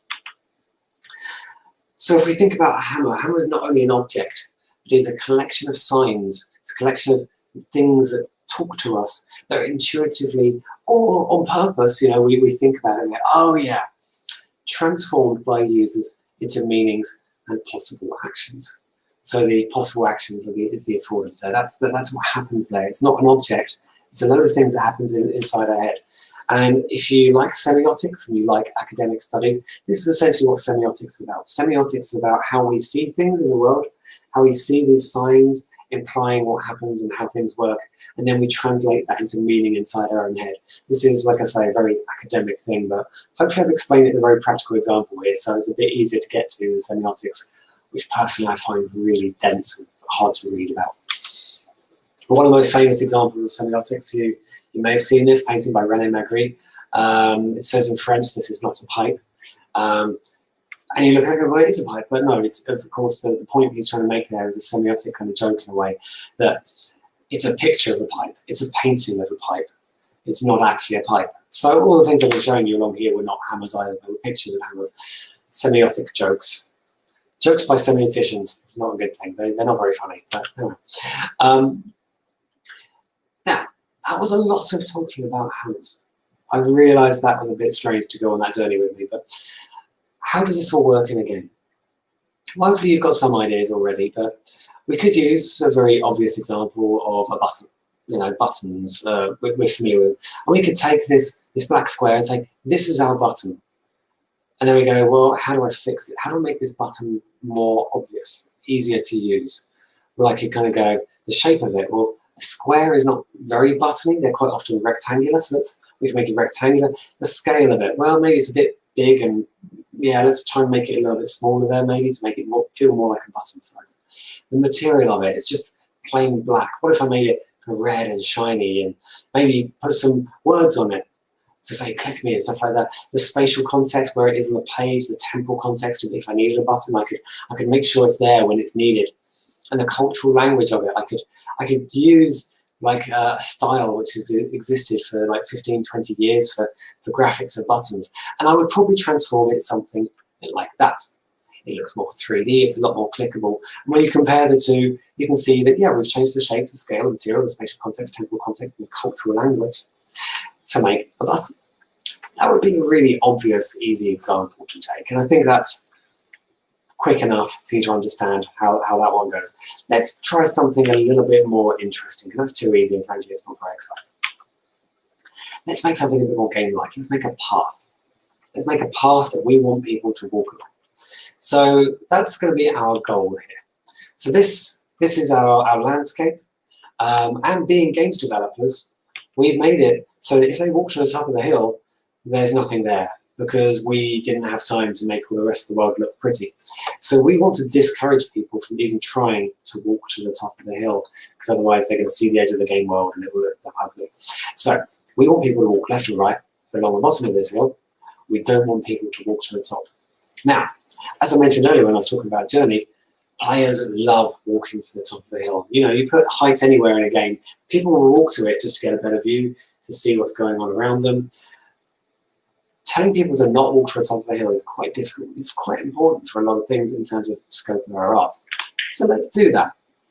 At the moment, our player might look at this and go, I bet there's a great view up there. That's the thing that they will focus on when they look at this landscape. Let's use shape, scale, material, spatial context, temporal context, and cultural language to make it more obvious. Well, first of all, I could put an actual path along there.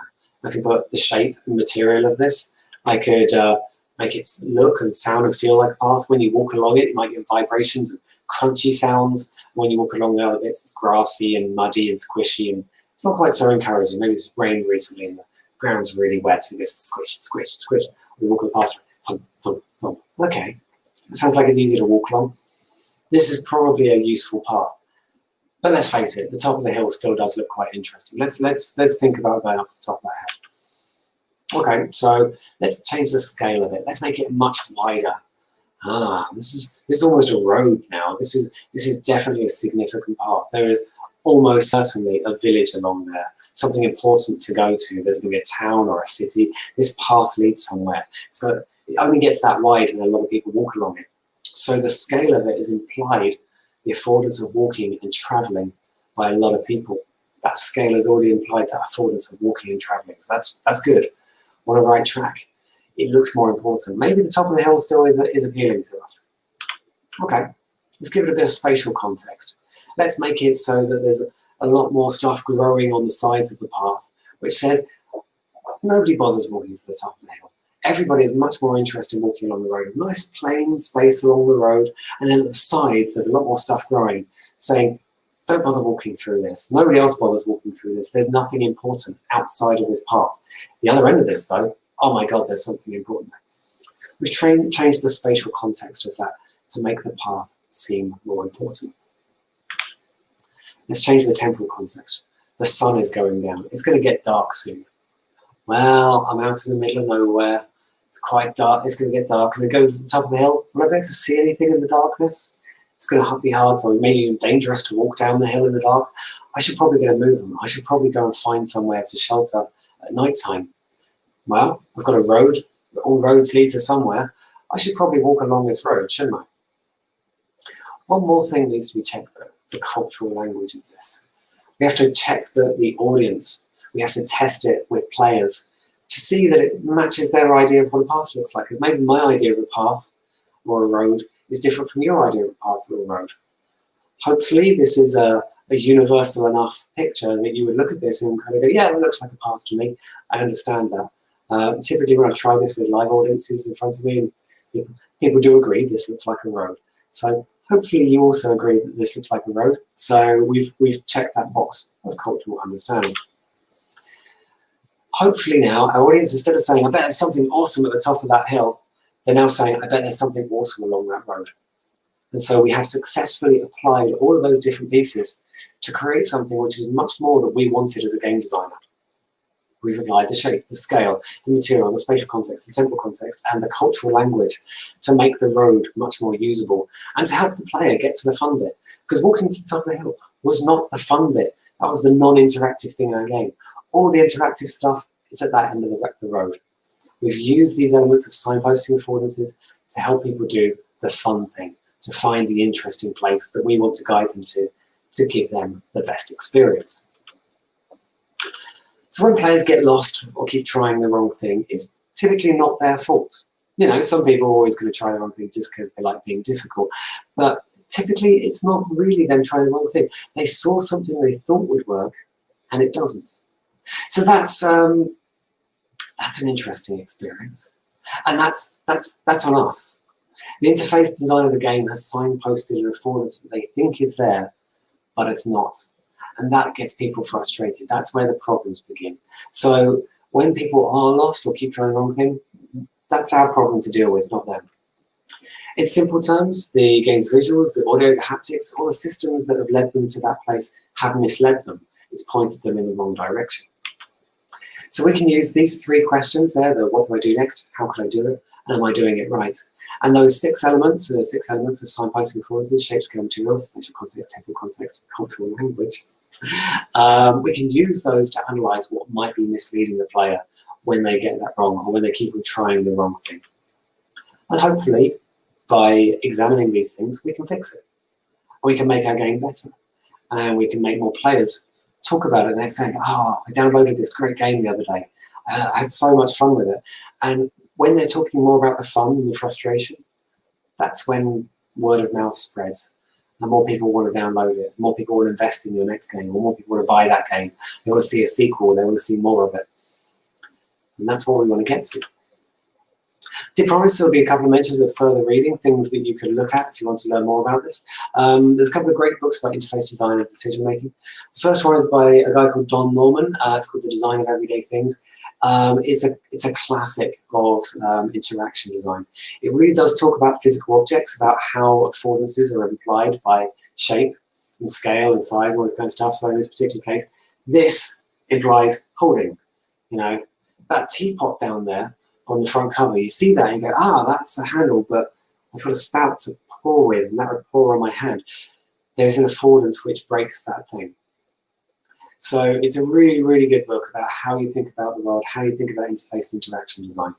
Another great book I'd recommend, Thinking Fast and Slow by Daniel Kahneman. He's a Nobel Prize winner about his ideas about economics and psychology and things like this. He's been working in this field for a long time. Not going to say all of the tests in there are perfect, because most of them were tested on American psychology students. And it turns out that kind of early 20s psychology students in America don't think like the rest of the world. They tend to be a little bit weird. But there are still a lot of really important principles in there to help you think about your game and the world and how it all pieces together. And if you really want to dive into kind of psychology, Thinking Fast and Slow is a really, really great starting point to think about how you see the world, and particularly how people make choices. This game is particularly about how people make choices, and this book is about how people make choices. Really, really good read. I do strongly recommend it. Quite heavy going, but worth it.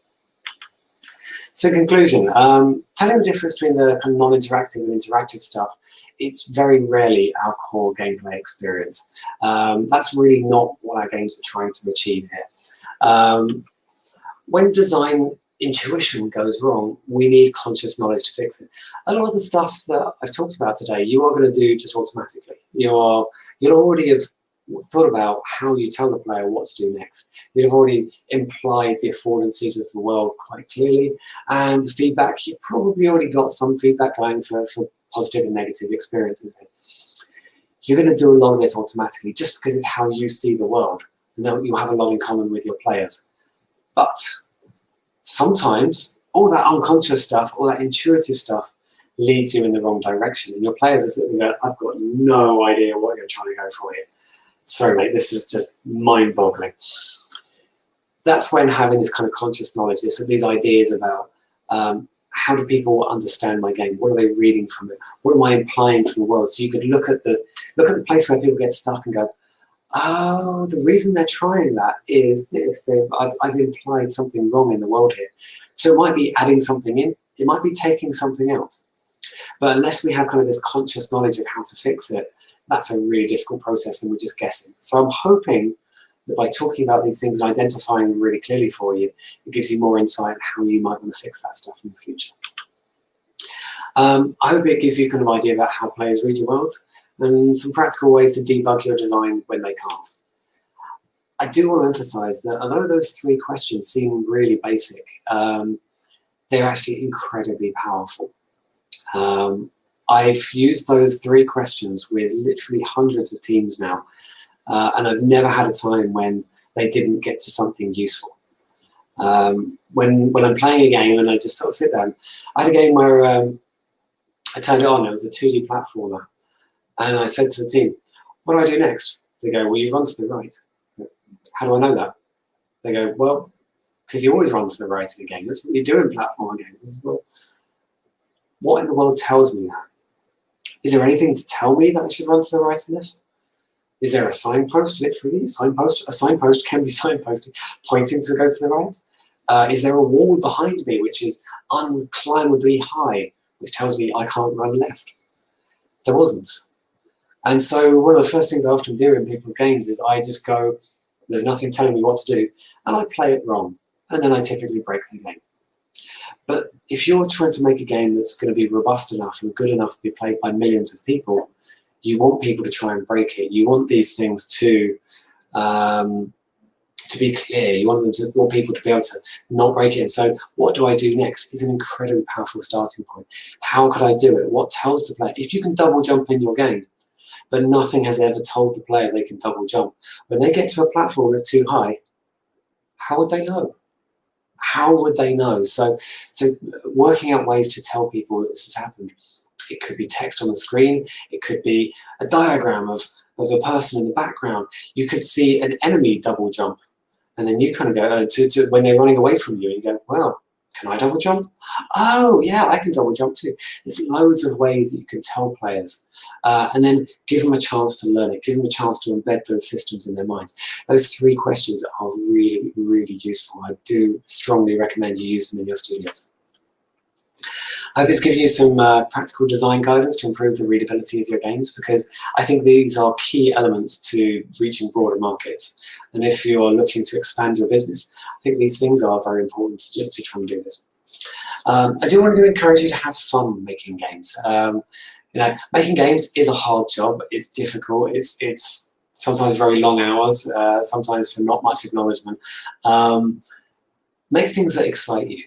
Make things that you think are fun. Make things that you enjoy. Because if you have passion for that project, it's going to come across in the game that you make, and more people are going to want it. I think you should make some awesome, intuitive experiences, things that people will latch onto really easily. And I hopefully the advice today has helped you, whether you're just starting in games or whether you've been doing this for years. I hope this has helped you think more clearly about what happens in your worlds and how it implies actions on them. So that's the end of the main part of my talk. I want to say thank you very much, everybody, for listening. I hope that was useful for you. My name, once again, is Mata Haggis-Burridge. You can search for me online. You'll see some more talks by me. Typically, GDC, I think, is the ones that come up at the top. I've given TEDx talks and things like that as well. If you want to follow me on Twitter or get in touch through Twitter, it's @MataHaggis there. My university email address, haggis.m@buras.nl. If you've got any questions about this, I can take those. I said I would promise you I would give you a full screen version of this, so let's leave that on screen for a little while there. Yeah, I talk a lot about games design around the whole world. I'm best known really for talking about writing stories for games. And stories for games is a whole different topic in itself.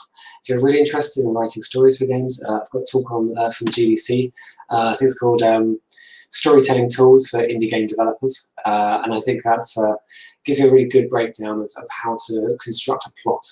And once again, it does give a summary slide like this summary slide of a simple, easy to apply plot structure, which hopefully will help you make your games better. I do encourage you, if you're interested in storytelling games, to look that up. And there are lots of great people to follow on Twitter to get inspired by these things. And hopefully there's some good resources out there for you. To say once again, thank you very much for listening. I'm not sure if there is an availability within this for people to add comments and questions, but if you do have any questions, I would be very happy to hear them at this point. I've got a private chat from the admin people. I've got a comment section over there, so if you've got anything. Now I'm looking through the questions here, the comments.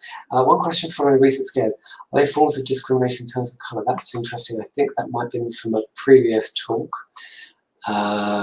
Yes, we've got comments from previous talks here, so I'm looking back to those ones. Brings a new perspective way we view things in the virtual world. Oh, thank you. Thank you, Victor. I'm glad you found this this useful. Very insightful teaching. Thank you.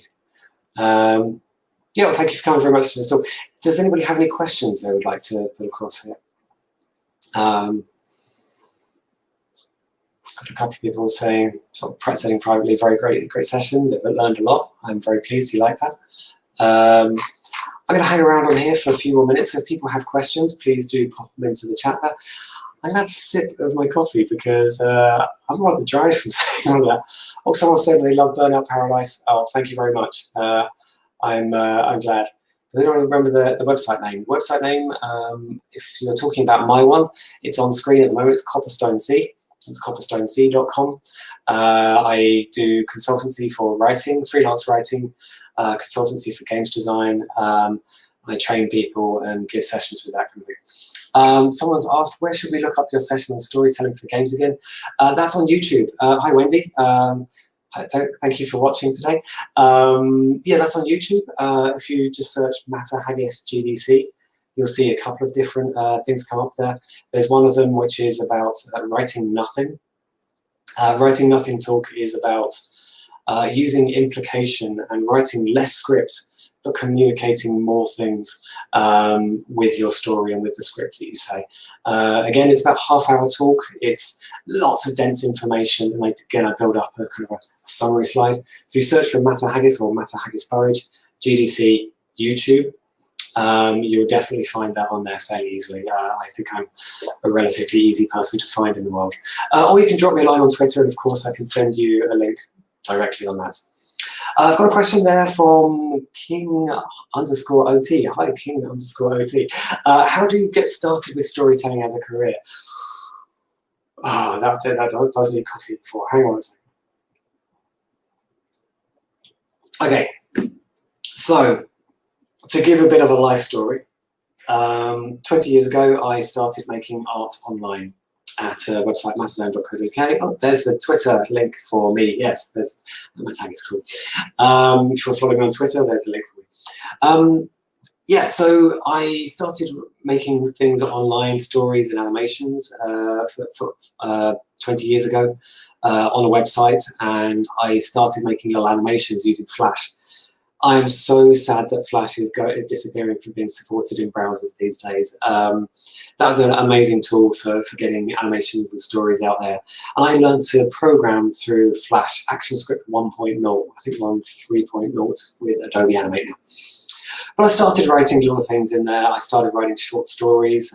Every year at Halloween, I would make a longer story and really try and make something a bit more, a bit deeper than some of the kind of more fun, silly animations I typically made, although those often had a political subtext.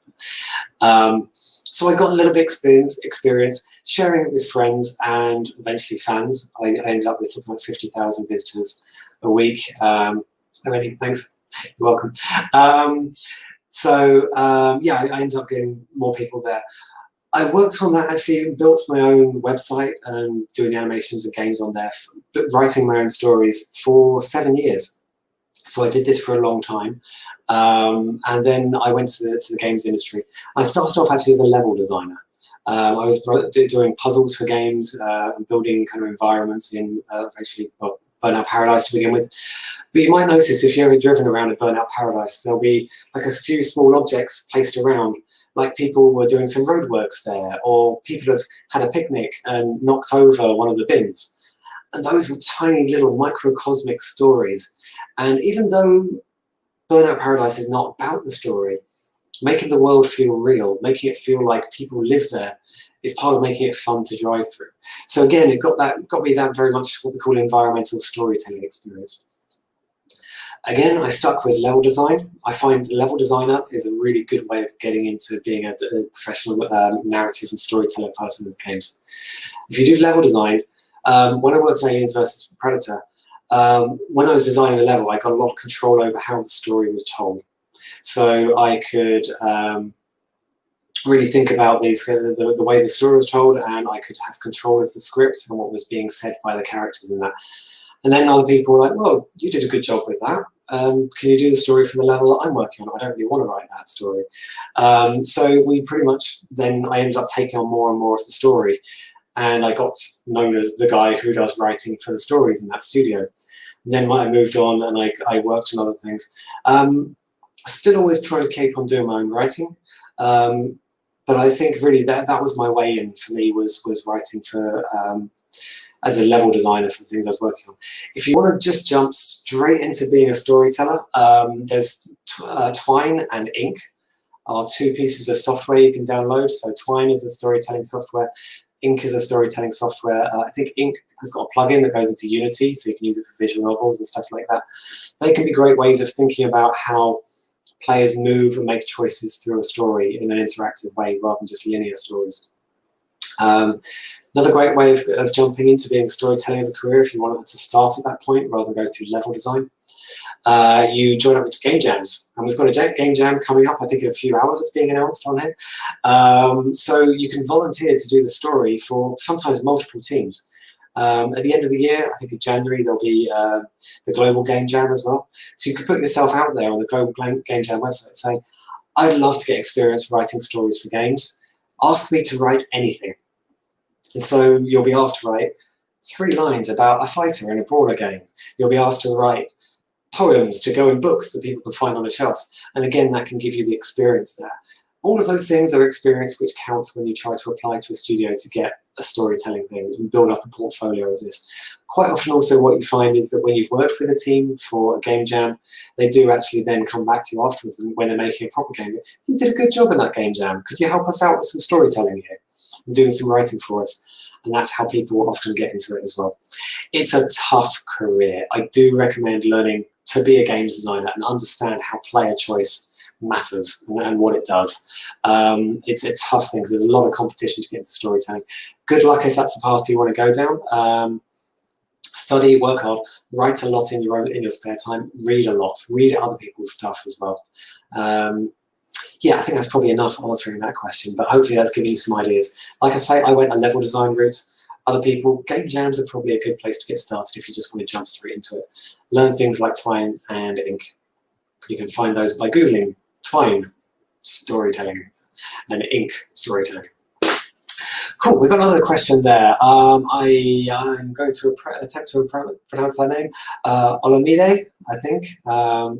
My apologies if I've not pronounced that one correctly. So Olamide has asked us, since indie games have a small scope, how can indie developers still achieve affordable affordances on small scope projects? Good question. So understanding the scope of what you're trying to think about and keeping these things in mind very early on, I think, is incredibly important. One of the things I've seen a lot is that when people are writing kind of their first game design documents or really deciding how to do it, they have completely forgotten audio. And with my students, my first year students, if they don't put audio in their design documents, I fail them. Because audio is such an important part of how we communicate things in the world. But very early on, when you start designing, go, okay, think about feedback. In my first design documents for Fragments of Him, one of the things mentioned on there, feedback systems was one of the first things I designed. When you click something good, what happens? And this can be, as like I'm trying to get in the center of my screen here. It could be, you know, the reticule, the crosshair, the dot in the middle of the screen if you're looking around the world. When it goes over a thing, it changes shape. When you press a thing, it pulses or flashes or moves. If you press a thing but it's not ready to do it, it changes shape. If there's a thing that can't be interacted with, it goes red or turns into a different shape. Those kind of things. And when you try it on something when there's nothing to do, it still pulses. It kind of goes, oh yeah, I know you tried something. I know you tried something. There was nothing to do there. When you go over the right thing and you press it, it kind of goes, yeah, I did it. You did something right. Thinking about those tiny little bits of feedback from the very start of your system, or when you begin designing, if you put them in early as possible into your game will begin to feel good a lot faster. You'll be able to understand the fun of your game a lot faster. So yeah, I think thinking about affordances, thinking about feedback systems, particularly very early on in the game, really does help stop it being a problem later on. Because then when you're thinking in that mindset, if you add in, and also when you're artists, like add in random things, like as mentioned before, like a bed of computer consoles with buttons all over them. If you say to the artists, look, just make all of those buttons just not light up, because we've decided in our game, like in Burnout Paradise, we decided, I think it was bright orange lights will mean a particular type of jump. And if you run through those bright orange lights, it won't harm your car and you will be able to do a great jump off of it. And throughout the entire world, you would never see that shade of orange and that particular type of light anywhere else. It was only at those jumps. And because we designed with consistency in mind from the beginning, players learned it and it was good fun. Something to think about, I think very early on, is the language you're going to use. So if you're playing Uncharted games, for example, there is a shade of yellow that they use on climbable objects, and that shade of yellow is nowhere else in the world. If you're playing Tomb Raider, they use white. Yeah, there you go. There's a question that's coming up sort of directly on this from Tomixy. I'm not sure if I pronounced that properly. How do you achieve good color scheme for your game, especially open worlds? You have to get your artists to understand artists are game designers. The thing that they are doing, everything they are building is interface design. There is no such thing in a game as something that is not interface design. Because you're either communicating, this is interactive, or it's non-interactive. Everything they see on the screen is one of those two things. Now, when you get your artists thinking about it's non-interactive or it's interactive, they will start thinking, how does the player know that this is non-interactive? And if you say to them, this orange or this particular shade of blue will always be the interactive thing. So artists, you cannot use this in anything else. And it doesn't mean you can't use blue anywhere. It may be a very particular, specific type of blue. It could be the, it's got, what's it called? Luminance. It fluoresces. It lights up. It's self-illuminating material. It could be that you only use that self-illuminating blue on interactive things. It still frees up, you know, pink and then green and purple and all kinds of things. But that blue, that will only be on interactive things. You have to make a clear decision, and all of your artists need to know that. It is possible to do. I mean, like I say, Burnout Paradise managed it. And that's, well, for its time, it was a big game.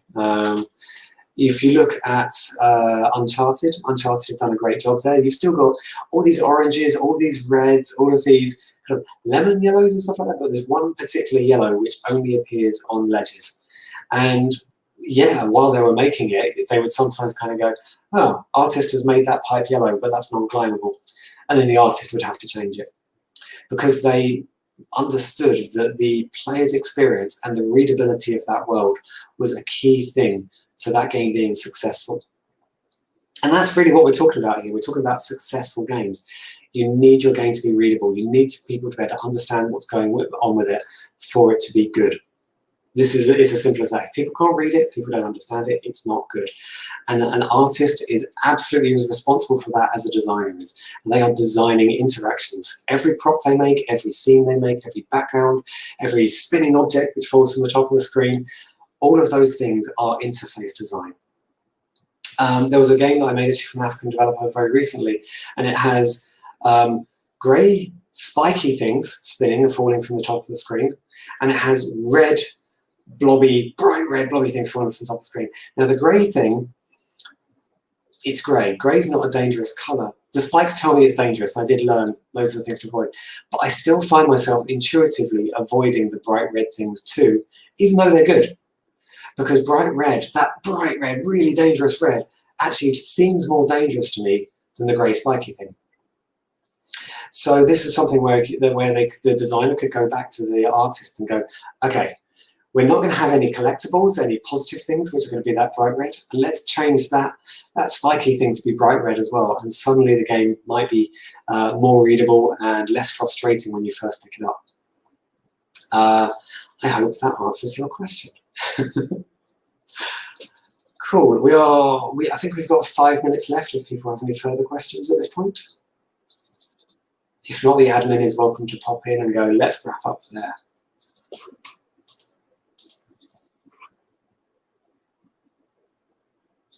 Good. That was a lot of information. I hope you enjoyed it. I hope that was useful for you. If you didn't get to screen cap that, then drop me a line on Twitter. I'll be happy to send you the final slide with the thing. I'll probably just go back to it. There we go. So hopefully that will be useful to you in the future. Thank you once again for everybody for coming. This is well, like I say, the first conference that I've delivered by the internet, so I hope that went well for you. It was good for me, I think. Thank you all for being here. It's the first conference I've talked to in Africa, and I realise it's the first time that Africacomicade has run. So I want to say once again, thank you very much to the organisers for all the work. I mean, putting together a conference is super hard. So I think a huge props, huge respect to the team for doing this. Being Pressing Games is a big one. Oh, thank you. Huge props to the organisers for doing this. I think this is an amazing achievement. And I do think that things like this really do improve the visibility of the African game dev scene. I would like in future to also see other versions of this popping up across countries because Africa is a big place with a lot of different people, with a lot of different cultures and things like that. I want to hear about the different cultures. I want to hear about the different cities. I want to see how you as teams are developing your locality and really building games hubs and games dev communities. So I think that's something that Europe and America has done really well at the moment. We do actually have little hubs where there's 20 different situations, so 20 different studios working together. And that really helps people, if someone's tired of working in this company, they jump over there and vice versa. And it really helps people stay in the business and get excited about it. But it also brings publishers in when you've got those hubs organised. But I think having this conference is a huge, huge head start. And again, much, much praise to the people there. Thank you, everybody, for being here. It was an absolute pleasure. And thank you for people, and thanks for the comments. Thank you for your questions. I guess that is probably done for today. So, Cheers, everybody.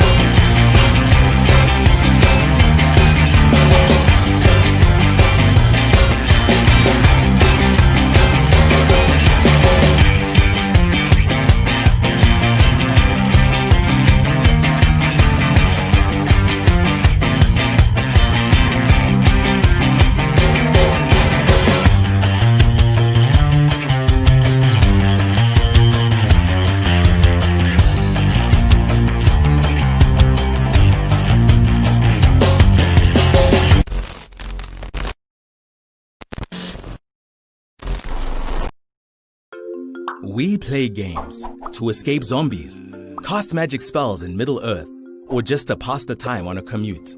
But what if we created games to change the way we view the world? Games that help us all create a vision for the future cities of Africa. Well, that would be a level up in anyone's game. It's why the Goethe Institute created Enter Africa, a gaming challenge that engages and encourages people to examine the social, cultural, and infrastructural needs confronting Africa's megacities by asking one simple question. What does the future of your city look like? With 15 teams from cities across the African continent, young talented game developers, architects, city planners, designers, creatives, and engineers were united together to think outside the box and creatively explore, question, and envision the past, present, and future of their cities. Their quest is to power up the way they are viewing their cities, the strengths, the challenges, the mojo that makes them unique. To create digital and analog gaming that's not only fun to play, but brings players together on a mission to seek out solutions, solve the puzzles, explore ideas, and adventure forward to collectively uncover the opportunities that exist within these African cities of the future. Enter Africa was launched at the beginning of 2018. Through a series of workshops, participants have got to plan, design, and develop their games to explore the past, present, and future of their cities, while breaking down barriers and borders and building bonds through the exchange of knowledge and ideas with other teams. The result? The launch in March 2019 of 15 action-packed, location-based games that will challenge the skills of local gamers, bring people together as they seek solutions or simply explore their cities and the obstacles that confront them, taking them on a journey to strategically tackle the themes of creativity and innovation, while discovering unknown and forgotten places as well as the need for infrastructure. Enter Africa then takes it to the max, combining the visions of the 15 city games into one mega African game, which promotes African cultures and the creation of a borderless continent, to be launched at Gamescom and different African cities in 2019 for the whole world to play. You can get involved by following us on Facebook, Twitter, and Instagram, or go to our website to find out what's happening. You'll also get to play the games. Get your game on. Be part of the Enter Africa movement.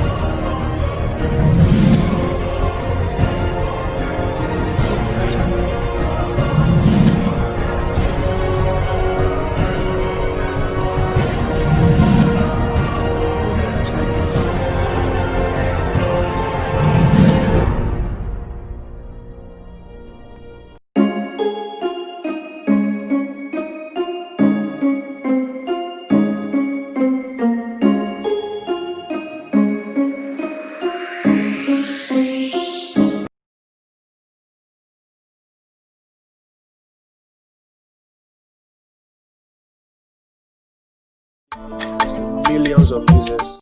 And then we will stream it further down to subgroups, sub-users in our user groups, concentrated users that have specific needs, specific things they like, specific games they like. Some are professionals, we have concentrated groups. And then on the platform itself, on the app itself, and on the transient devices, which is Itel, Techno, and Infinix, we have the general. The question I asked myself was, is it that there are no women who play competitively, or hell, even any women who play games in any capacity, be it professionally or casually? So I decided to do some research on the matter and I coupled it up with my own experiences from the past 3 years to find an answer to my question. And so what you see here is HoloBeam running on a looking glass display. So this device, you can see there, is providing you the capabilities to see stereo 3D without having to wear any glasses, right? So I'm not wearing any stereo glasses or stuff like that. It's really providing you the capabilities to see 3D without any thing on your head, right? In particular, this frightening looking fire hazard is a battery powered Nintendo 64 I built to propose to my wife. It's a long story. Remember to sleep.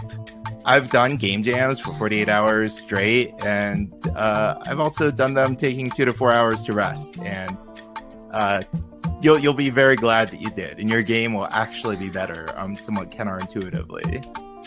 And most importantly, make friends. I know that a lot of you probably really want to win, and it's super tempting to be that really cool, come from behind stealth victor that nobody expected. But game jams are the most fun and the most valuable when you're talking to your fellow jammers outside of your team. You know, you could get like a different perspective as you try to explain something. You could get like new insight as you help somebody else with their problem. And sometimes, you know, even though this is fun, it can be stressful. And it's just really nice to decompress with a bunch of awesome people who are interested in the same wacky stuff that you are. The thing... We need to go to the next user interface now. Game's over. So that's this. That's saying, okay, game's finally over. Let's do the next thing. Let's go to a game over UI or a character shop, or maybe I play an advertisement. Maybe you're trying to make money. Maybe you've got your own. For what? Within our community, we've given almost $200 million to charity to date. And we do also help small developers reach big audiences, not just through the publishing program, but through every product that we have. And so we also strongly believe in empowering and uniting communities through gaming, and we've committed to leverage platforms.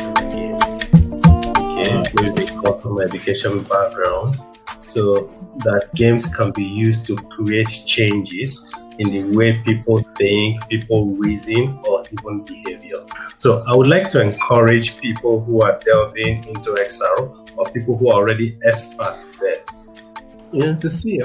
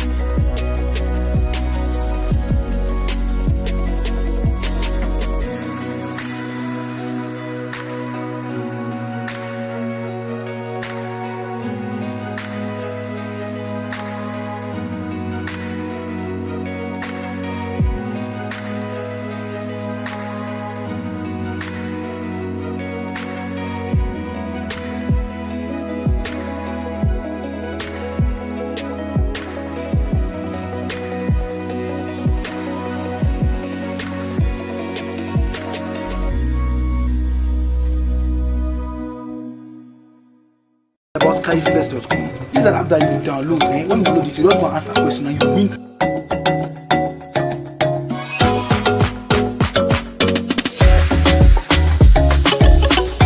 Is that kind of fun? Yeah, it's a lot of fun.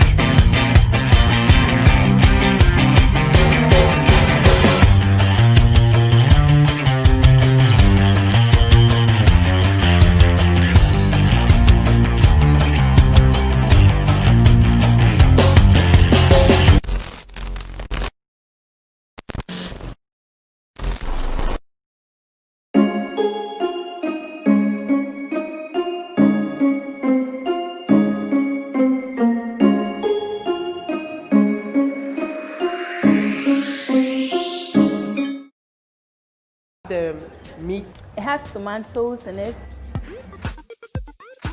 This tastes so good. The hot cup of melon. This is so delicious. This burger just melts in my mouth. It's really nice, you know. This to be so good. I can have it as my main meal like forever. I love this whole look it has. It has tomatoes in it and chicken. And I love chicken. It tastes like December. And it's one of the best burgers I've had for some time now. It's just calling me to just eat some more.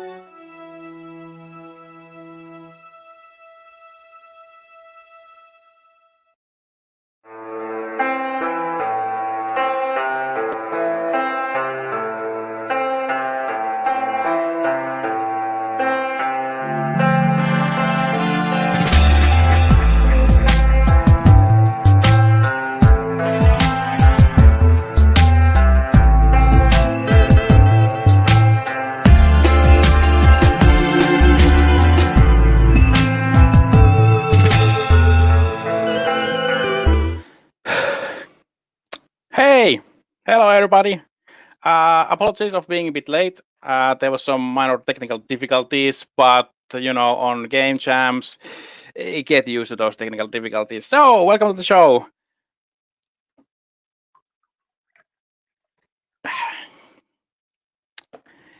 Game jammers in their basements, drinking tea. Cheers. All right. Awesome. Hey, first of all, very warm welcome. Big thank you for having me here for this lecture. And so we're gonna talk about game jams. And I think like I've been watching the lectures what there was before me, and there was a lot of like really good knowledge, like in-depth knowledge. And I think I'll go a little bit more more on the guidelines, not on the technical details, but more like how to approach game jams. And then also like there's been like so much information. So hey, please take a cup of tea, and let's have a relaxed chat here. Also, I would like to know a little bit like who you are. Because like when I started thinking, like putting up, what should I talk here? What could be the key elements? I guess there's you can approach it from many angles, and there's like a different kind of like game jamming on different places in the world, but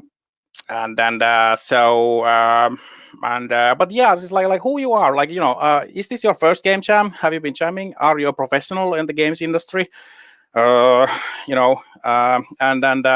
yeah, please let's try to keep this interactive. I'm here to serve you, and try to give you good valuable information. So you are giving me your time, so I'm try to give value for that. But I might get excited every now and then. So if I talk a little bit too fast, really weird accent, just put a message that like tune it down. But yeah, maybe it would be better for me to introduce myself. Did I do that? No. So hey, Vesa Raudassoja, that you might notice on the screen. So I come from Helsinki, Finland. Like welcome to my studio. So in the dark corner of Helsinki. And then I've been on the games industry for around 15 years now, doing a little bit this and that. well, I started like some companies. I also closed some companies. Doing a lot of freelancing. Started with like quality assurance and testing, and ended up like producer and co-founder. Some games you might have heard of. Well, early from my career, I was working with the Remedy with Alan Wake. So which is an excellent game, and also there's a new Control game from Remedy that was like advertisement. Hopefully that's okay. And then nowadays, past year I've been working on the public sector in the city of Helsinki for like supporting the games industry and developing the ecosystem. And well, that's a whole nother story. So, but some other time. But on my career, one of my biggest passion has been developing the game dev community. And then I've been doing that mostly on the IGDA, the International Game Developers Association. You might have heard of that. So the idea of IGDA is to bring individual developers together, help on their careers, on their projects, and mostly it's like networking, sharing experiences, sharing news, and looking for like teammates and so on. And there's the IGD activities, like 120 places in the world. And well, the Finland, we went a bit crazy with that, and so we have the biggest chapter at the moment. But but also one of my passion has been game jams. About 10 years back, I first got introduced for the game jam concept. My good friend Anna-Kaisa Kultima could say that she brought the game jam concept to Finland, and I was instantly hooked. So wow, okay, this concept. Okay, so you say that awesome people go to a cabin on a weekend and they make a game there, and that's it. He's like, yes, okay, I'm in. Sign me up. Here's my money. So in the past 10 years, I have a chance. I've been organizing a lot of game jams in Finland and internationally, and then well, I had a chance to participate a few of those as well. But if I would say something about the organizing stuff, because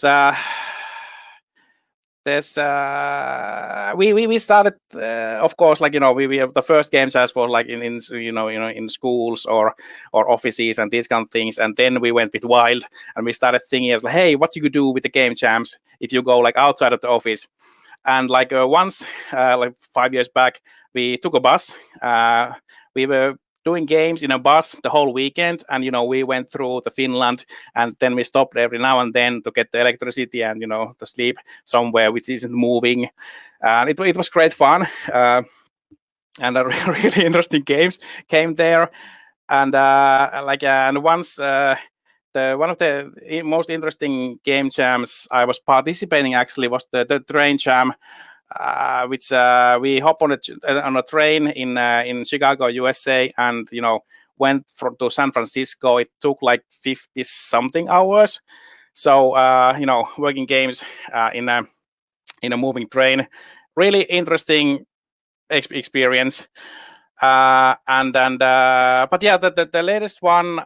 I had a chance to set up a game jam in Uganda, in Kampala, on January, and that was great fun.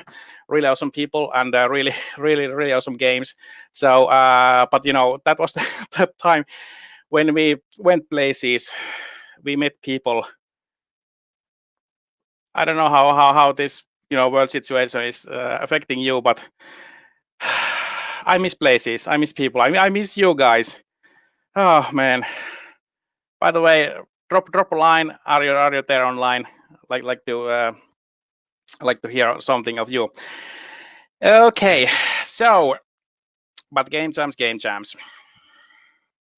Of course, it's now different because when doing game jams online.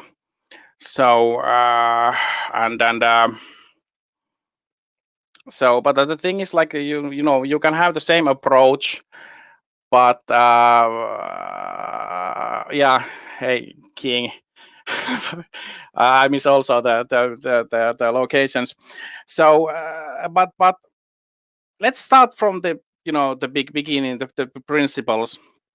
So, okay, first of all, you made the right choice, and I congratulate you on that. To participate on a game jam, because it doesn't matter, what on what part of your career you are, or you don't have to even be a like professional game developer to participate on game jams, because game jams is because you learn so much from there, and you also can have a lot of fun, because it's like, well, because I remember because I've been using time to make a prototype for like months, and then it's like, okay, this isn't the right one, so let's do something else. But like with game jams, you can do the prototype in 48 hours, and then you can see that, hey, is this a good thing? Should we make more of this, or should we just like jump on another project? And but yeah, and first of all, so I try to go like really like general things, and so because I assume that everybody's hasn't had that much history with game jams. Correct me if I'm wrong. So, but first of all, like game jams, physical location or online location, those places need to be a safe place. So, no harassment, no bullying, everything that leave outside. Everybody is participating on game jams, for having fun, making games. So, all the hate, just leave it. Much positivity, much love. That's how that's also the way of creativity and making great games. And actually getting a question, Hafez, can virtual jams be more or equal fun like physical jams? It's how you approach that. You need to have a bit of different mindset, because like because you can sit on your underwears at home making games, or you can sit on your underwears in a public place and make games. So yeah, different kind of approach. But I think that like this the key elements is working together. It's like, yeah, you can do a game by yourself, but I would say that the teamwork is something. Of course you can do bigger things, but making games is a team effort most of the time, and on like jumping on that point, like that team effort. So I think like the basic idea is like making games is like you need a coder and you need a graphics person, but there's like so many different things you can do in game jams. Like when I started my career, I thought like that I studied coding. Then I started doing like 3D graphics, but then I realized like maybe this is not my thing. So then I started like doing a producer work. So I started like organizing stuff, and like then in some game jams, when I've been like kind of producer, but then like doing like random stuff, like like you guys want coffee, I get some coffee. I've been like I'm not a musician, but I've been like finding sounds from the internet, like like free sounds what we could use on the product. So like if you're like asking your friends to join the game jams and they're like like I'm not a coder, then it's like, no worries. It's like if you want to do games, there's so many things you can do and help with, like because like the things like the games need to be tested. That is something what is like really easily forgotten. and there's like so many like little things to do. So okay, let's start with the project. Okay, you are now approaching and starting a game jam.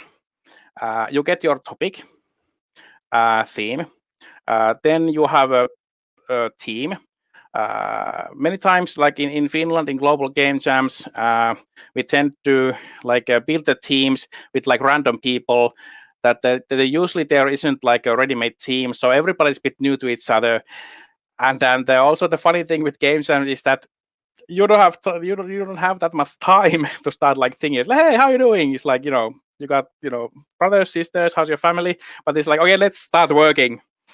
And that's the way, like like in the real business, you just you go to some company and then there's like workmates and you need to start working. So it depends. Comedians, like if you are like first timer like on the like making games, the easy challenges might be that you are planning too much of the game. I think there was like early on there was like mentioned about this what we say in the industry, this like kill your darlings, that like when you start thinking your game is like, okay, we have this theme, and then there could be like we could go to space, and this could be like in 3D, and there could be like a Zelda game, and this could be like 10,000 people could play this game, and then it's like, whoa, okay, slow down, sit down. Let's think again. So because I think that like the best thing what you can do, like in games industry and in game jam, is to deliver the game, to have something you can play, because there's so much. I think like I have a dozen of those. You probably might have also like projects which are like kind of there, but they are not and not anything to to show your friends. So I think like think big, but be humble, and and start small. It's like because like if we talk about like the 48 hours cycle of like game jams, there is like the first evening is of course the brainstorming. Is like, okay, what we should do, and and then like on the next day is like like working on like through that plan, and then the panic hits on the last day that, okay, we need to submit the game, and is everything working, and can we do it? So be humble, and do the project, and for the time, and it's really hard. Okay, I don't want to use word like be realistic, because like what is reality? We all make the reality. So somebody could do like awesome VR stuff, somebody can do awesome 2D stuff, but it depends. Game jam might not be thanks, King. Game jams might not be the best place to start learning like a new coding language. But game jams are places to learn stuff. I think like one of your best friends is Google or DuckDuckGo or internet search engines, because you can find stuff fast, answers, and then like stick to you what you know already. There is like I've been using sometimes it's like I need to make a game, so let's find a game engine I can use, because like you can use okay, let's put it this way. You don't have to make everything from the scratch by yourself. So because what I like now, that like when I was starting my career like 15 years back, the problem was that there wasn't like real game engines, or there was, but they costed like $100K, and that everybody need to like first build their engine and then start doing the content. But now you can just like jump on the content making part, but also like you don't have to draw like everything, because there's like libraries and sound libraries and stuff you can use already. Of course, like remember to check, like if you're gonna publish the game in any format, check the the trading mark issues, that it's that's what's it called, the common the copyright issues. So don't just take photos from the local newspaper or anything like that. So but be conscious of that thing. Because there might be a chances that your game needs to be like removed from the interweb, and if it suddenly comes like really popular, like Flappy Bird style, then it's gonna be like really sticky, government, like like I don't know, legal lawyer stuff.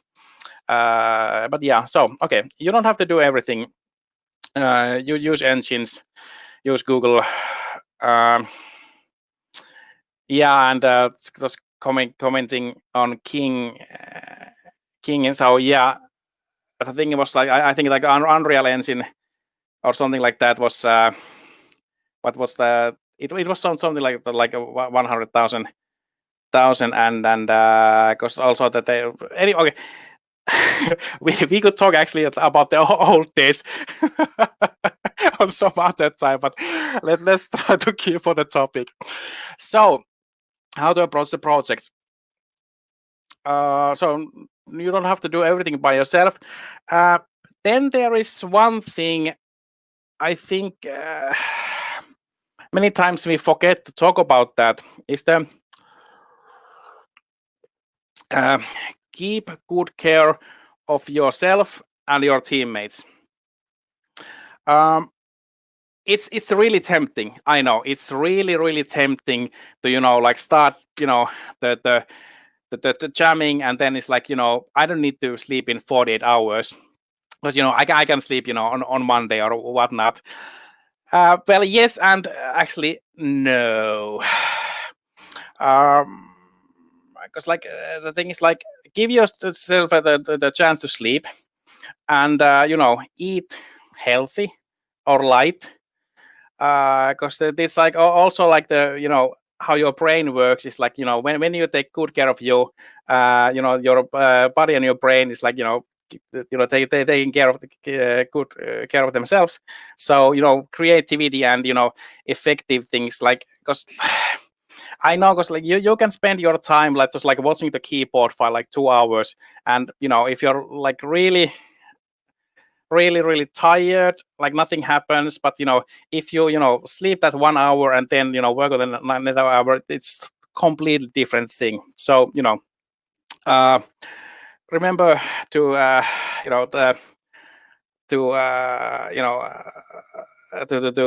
eat, sleep, game jam, repeat, and like the giving the creativity and stuff like that. Okay, I'm sorry if this sounds like a really basic stuff, but I think this is like I've been telling the developers like go and have a walk, like go and walk like a couple of kilometers, so you get like fresh air to your body for your brains, and then sit down, take a cup of tea, and then start working or whatever you were working there. And let's see, I had some notes here. So yeah, and that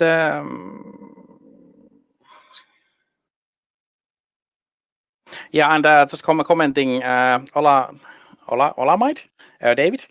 Since game jam projects are simple projects, they are good for portfolios for AA studio job applications.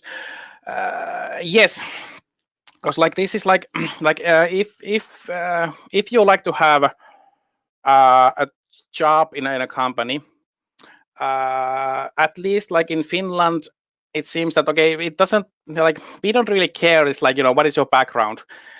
It's like what kind of like do you have a university degree? It's like yeah, I don't care about that, but show me what you can do. And to have have a portfolio, and game jam games are really, really good way to, build your portfolio. Because thing is like, if you're like a, graphic artist, then, you have like coder, and if you don't have your network already, then that's a way to, start building the network and having those portfolio materials. And when you can then like, in the game project, you can say that, okay, I was like making this and this and this, and then I was like, part of the like design group and so on. So yeah, and because when I started game development, 2006, we did it like really, really old school way of like, kind of like, reading books and, doing things. But the game jams, it's like once again, it's such a beautiful way of like accidentally learning and doing things, and those things. Well, actually, if I may share one secret with you. Many times I've been asked that, how to make how can you make great games, and I have one golden advice for that. The key of making great games is to make a lot of games. So practice, and I think Natasha was earlier on telling about the failure, and embrace the failure, because like that's how you learn. That's how you if it's like, okay, well, I run out of time, I would like to do that, but I didn't have the time to finish. Well, think about that, and then next time adjust your way of working, and then because like no, none of us is like having the greatest success in the first time, but it's like small steps. And also the thing is like, because like games, like what is a great game? There's so many genres, there's so many different things, because you can do a text adventure, you can do like the 2D puzzle game, you can do 3D action shooter, first person, whatnot, and so because the thing what I really like of the games is that because like go wild with the ideas. Because like in Finland, we don't think game jams as a competition. We think those as like a creative places to do new innovations, and try new things. Like sometimes people are using like old Nintendo controllers, like put the heartbeat monitor on their games, or and then doing like a lot of crazy stuff. So I would say like give yourself a chance to create, to go wild, and because like this is the way, well, this I think this is the way of like, because like you can do a small game, like highly popular game, if there's like this one thing is like, hey, this is like a really good feature, where to go, and then so yeah, because there's different ways to approach. But let's see, was there questions?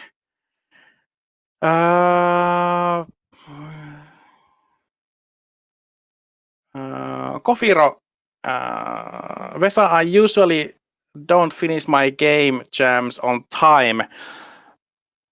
Okay, let's talk about that a little bit. So on this game jam, you have 48 hours. But like if you have like make a game, you can see the progress, how it goes. Okay, first we start from doing the plans. We work with the team. If you have a team, then it's like okay, you do that, because this is like somebody needs to be a kind of like producer. Like if you want to go like hardcore, you can do like Excel sheet to see like all the features, what needs to be done, and you can see that, okay, how much time would it go, like, if I make a, draw a duck, it's like, I don't know, 15 minutes, and then I, do this and this and this. But because that's like, where because actually I remember a funny story. A few years back, I was organizing a game jam, and there was this group. I know that those guys were like on the game industry for past 10 years or so. But then I went and talked with them, and I was like, do you have a panic? Like, is everything going okay? And then it's like, yeah, we are going okay. They had like a strict plan of Excel sheet. I was like, okay, we are on this part now, and we need to do this part now, and then we eat and da. It's like, okay, dudes, that's totally okay. But I think, like, let's have fun. Let's try new things. But anyways, for you, Kofiro, I would say that like start small. I don't know, have you guys watched Star Trek? But there was like this in Star Trek Enterprise, the original series. There was Captain Kirk and the mechanic, how did I forgot? What was who's the guy, the head mechanic there? Anyways, the Captain Kirk like asked, like, how can you finish always your project, on time? And the mechanic says that, because I know that you are only giving me half of the time what I request, so that's why I triple my time. So I think that's a really good, line to like do, is like, if I think that this thing takes like 1 hour, write it like 1.5 hours. So like the maybe like in the schedules, like try to be a little more like pessimistic than optimistic. And then because like there's always like there's a chance of like technical difficulties. Something happens, so keyboard breaks down. You need to get another one, and that takes time. So, but like a easy rule, what I could say is that have these kind of like this like synchronized meetings every now and then. So like if you start from the Friday evening, do your planning, do your ideas, and then on like Saturday morning, Saturday midday, go through with your team. So where we are right now, and then it's like, can we do this? And also like trust your teammates, and and you don't need to show off there. Like like, of course I can do this 3D engine for you, my lord, for today and for tomorrow. It's like, yeah, no. It's like we as a team want to make this thing happen. So it's like and it's like it's totally okay to say that it's like I cannot do this in time, so we need to cut something off. So honesty is also a really good thing to have. So but if you have these meetings like like midday Saturday, Saturday evening, and then on Sunday, because I would suggest that if you need to submit, let's just say like Sunday evening, you stop developing after midday and start going for the bugs and start polishing.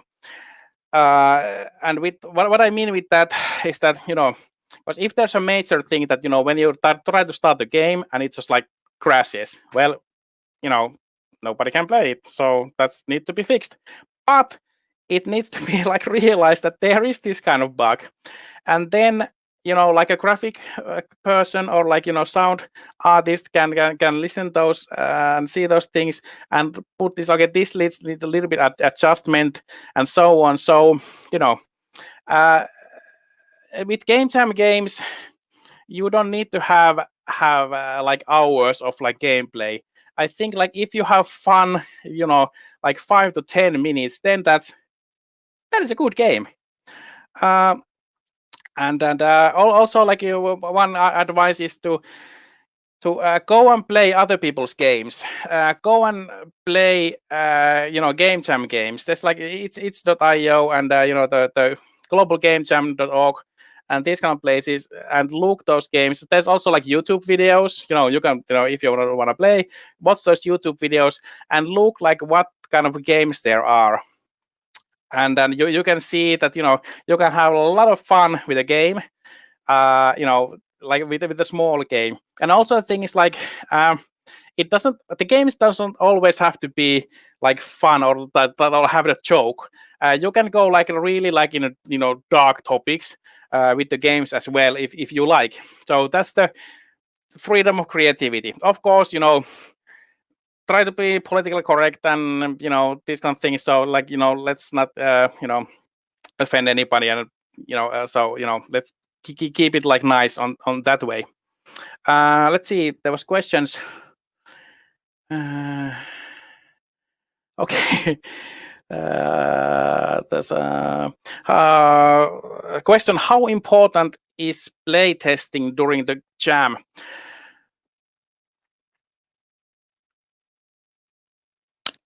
It is, because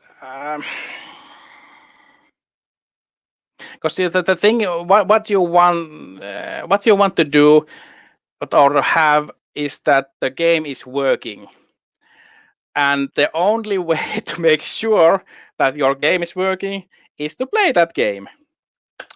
And but also I understand, because like when you are like working like full steam on something, then it might be that okay, it's like okay, I'm so full of this, I cannot even watch this anymore.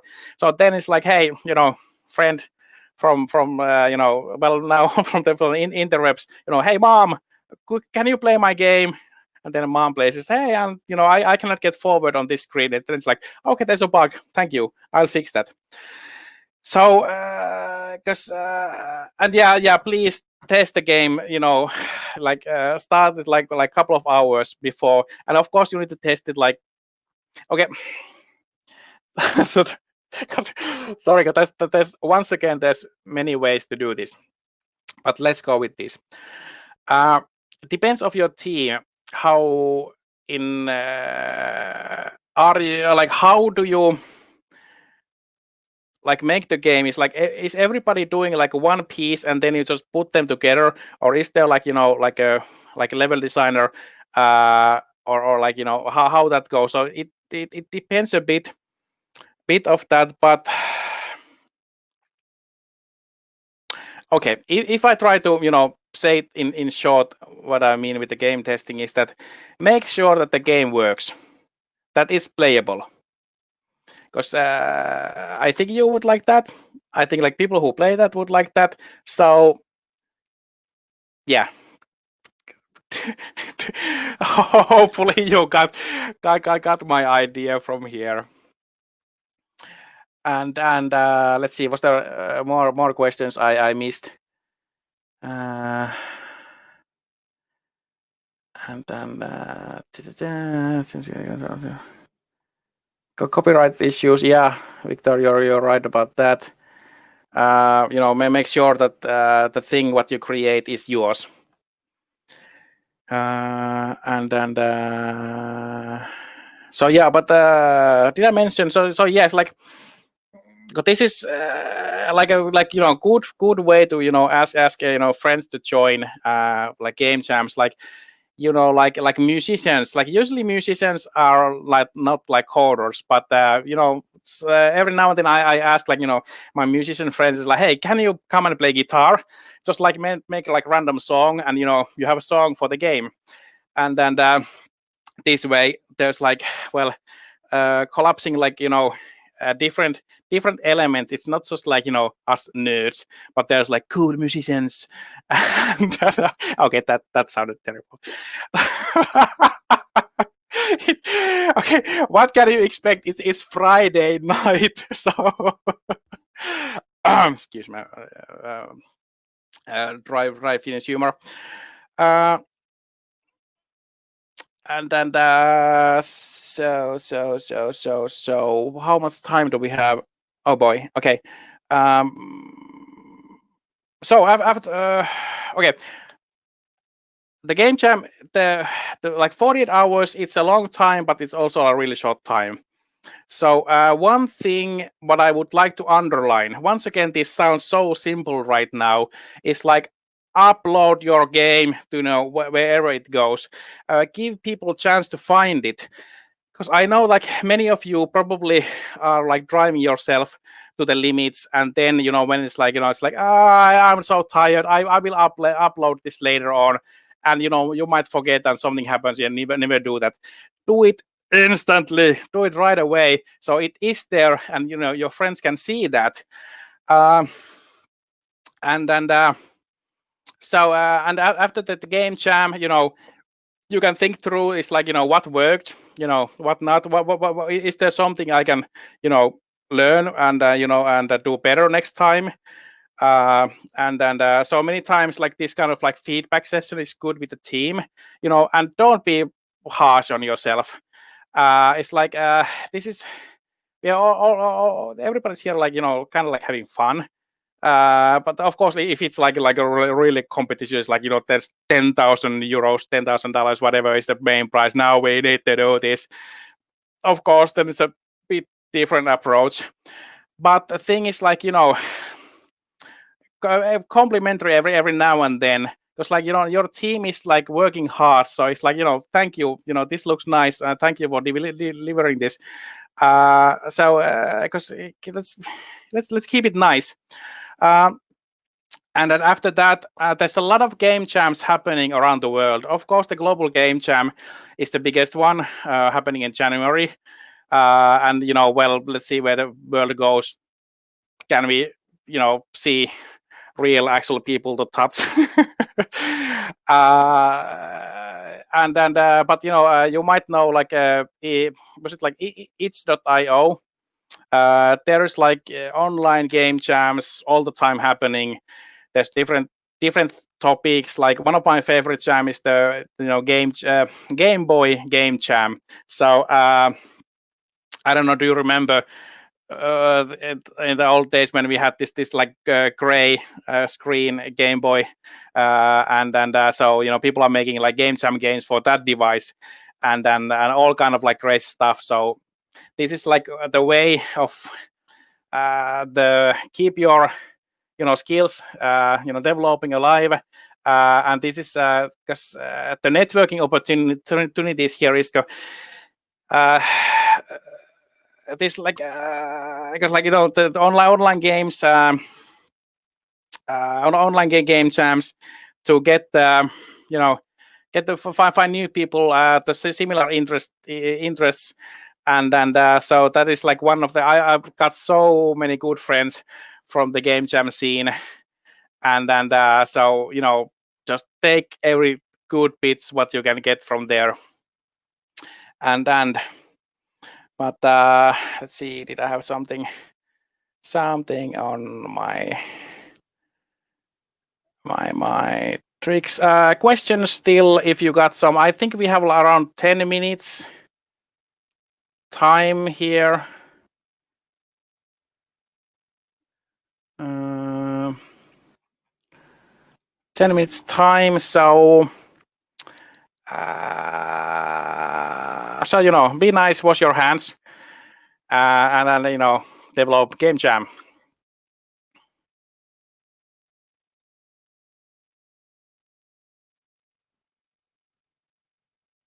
Then there's a question from Joseph Thompson. For game jams, should you make a game that relies heavily on storytelling like the first three? If you like, because I bet you played a game or two on your life. Mobile games, ever heard of Angry Birds? Have you ever played like GTI, Grand Theft Auto? Very different games, very different approach for the story. So of course, if you are storyteller, and you would like to add that, because like many times, like it's how would I put this? It's okay to cheat. In the ways is like find shortcuts.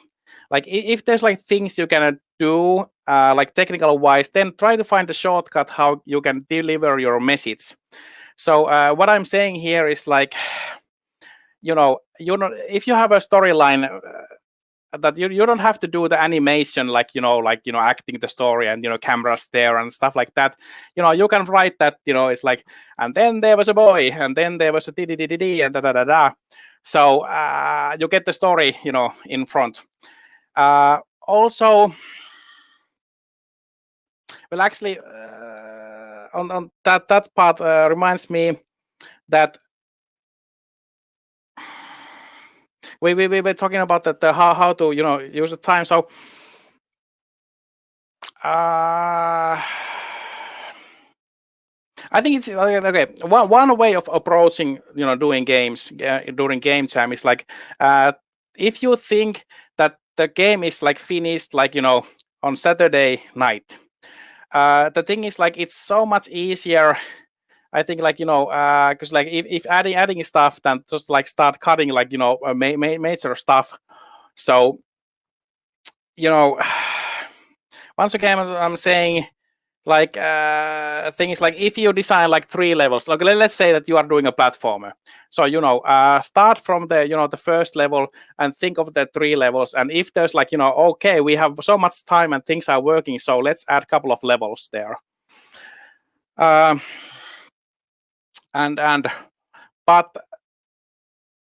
I underline those, have those meetings like when you like if you have a like lunchtime, like let's say that we are online now, and let's just say okay, we start working the game, and it's like okay, tomorrow at 12 o'clock let's have a 1 hour lunch where we are just eating and talking to each other, and then going through what can be done, and then have the next one, so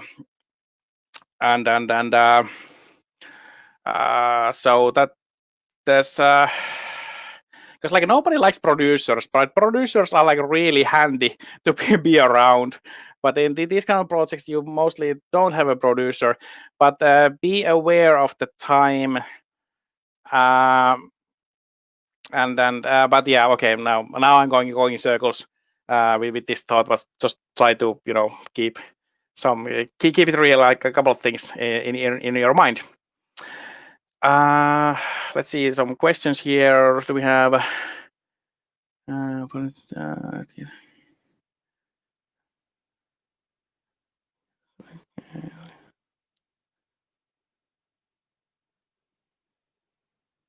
So yeah, but maybe I'll continue of that storytelling. So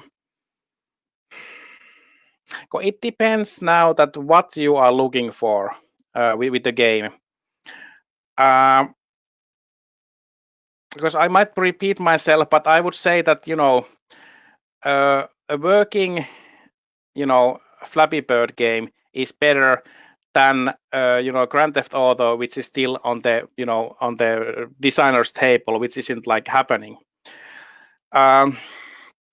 So and then the thing is like play games, then play those game jam games to get the idea, and then it really isn't perfect. It's the joy of developing, because of course like because like later on if you start a company or like start making like things that there's like publishers and these kind of people and deadlines, then you have to just do it. But now you have a chance to do wild stuff, and so and be creative, and don't stress that much, and then because like if things don't work out now, next time things get better, and then you communicate with your teammates, what to do, and but yeah. I would like to end this like saying something like really wise and something that like, oh man, that was the best thing ever said. I have nothing in my mind. I'm just thinking like wash your hands and develop games. That's oh man, this is the silliest lecture of the day. But yeah, okay. Let's see now. Are you kicking me out? Okay, yeah. I think I need to go. So thank you so much for following this. I hope this was valuable, gives value for your time. Hopefully there is like my contact details someplace, like if you want to ask something. There's a lot of things I could tell more, or like contact or whatnot. But anyways, hey, thank you. Get a cup of tea and then have a nice weekend.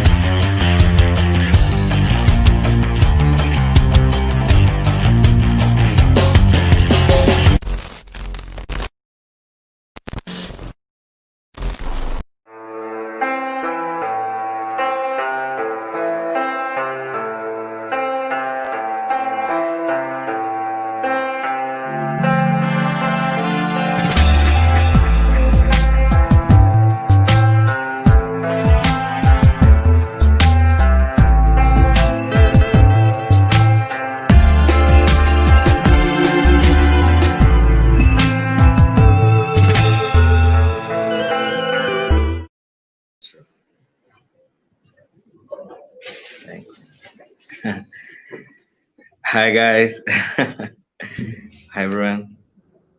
Marcus, I can. Okay. Okay, so to start, hi everyone. It's a pleasure to be here. My name is José Wilson. I'm here with my partner Marcos Silveira. We are talking about how to hack the systems with some tools and tips we are getting from game jams. We are already doing the past. Marcus has a presentation soon we share to you. Hope our message find you everyone well there, and let's share some things with you. Okay. Okay. Let's check.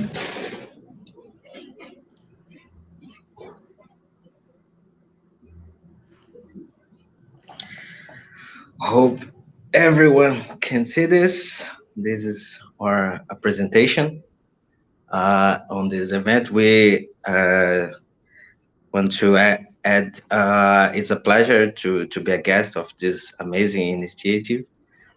We will cover a few topics. You can check in this image, and Yeah, you can go next, please. Well, so sorry, uh, No problem. it's the moment.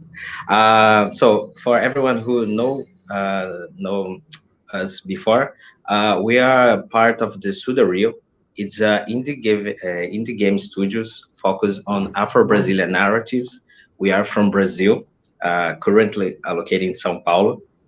And this is a little bit about us. You can see in the end of the presentation on the internet too, the links to find more about us. You can go. Yes. And this is your team. Rachel, Jose, and Marcos. We are three in developing our games, and we divided in a lot of actuations, a lot of different Positions. positions, yes, to make our games. And talking a little about what problem we solve.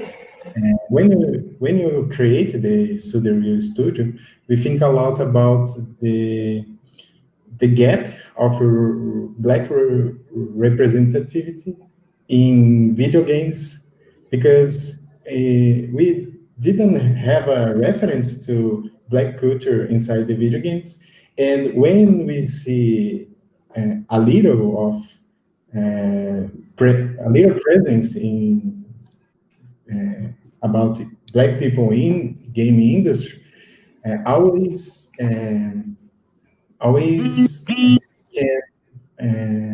see the black culture performing negative positions and stereotypes. And thinking that, we think a lot about this presentation.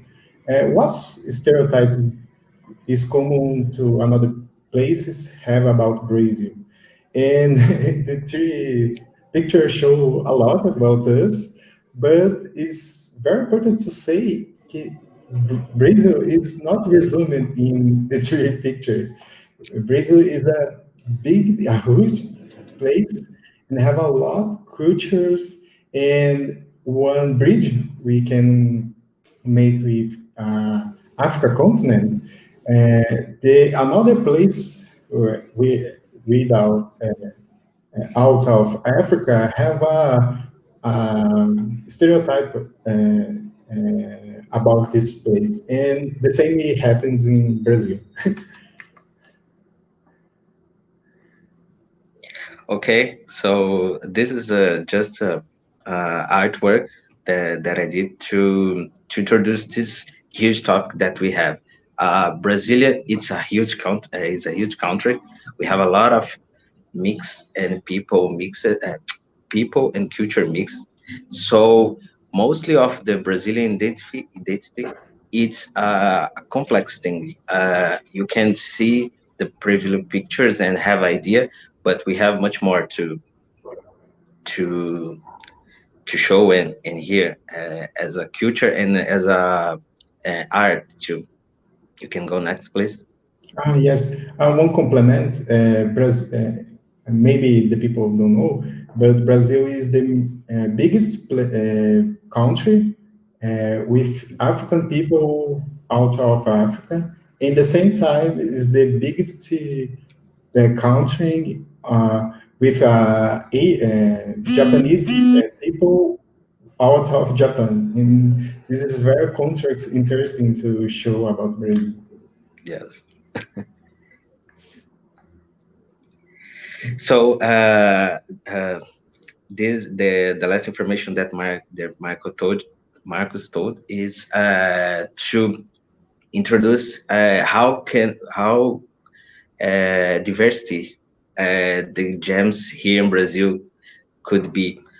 This is a few pictures that Game Jam that we has participation in the past, and you can see often in the main cities, but also in the small cities, a lot of different people in our community, of that community, and this is to show how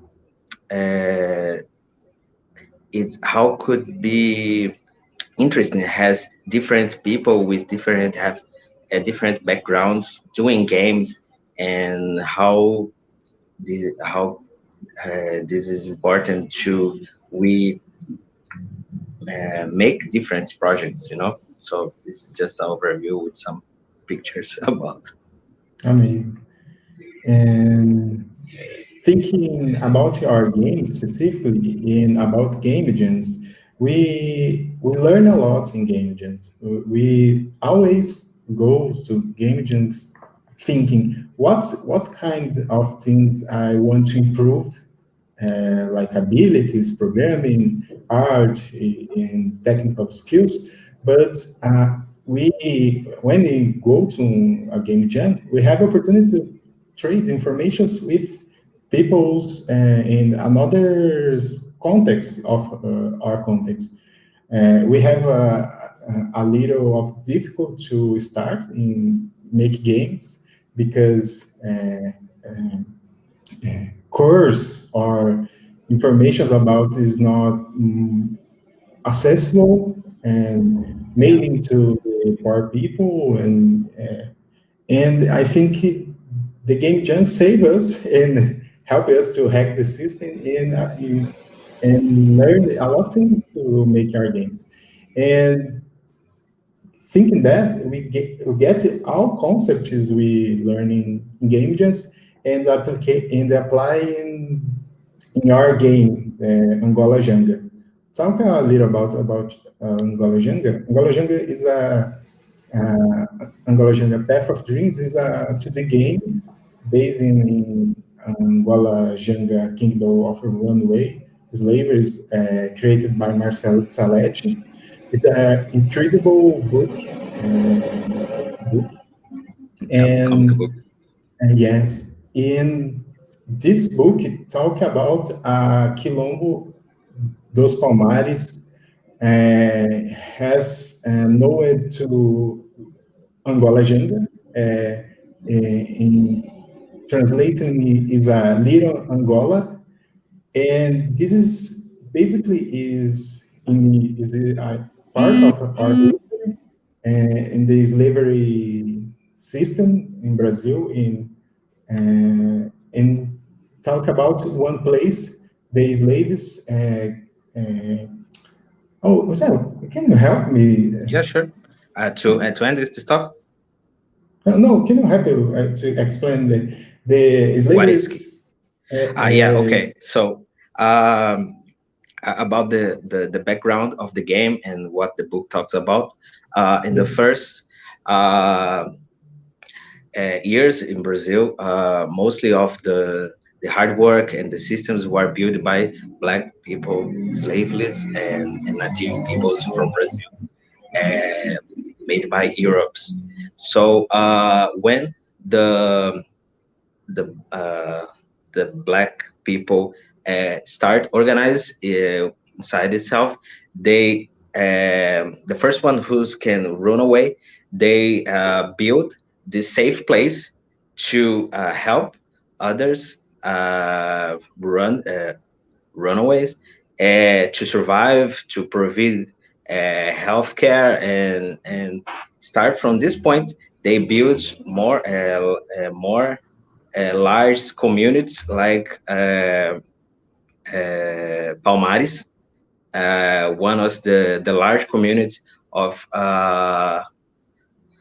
black people in this period time. So and but here we have a few things to share that's interesting, and even it's with hundreds of people inside this community, we know they have a lot of acknowledgments and a lot of um, informations to share with others, and this is it's like a safe point for these people in that time, in that hard times.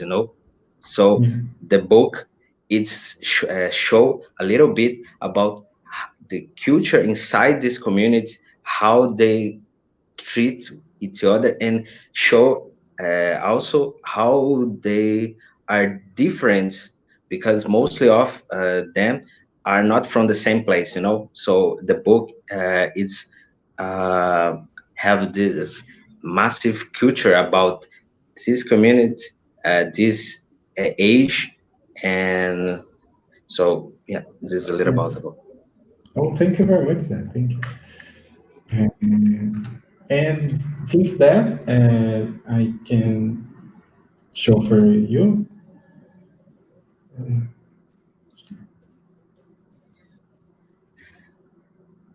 This is intro of the game. We made in a month alpha version.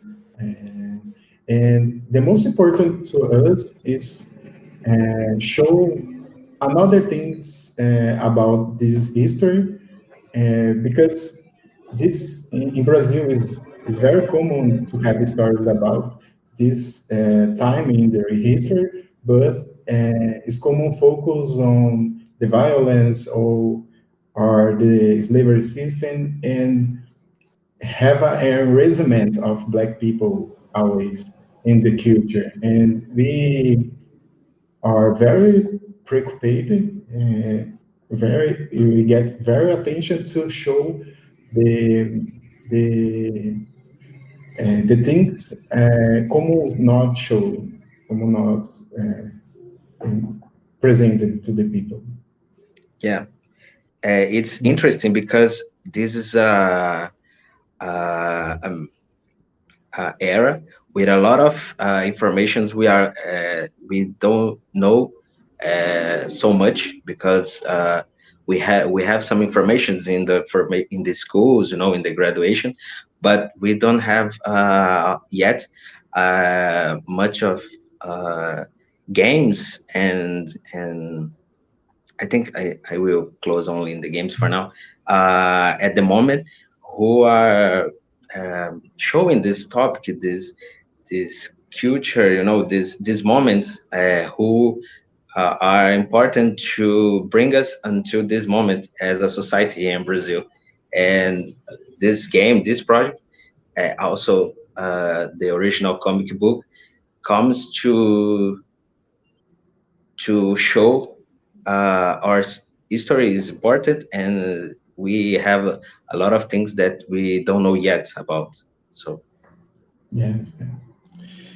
And now talking about the process of the development, we start using these tools we get in game jams, talks, and trades with another professionals in game industry.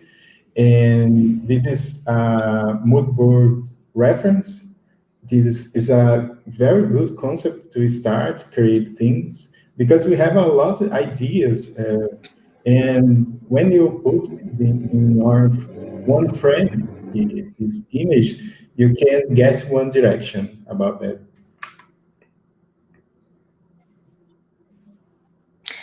yeah, so we share a little bit about our process. Most of them, it's we are getting from studied process, but also in the game jams talk with another developers. It's important to has this in mind, because we have a short time to develop with a huge topic to to bring to the game. So follow this path, help us to find the mood, find for the I don't know how to say this, the feeling about how the game could be like, and also another things like level. You can go. And again, another reference, but it is a very good mood board reference to art director, and because have a lot of other reference in animations, in books, and this is very important to compose idea to again get one fixed direction, because when you start create games, it's very common appear new new ideas, new points of view, and it's after a time developing is easy to get other path, and this get more harder, more difficult to hit the direction. Yeah, this is a perfect concept made by the amazing artist calling Larissa. You can check the portfolio of her on the social media also, and this pretty much close of what the game looked like, you know. So you can remember the last image and say and check how close we are more and more of the final look of the game. Yes, yes. And we try a lot. Think about the feelings, how I will perceive the character, how we see in screen, and it's very interesting to say in these moments about the character design. We increase, we think in technical difficulties and creative difficulties, because if you have a little character, maybe it's very difficult to see in the screen, and maybe in storytelling you talk about a strong man, like a one example maybe don't clue, and it's very interesting thinking in have options to choose the direction.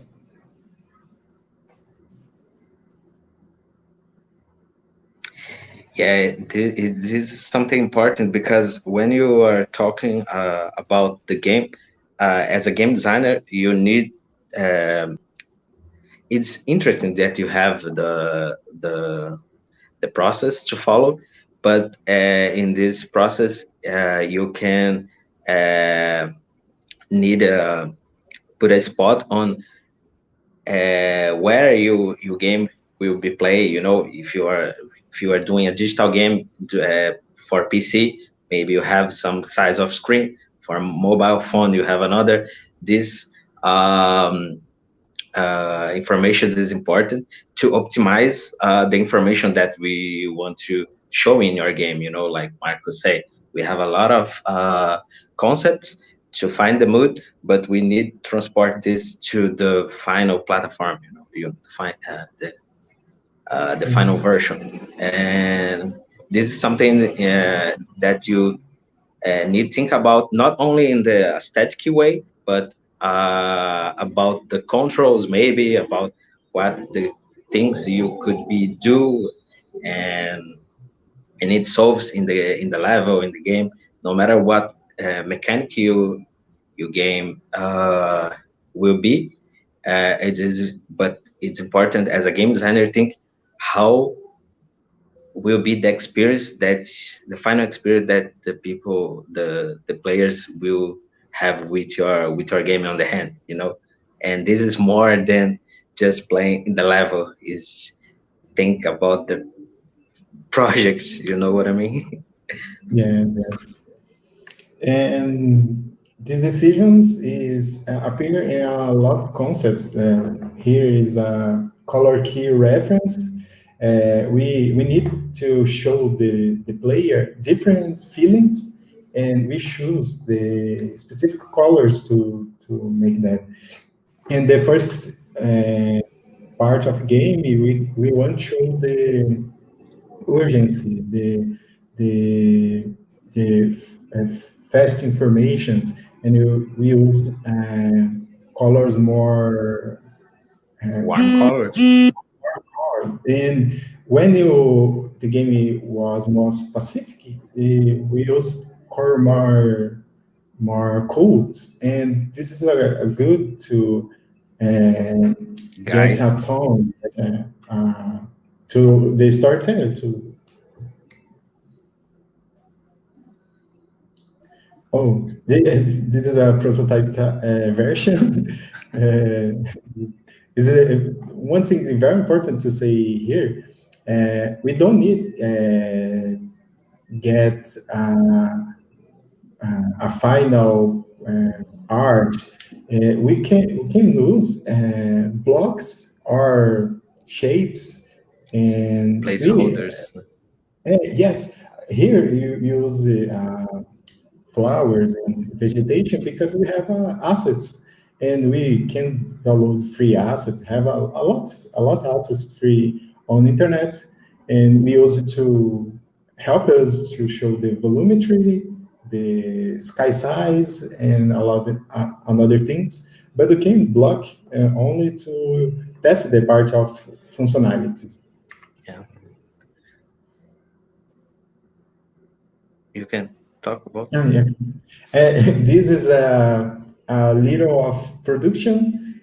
This I and Rachel learned with one friend in Game Jam how to use a Trello to organize our tasks. This is very important. When you make one Game Jam, you have a 48 hours and is shorter. And when you develop this in 1 month, we need to think the same cycles and more size. And it's very interesting to see how important this part can help us to hit our objectives, our marks. Our goal.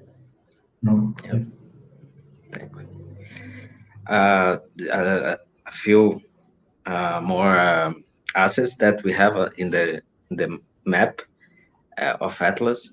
I don't know if this information it's clear enough. We work mostly in Unity. It's our main engine here.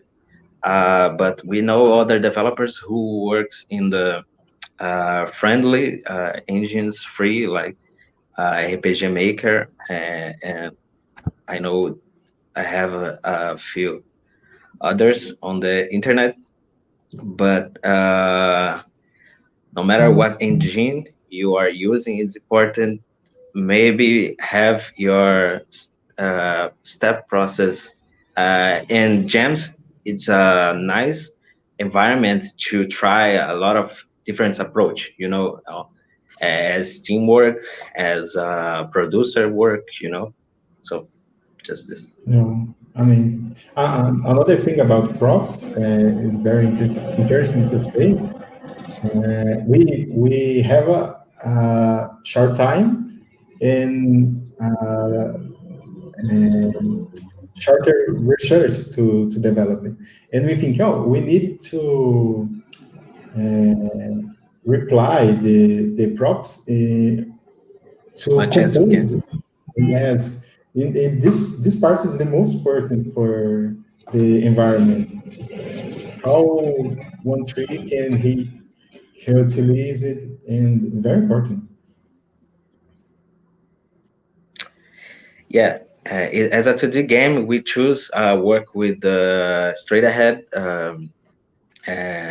frame animation to the main character, because we want to put a little bit of value in these assets, as you are looking him mostly in the game. So we choose a few cycles about of acting, and this is one is the running cycle to show how we did the animation looks soft, so smooth. So beautiful. And programming, this is another important part to the game. When you have a low research, we think a lot, make a procedural game to make the paths, because the goal of the game is arriving Quilombo of Palmares, Quilombo dos Palmares. And we think a lot the path is the like a labyrinth to arrive. And to that, we think, oh, we can make a procedural game because this is very expensive to programming, because it's difficult to make a procedural game. And the approach we chose was, oh, maybe you can make a part procedural and the other part we can compose by hand, making. And we use that. We use a path is procedural, but the art we creating inside of procedural parts. And after that, we save the map, the labyrinth we like, and this helped us a lot with the time, because if we choose creating the path in no procedural, maybe we get 2 or 3 times more than you use. Yeah. So as you can see, we have a lot of hard work, but a lot of research too. Even in this short time as an artist and also as a game designer, I think this is a good behavior in your process. Um,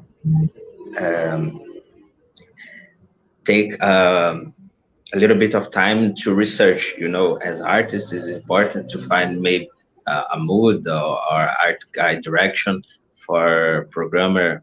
Also, anyway, for any kind of position that you have. Most of the game design, the solutions of approach this experience we find in other cases like this one, these ones, and we rebuild this for our needs in this project.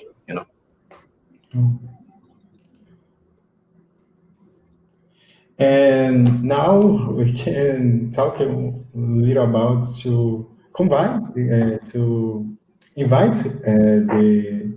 the Africa continent in our place to know the Brazil, and Brazil to know the another places in the Africa. To us, it's very important always make the bridge, not the house. Is very important to us. Yes. So this game, it's a small step in the large bridge that we want to cross with the community there. With developers, not only from the Africa also, but black like black developers around the world to us. And anyway, any kind of developers who wants to build more breeds in our community and share tips, experience, values, and also culture too.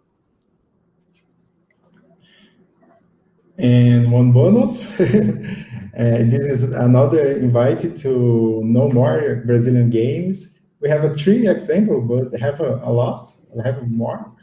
But the Arida Breakdown Awakening, the Ultra Game Lab, the New California, the Gaming Art, is Sky Hackett, the Double Dash Studios. 3 different games, 3 different places, and 3 different kind of projects. And this always be almost incredible games. We recommend a lot to check that.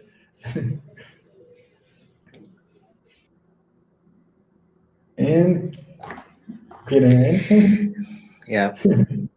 If you have something to ask about us, about our process, we are here. Marcus, if you see something, you can read for me. Yes. we hope this Yeah. presentation we show about a little bit about our process and about how is be a game developer studio um, from Brazil as a black developer.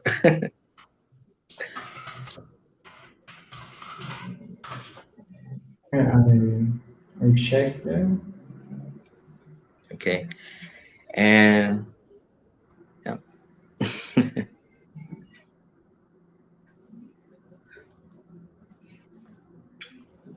Oh, thank you, thank you. Have a lot of friends in the chat. Oh, thank you very much. Thank you guys for watching us and listen So to what we happy. have. Yes, yes. Oh, good. If you don't have any questions, let's. Thank you very much. It's a big pleasure, big honor to us presenting this event. This very important event, and the first, we want to be more in presential after this pandemic. And thank you very much. Yeah, as Marco said, thank you all you guys who were watching. Thank you the organization for doing this amazing event. It's very very important to us, as I know for a lot of people around the world that we are doing here now. And let's talk later. Let's do games. Let's change the things. You know. Yes, let's hack the system. Yeah. Thank you very much, guys. Thank you very you. much, everyone. Bye.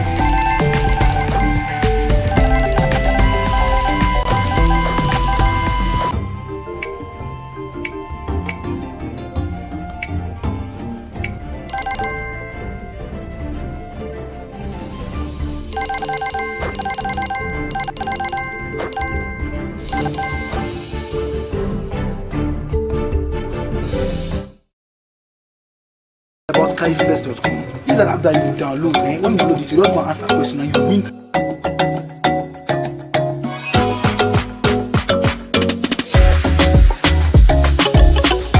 Is that carry fast? Yeah, it's a lot of fun.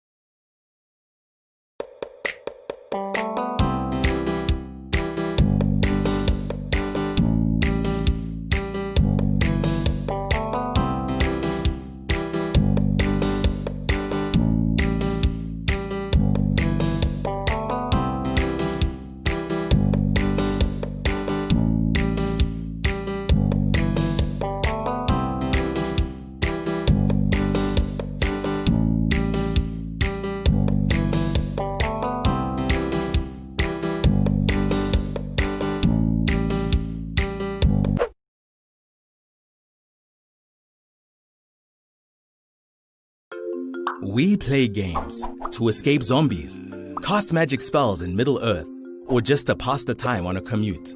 But what if we created games to change the way we view the world? Games that help us all create a vision for the future cities of Africa. Well, that would be a level up in anyone's game. It's why the Goethe Institute created Enter Africa, a gaming challenge that engages and encourages people to examine the social, cultural, and infrastructural needs confronting Africa's megacities by asking one simple question. What does the future of your city look like? With 15 teams from cities across the African continent, young talented game developers, architects, city planners, designers, creatives, and engineers were united together to think outside the box and creatively explore, question, and envision the past, present, and future of their cities. Their quest is to power up the way they are viewing their cities, the strengths, the challenges, the mojo that makes them unique. To create digital and analog gaming that's not only fun to play, but brings players together on a mission to seek out solutions, solve the puzzles, explore ideas, and adventure forward to collectively uncover the opportunities that exist within these African cities of the future. Enter Africa was launched at the beginning of 2018. Through a series of workshops, participants have got to plan, design, and develop their games to explore the past, present, and future of their cities, while breaking down barriers and borders and building bonds through the exchange of knowledge and ideas with other teams. The result? The launch in March 2019 of 15 action-packed, location-based games that will challenge the skills of local gamers, bring people together as they seek solutions or simply explore their cities and the obstacles that confront them, taking them on a journey to strategically tackle the themes of creativity and innovation, while discovering unknown and forgotten places as well as the need for infrastructure. Enter Africa then takes it to the max, combining the visions of the 15 city games into one mega African game, which promotes African cultures and the creation of a borderless continent, to be launched at Gamescom and different African cities in 2019 for the whole world to play. You can get involved by following us on Facebook, Twitter, and Instagram, or go to our website to find out what's happening. You'll also get to play the games. Get your game on. Be part of the Enter Africa movement.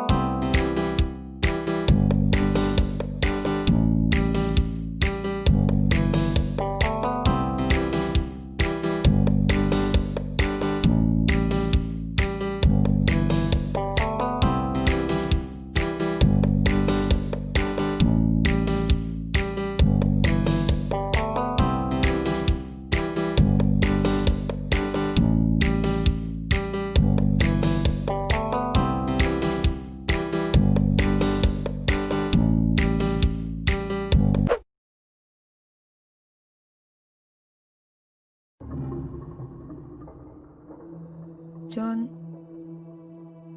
isumblabele jisung kong isi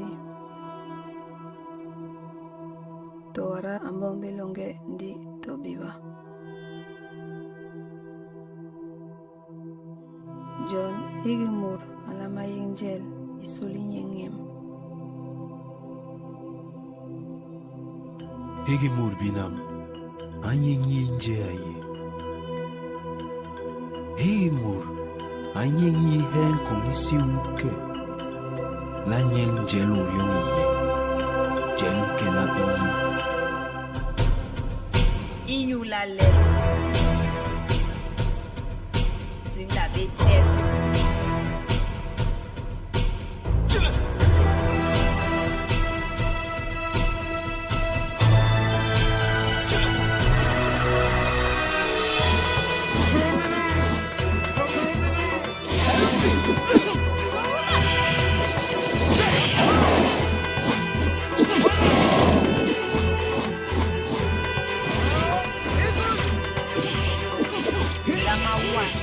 Higi nduru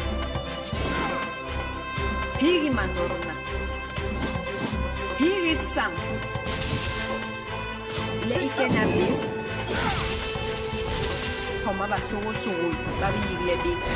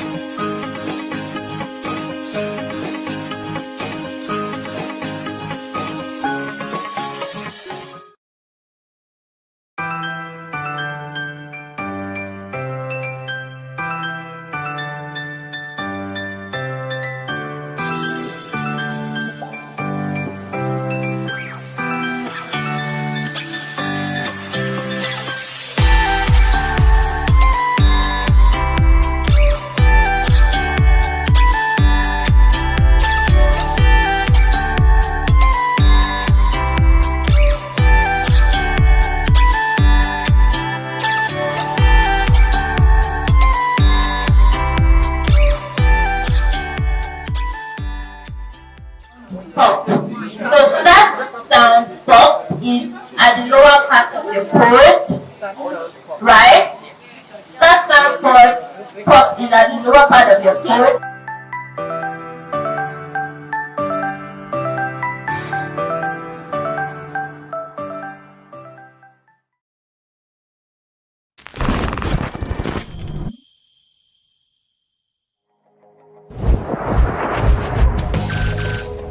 Stop right there. Do you have any illegal items to declare, sir? We can do this the easy way or the hard way. Fuck it. Let's do it my way. Where are these guards coming from? Seriously? Is this a dream? I got it. I got the interview. Echo, can you imagine this is finally happening? This is a pretty cool gun. They trained well. Appreciate it.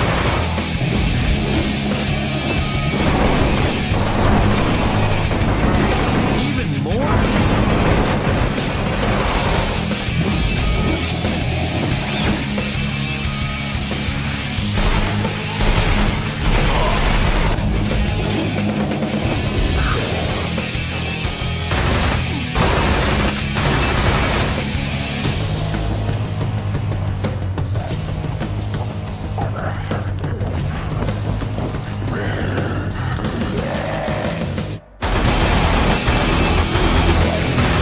Why don't you just die?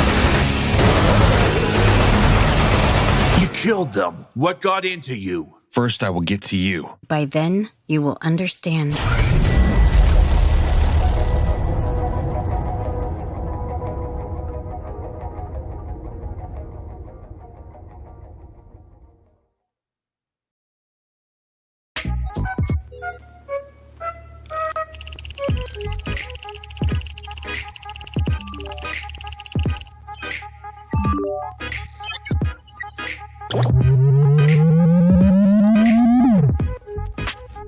Congratulations! With just 7 MB, you have joined the best mobile gaming community in Africa. Experience our amazing game categories and a wide range of offline games. Enjoy H5 games and instant tournaments, as well as filtered hot, top, and new game selections just for you. To get more, log in with your Facebook or Google Plus account and explore more.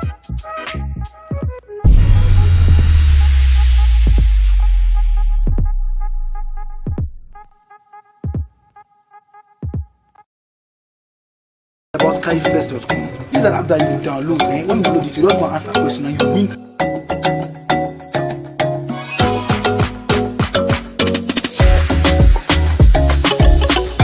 Is that Carifat?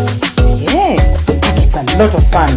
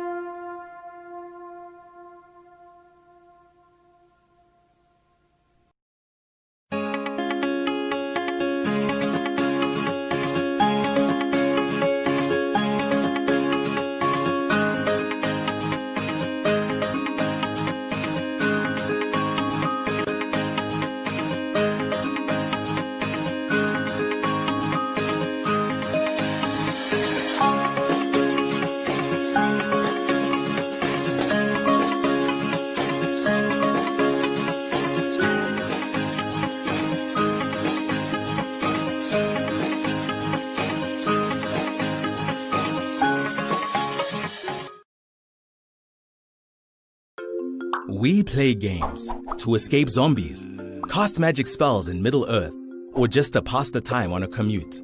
But what if we created games to change the way we view the world? Games that help us all create a vision for the future cities of Africa. Well, that would be a level up in anyone's game. It's why the Goethe Institute created Enter Africa, a gaming challenge that engages and encourages people to examine the social, cultural, and infrastructural needs confronting Africa's megacities by asking one simple question. What does the future of your city look like?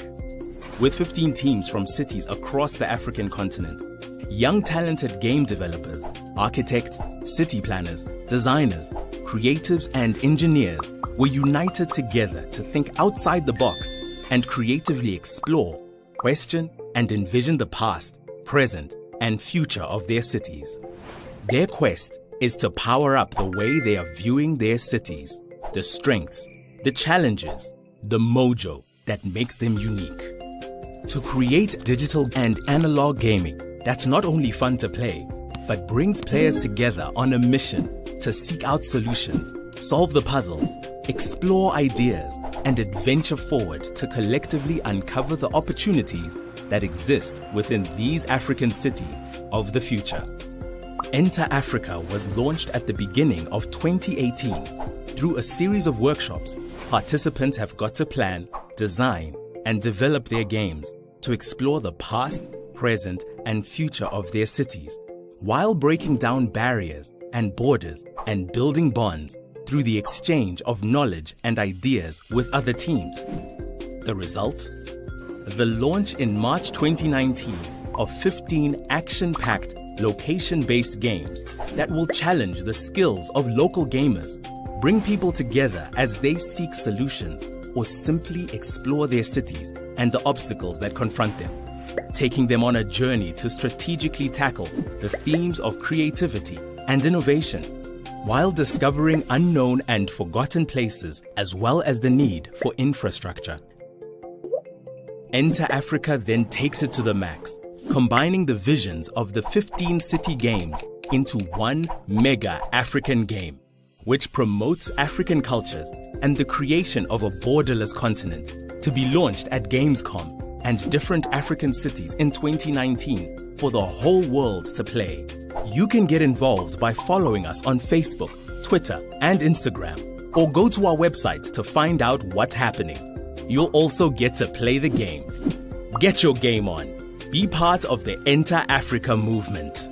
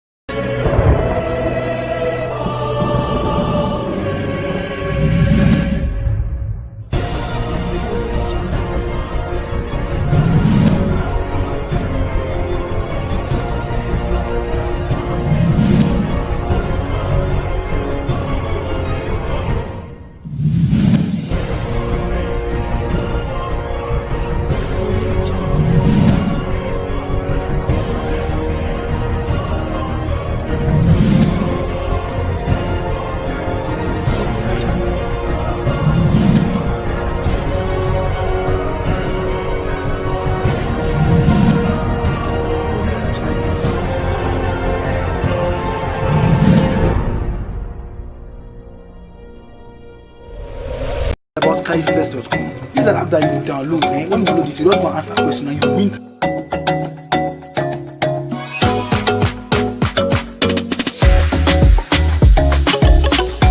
Is that Carifat? Yeah, it's a lot of fun.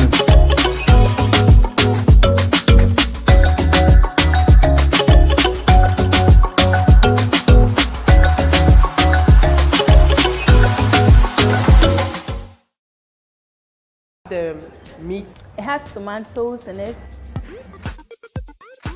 This tastes so good with a hot cup of melon. This is so delicious. This burger just melts in my mouth. It's really nice, you know. This would be so good. I could have it as my main meal like forever. I love this whole look it has. It has tomatoes in it and chicken. And I love chicken. It tastes like December. And it's one of the best burgers I've had for some time now. It's just calling me to just eat some more.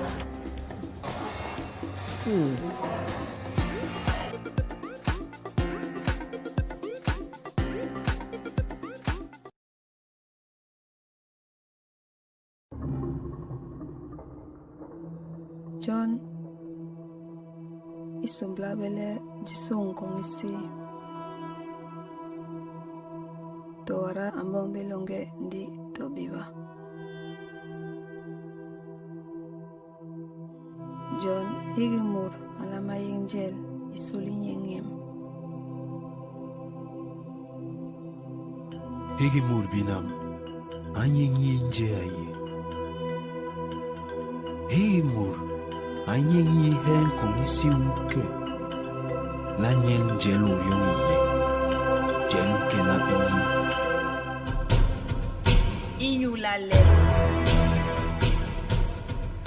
Zindabete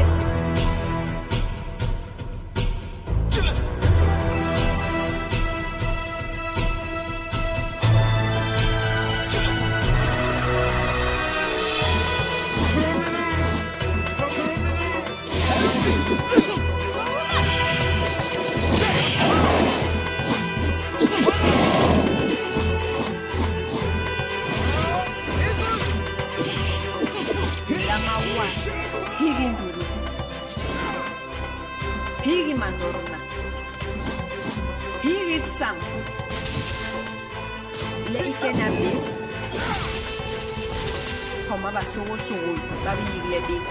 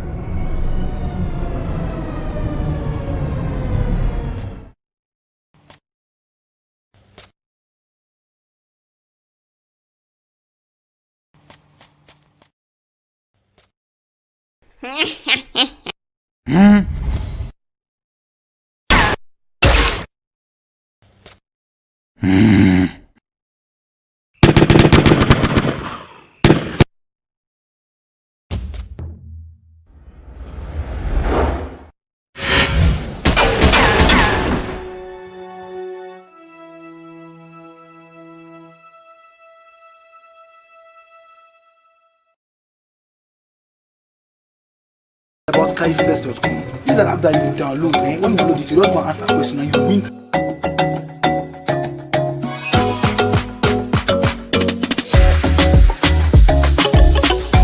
Is that Carifat? Yeah, it's a lot of fun.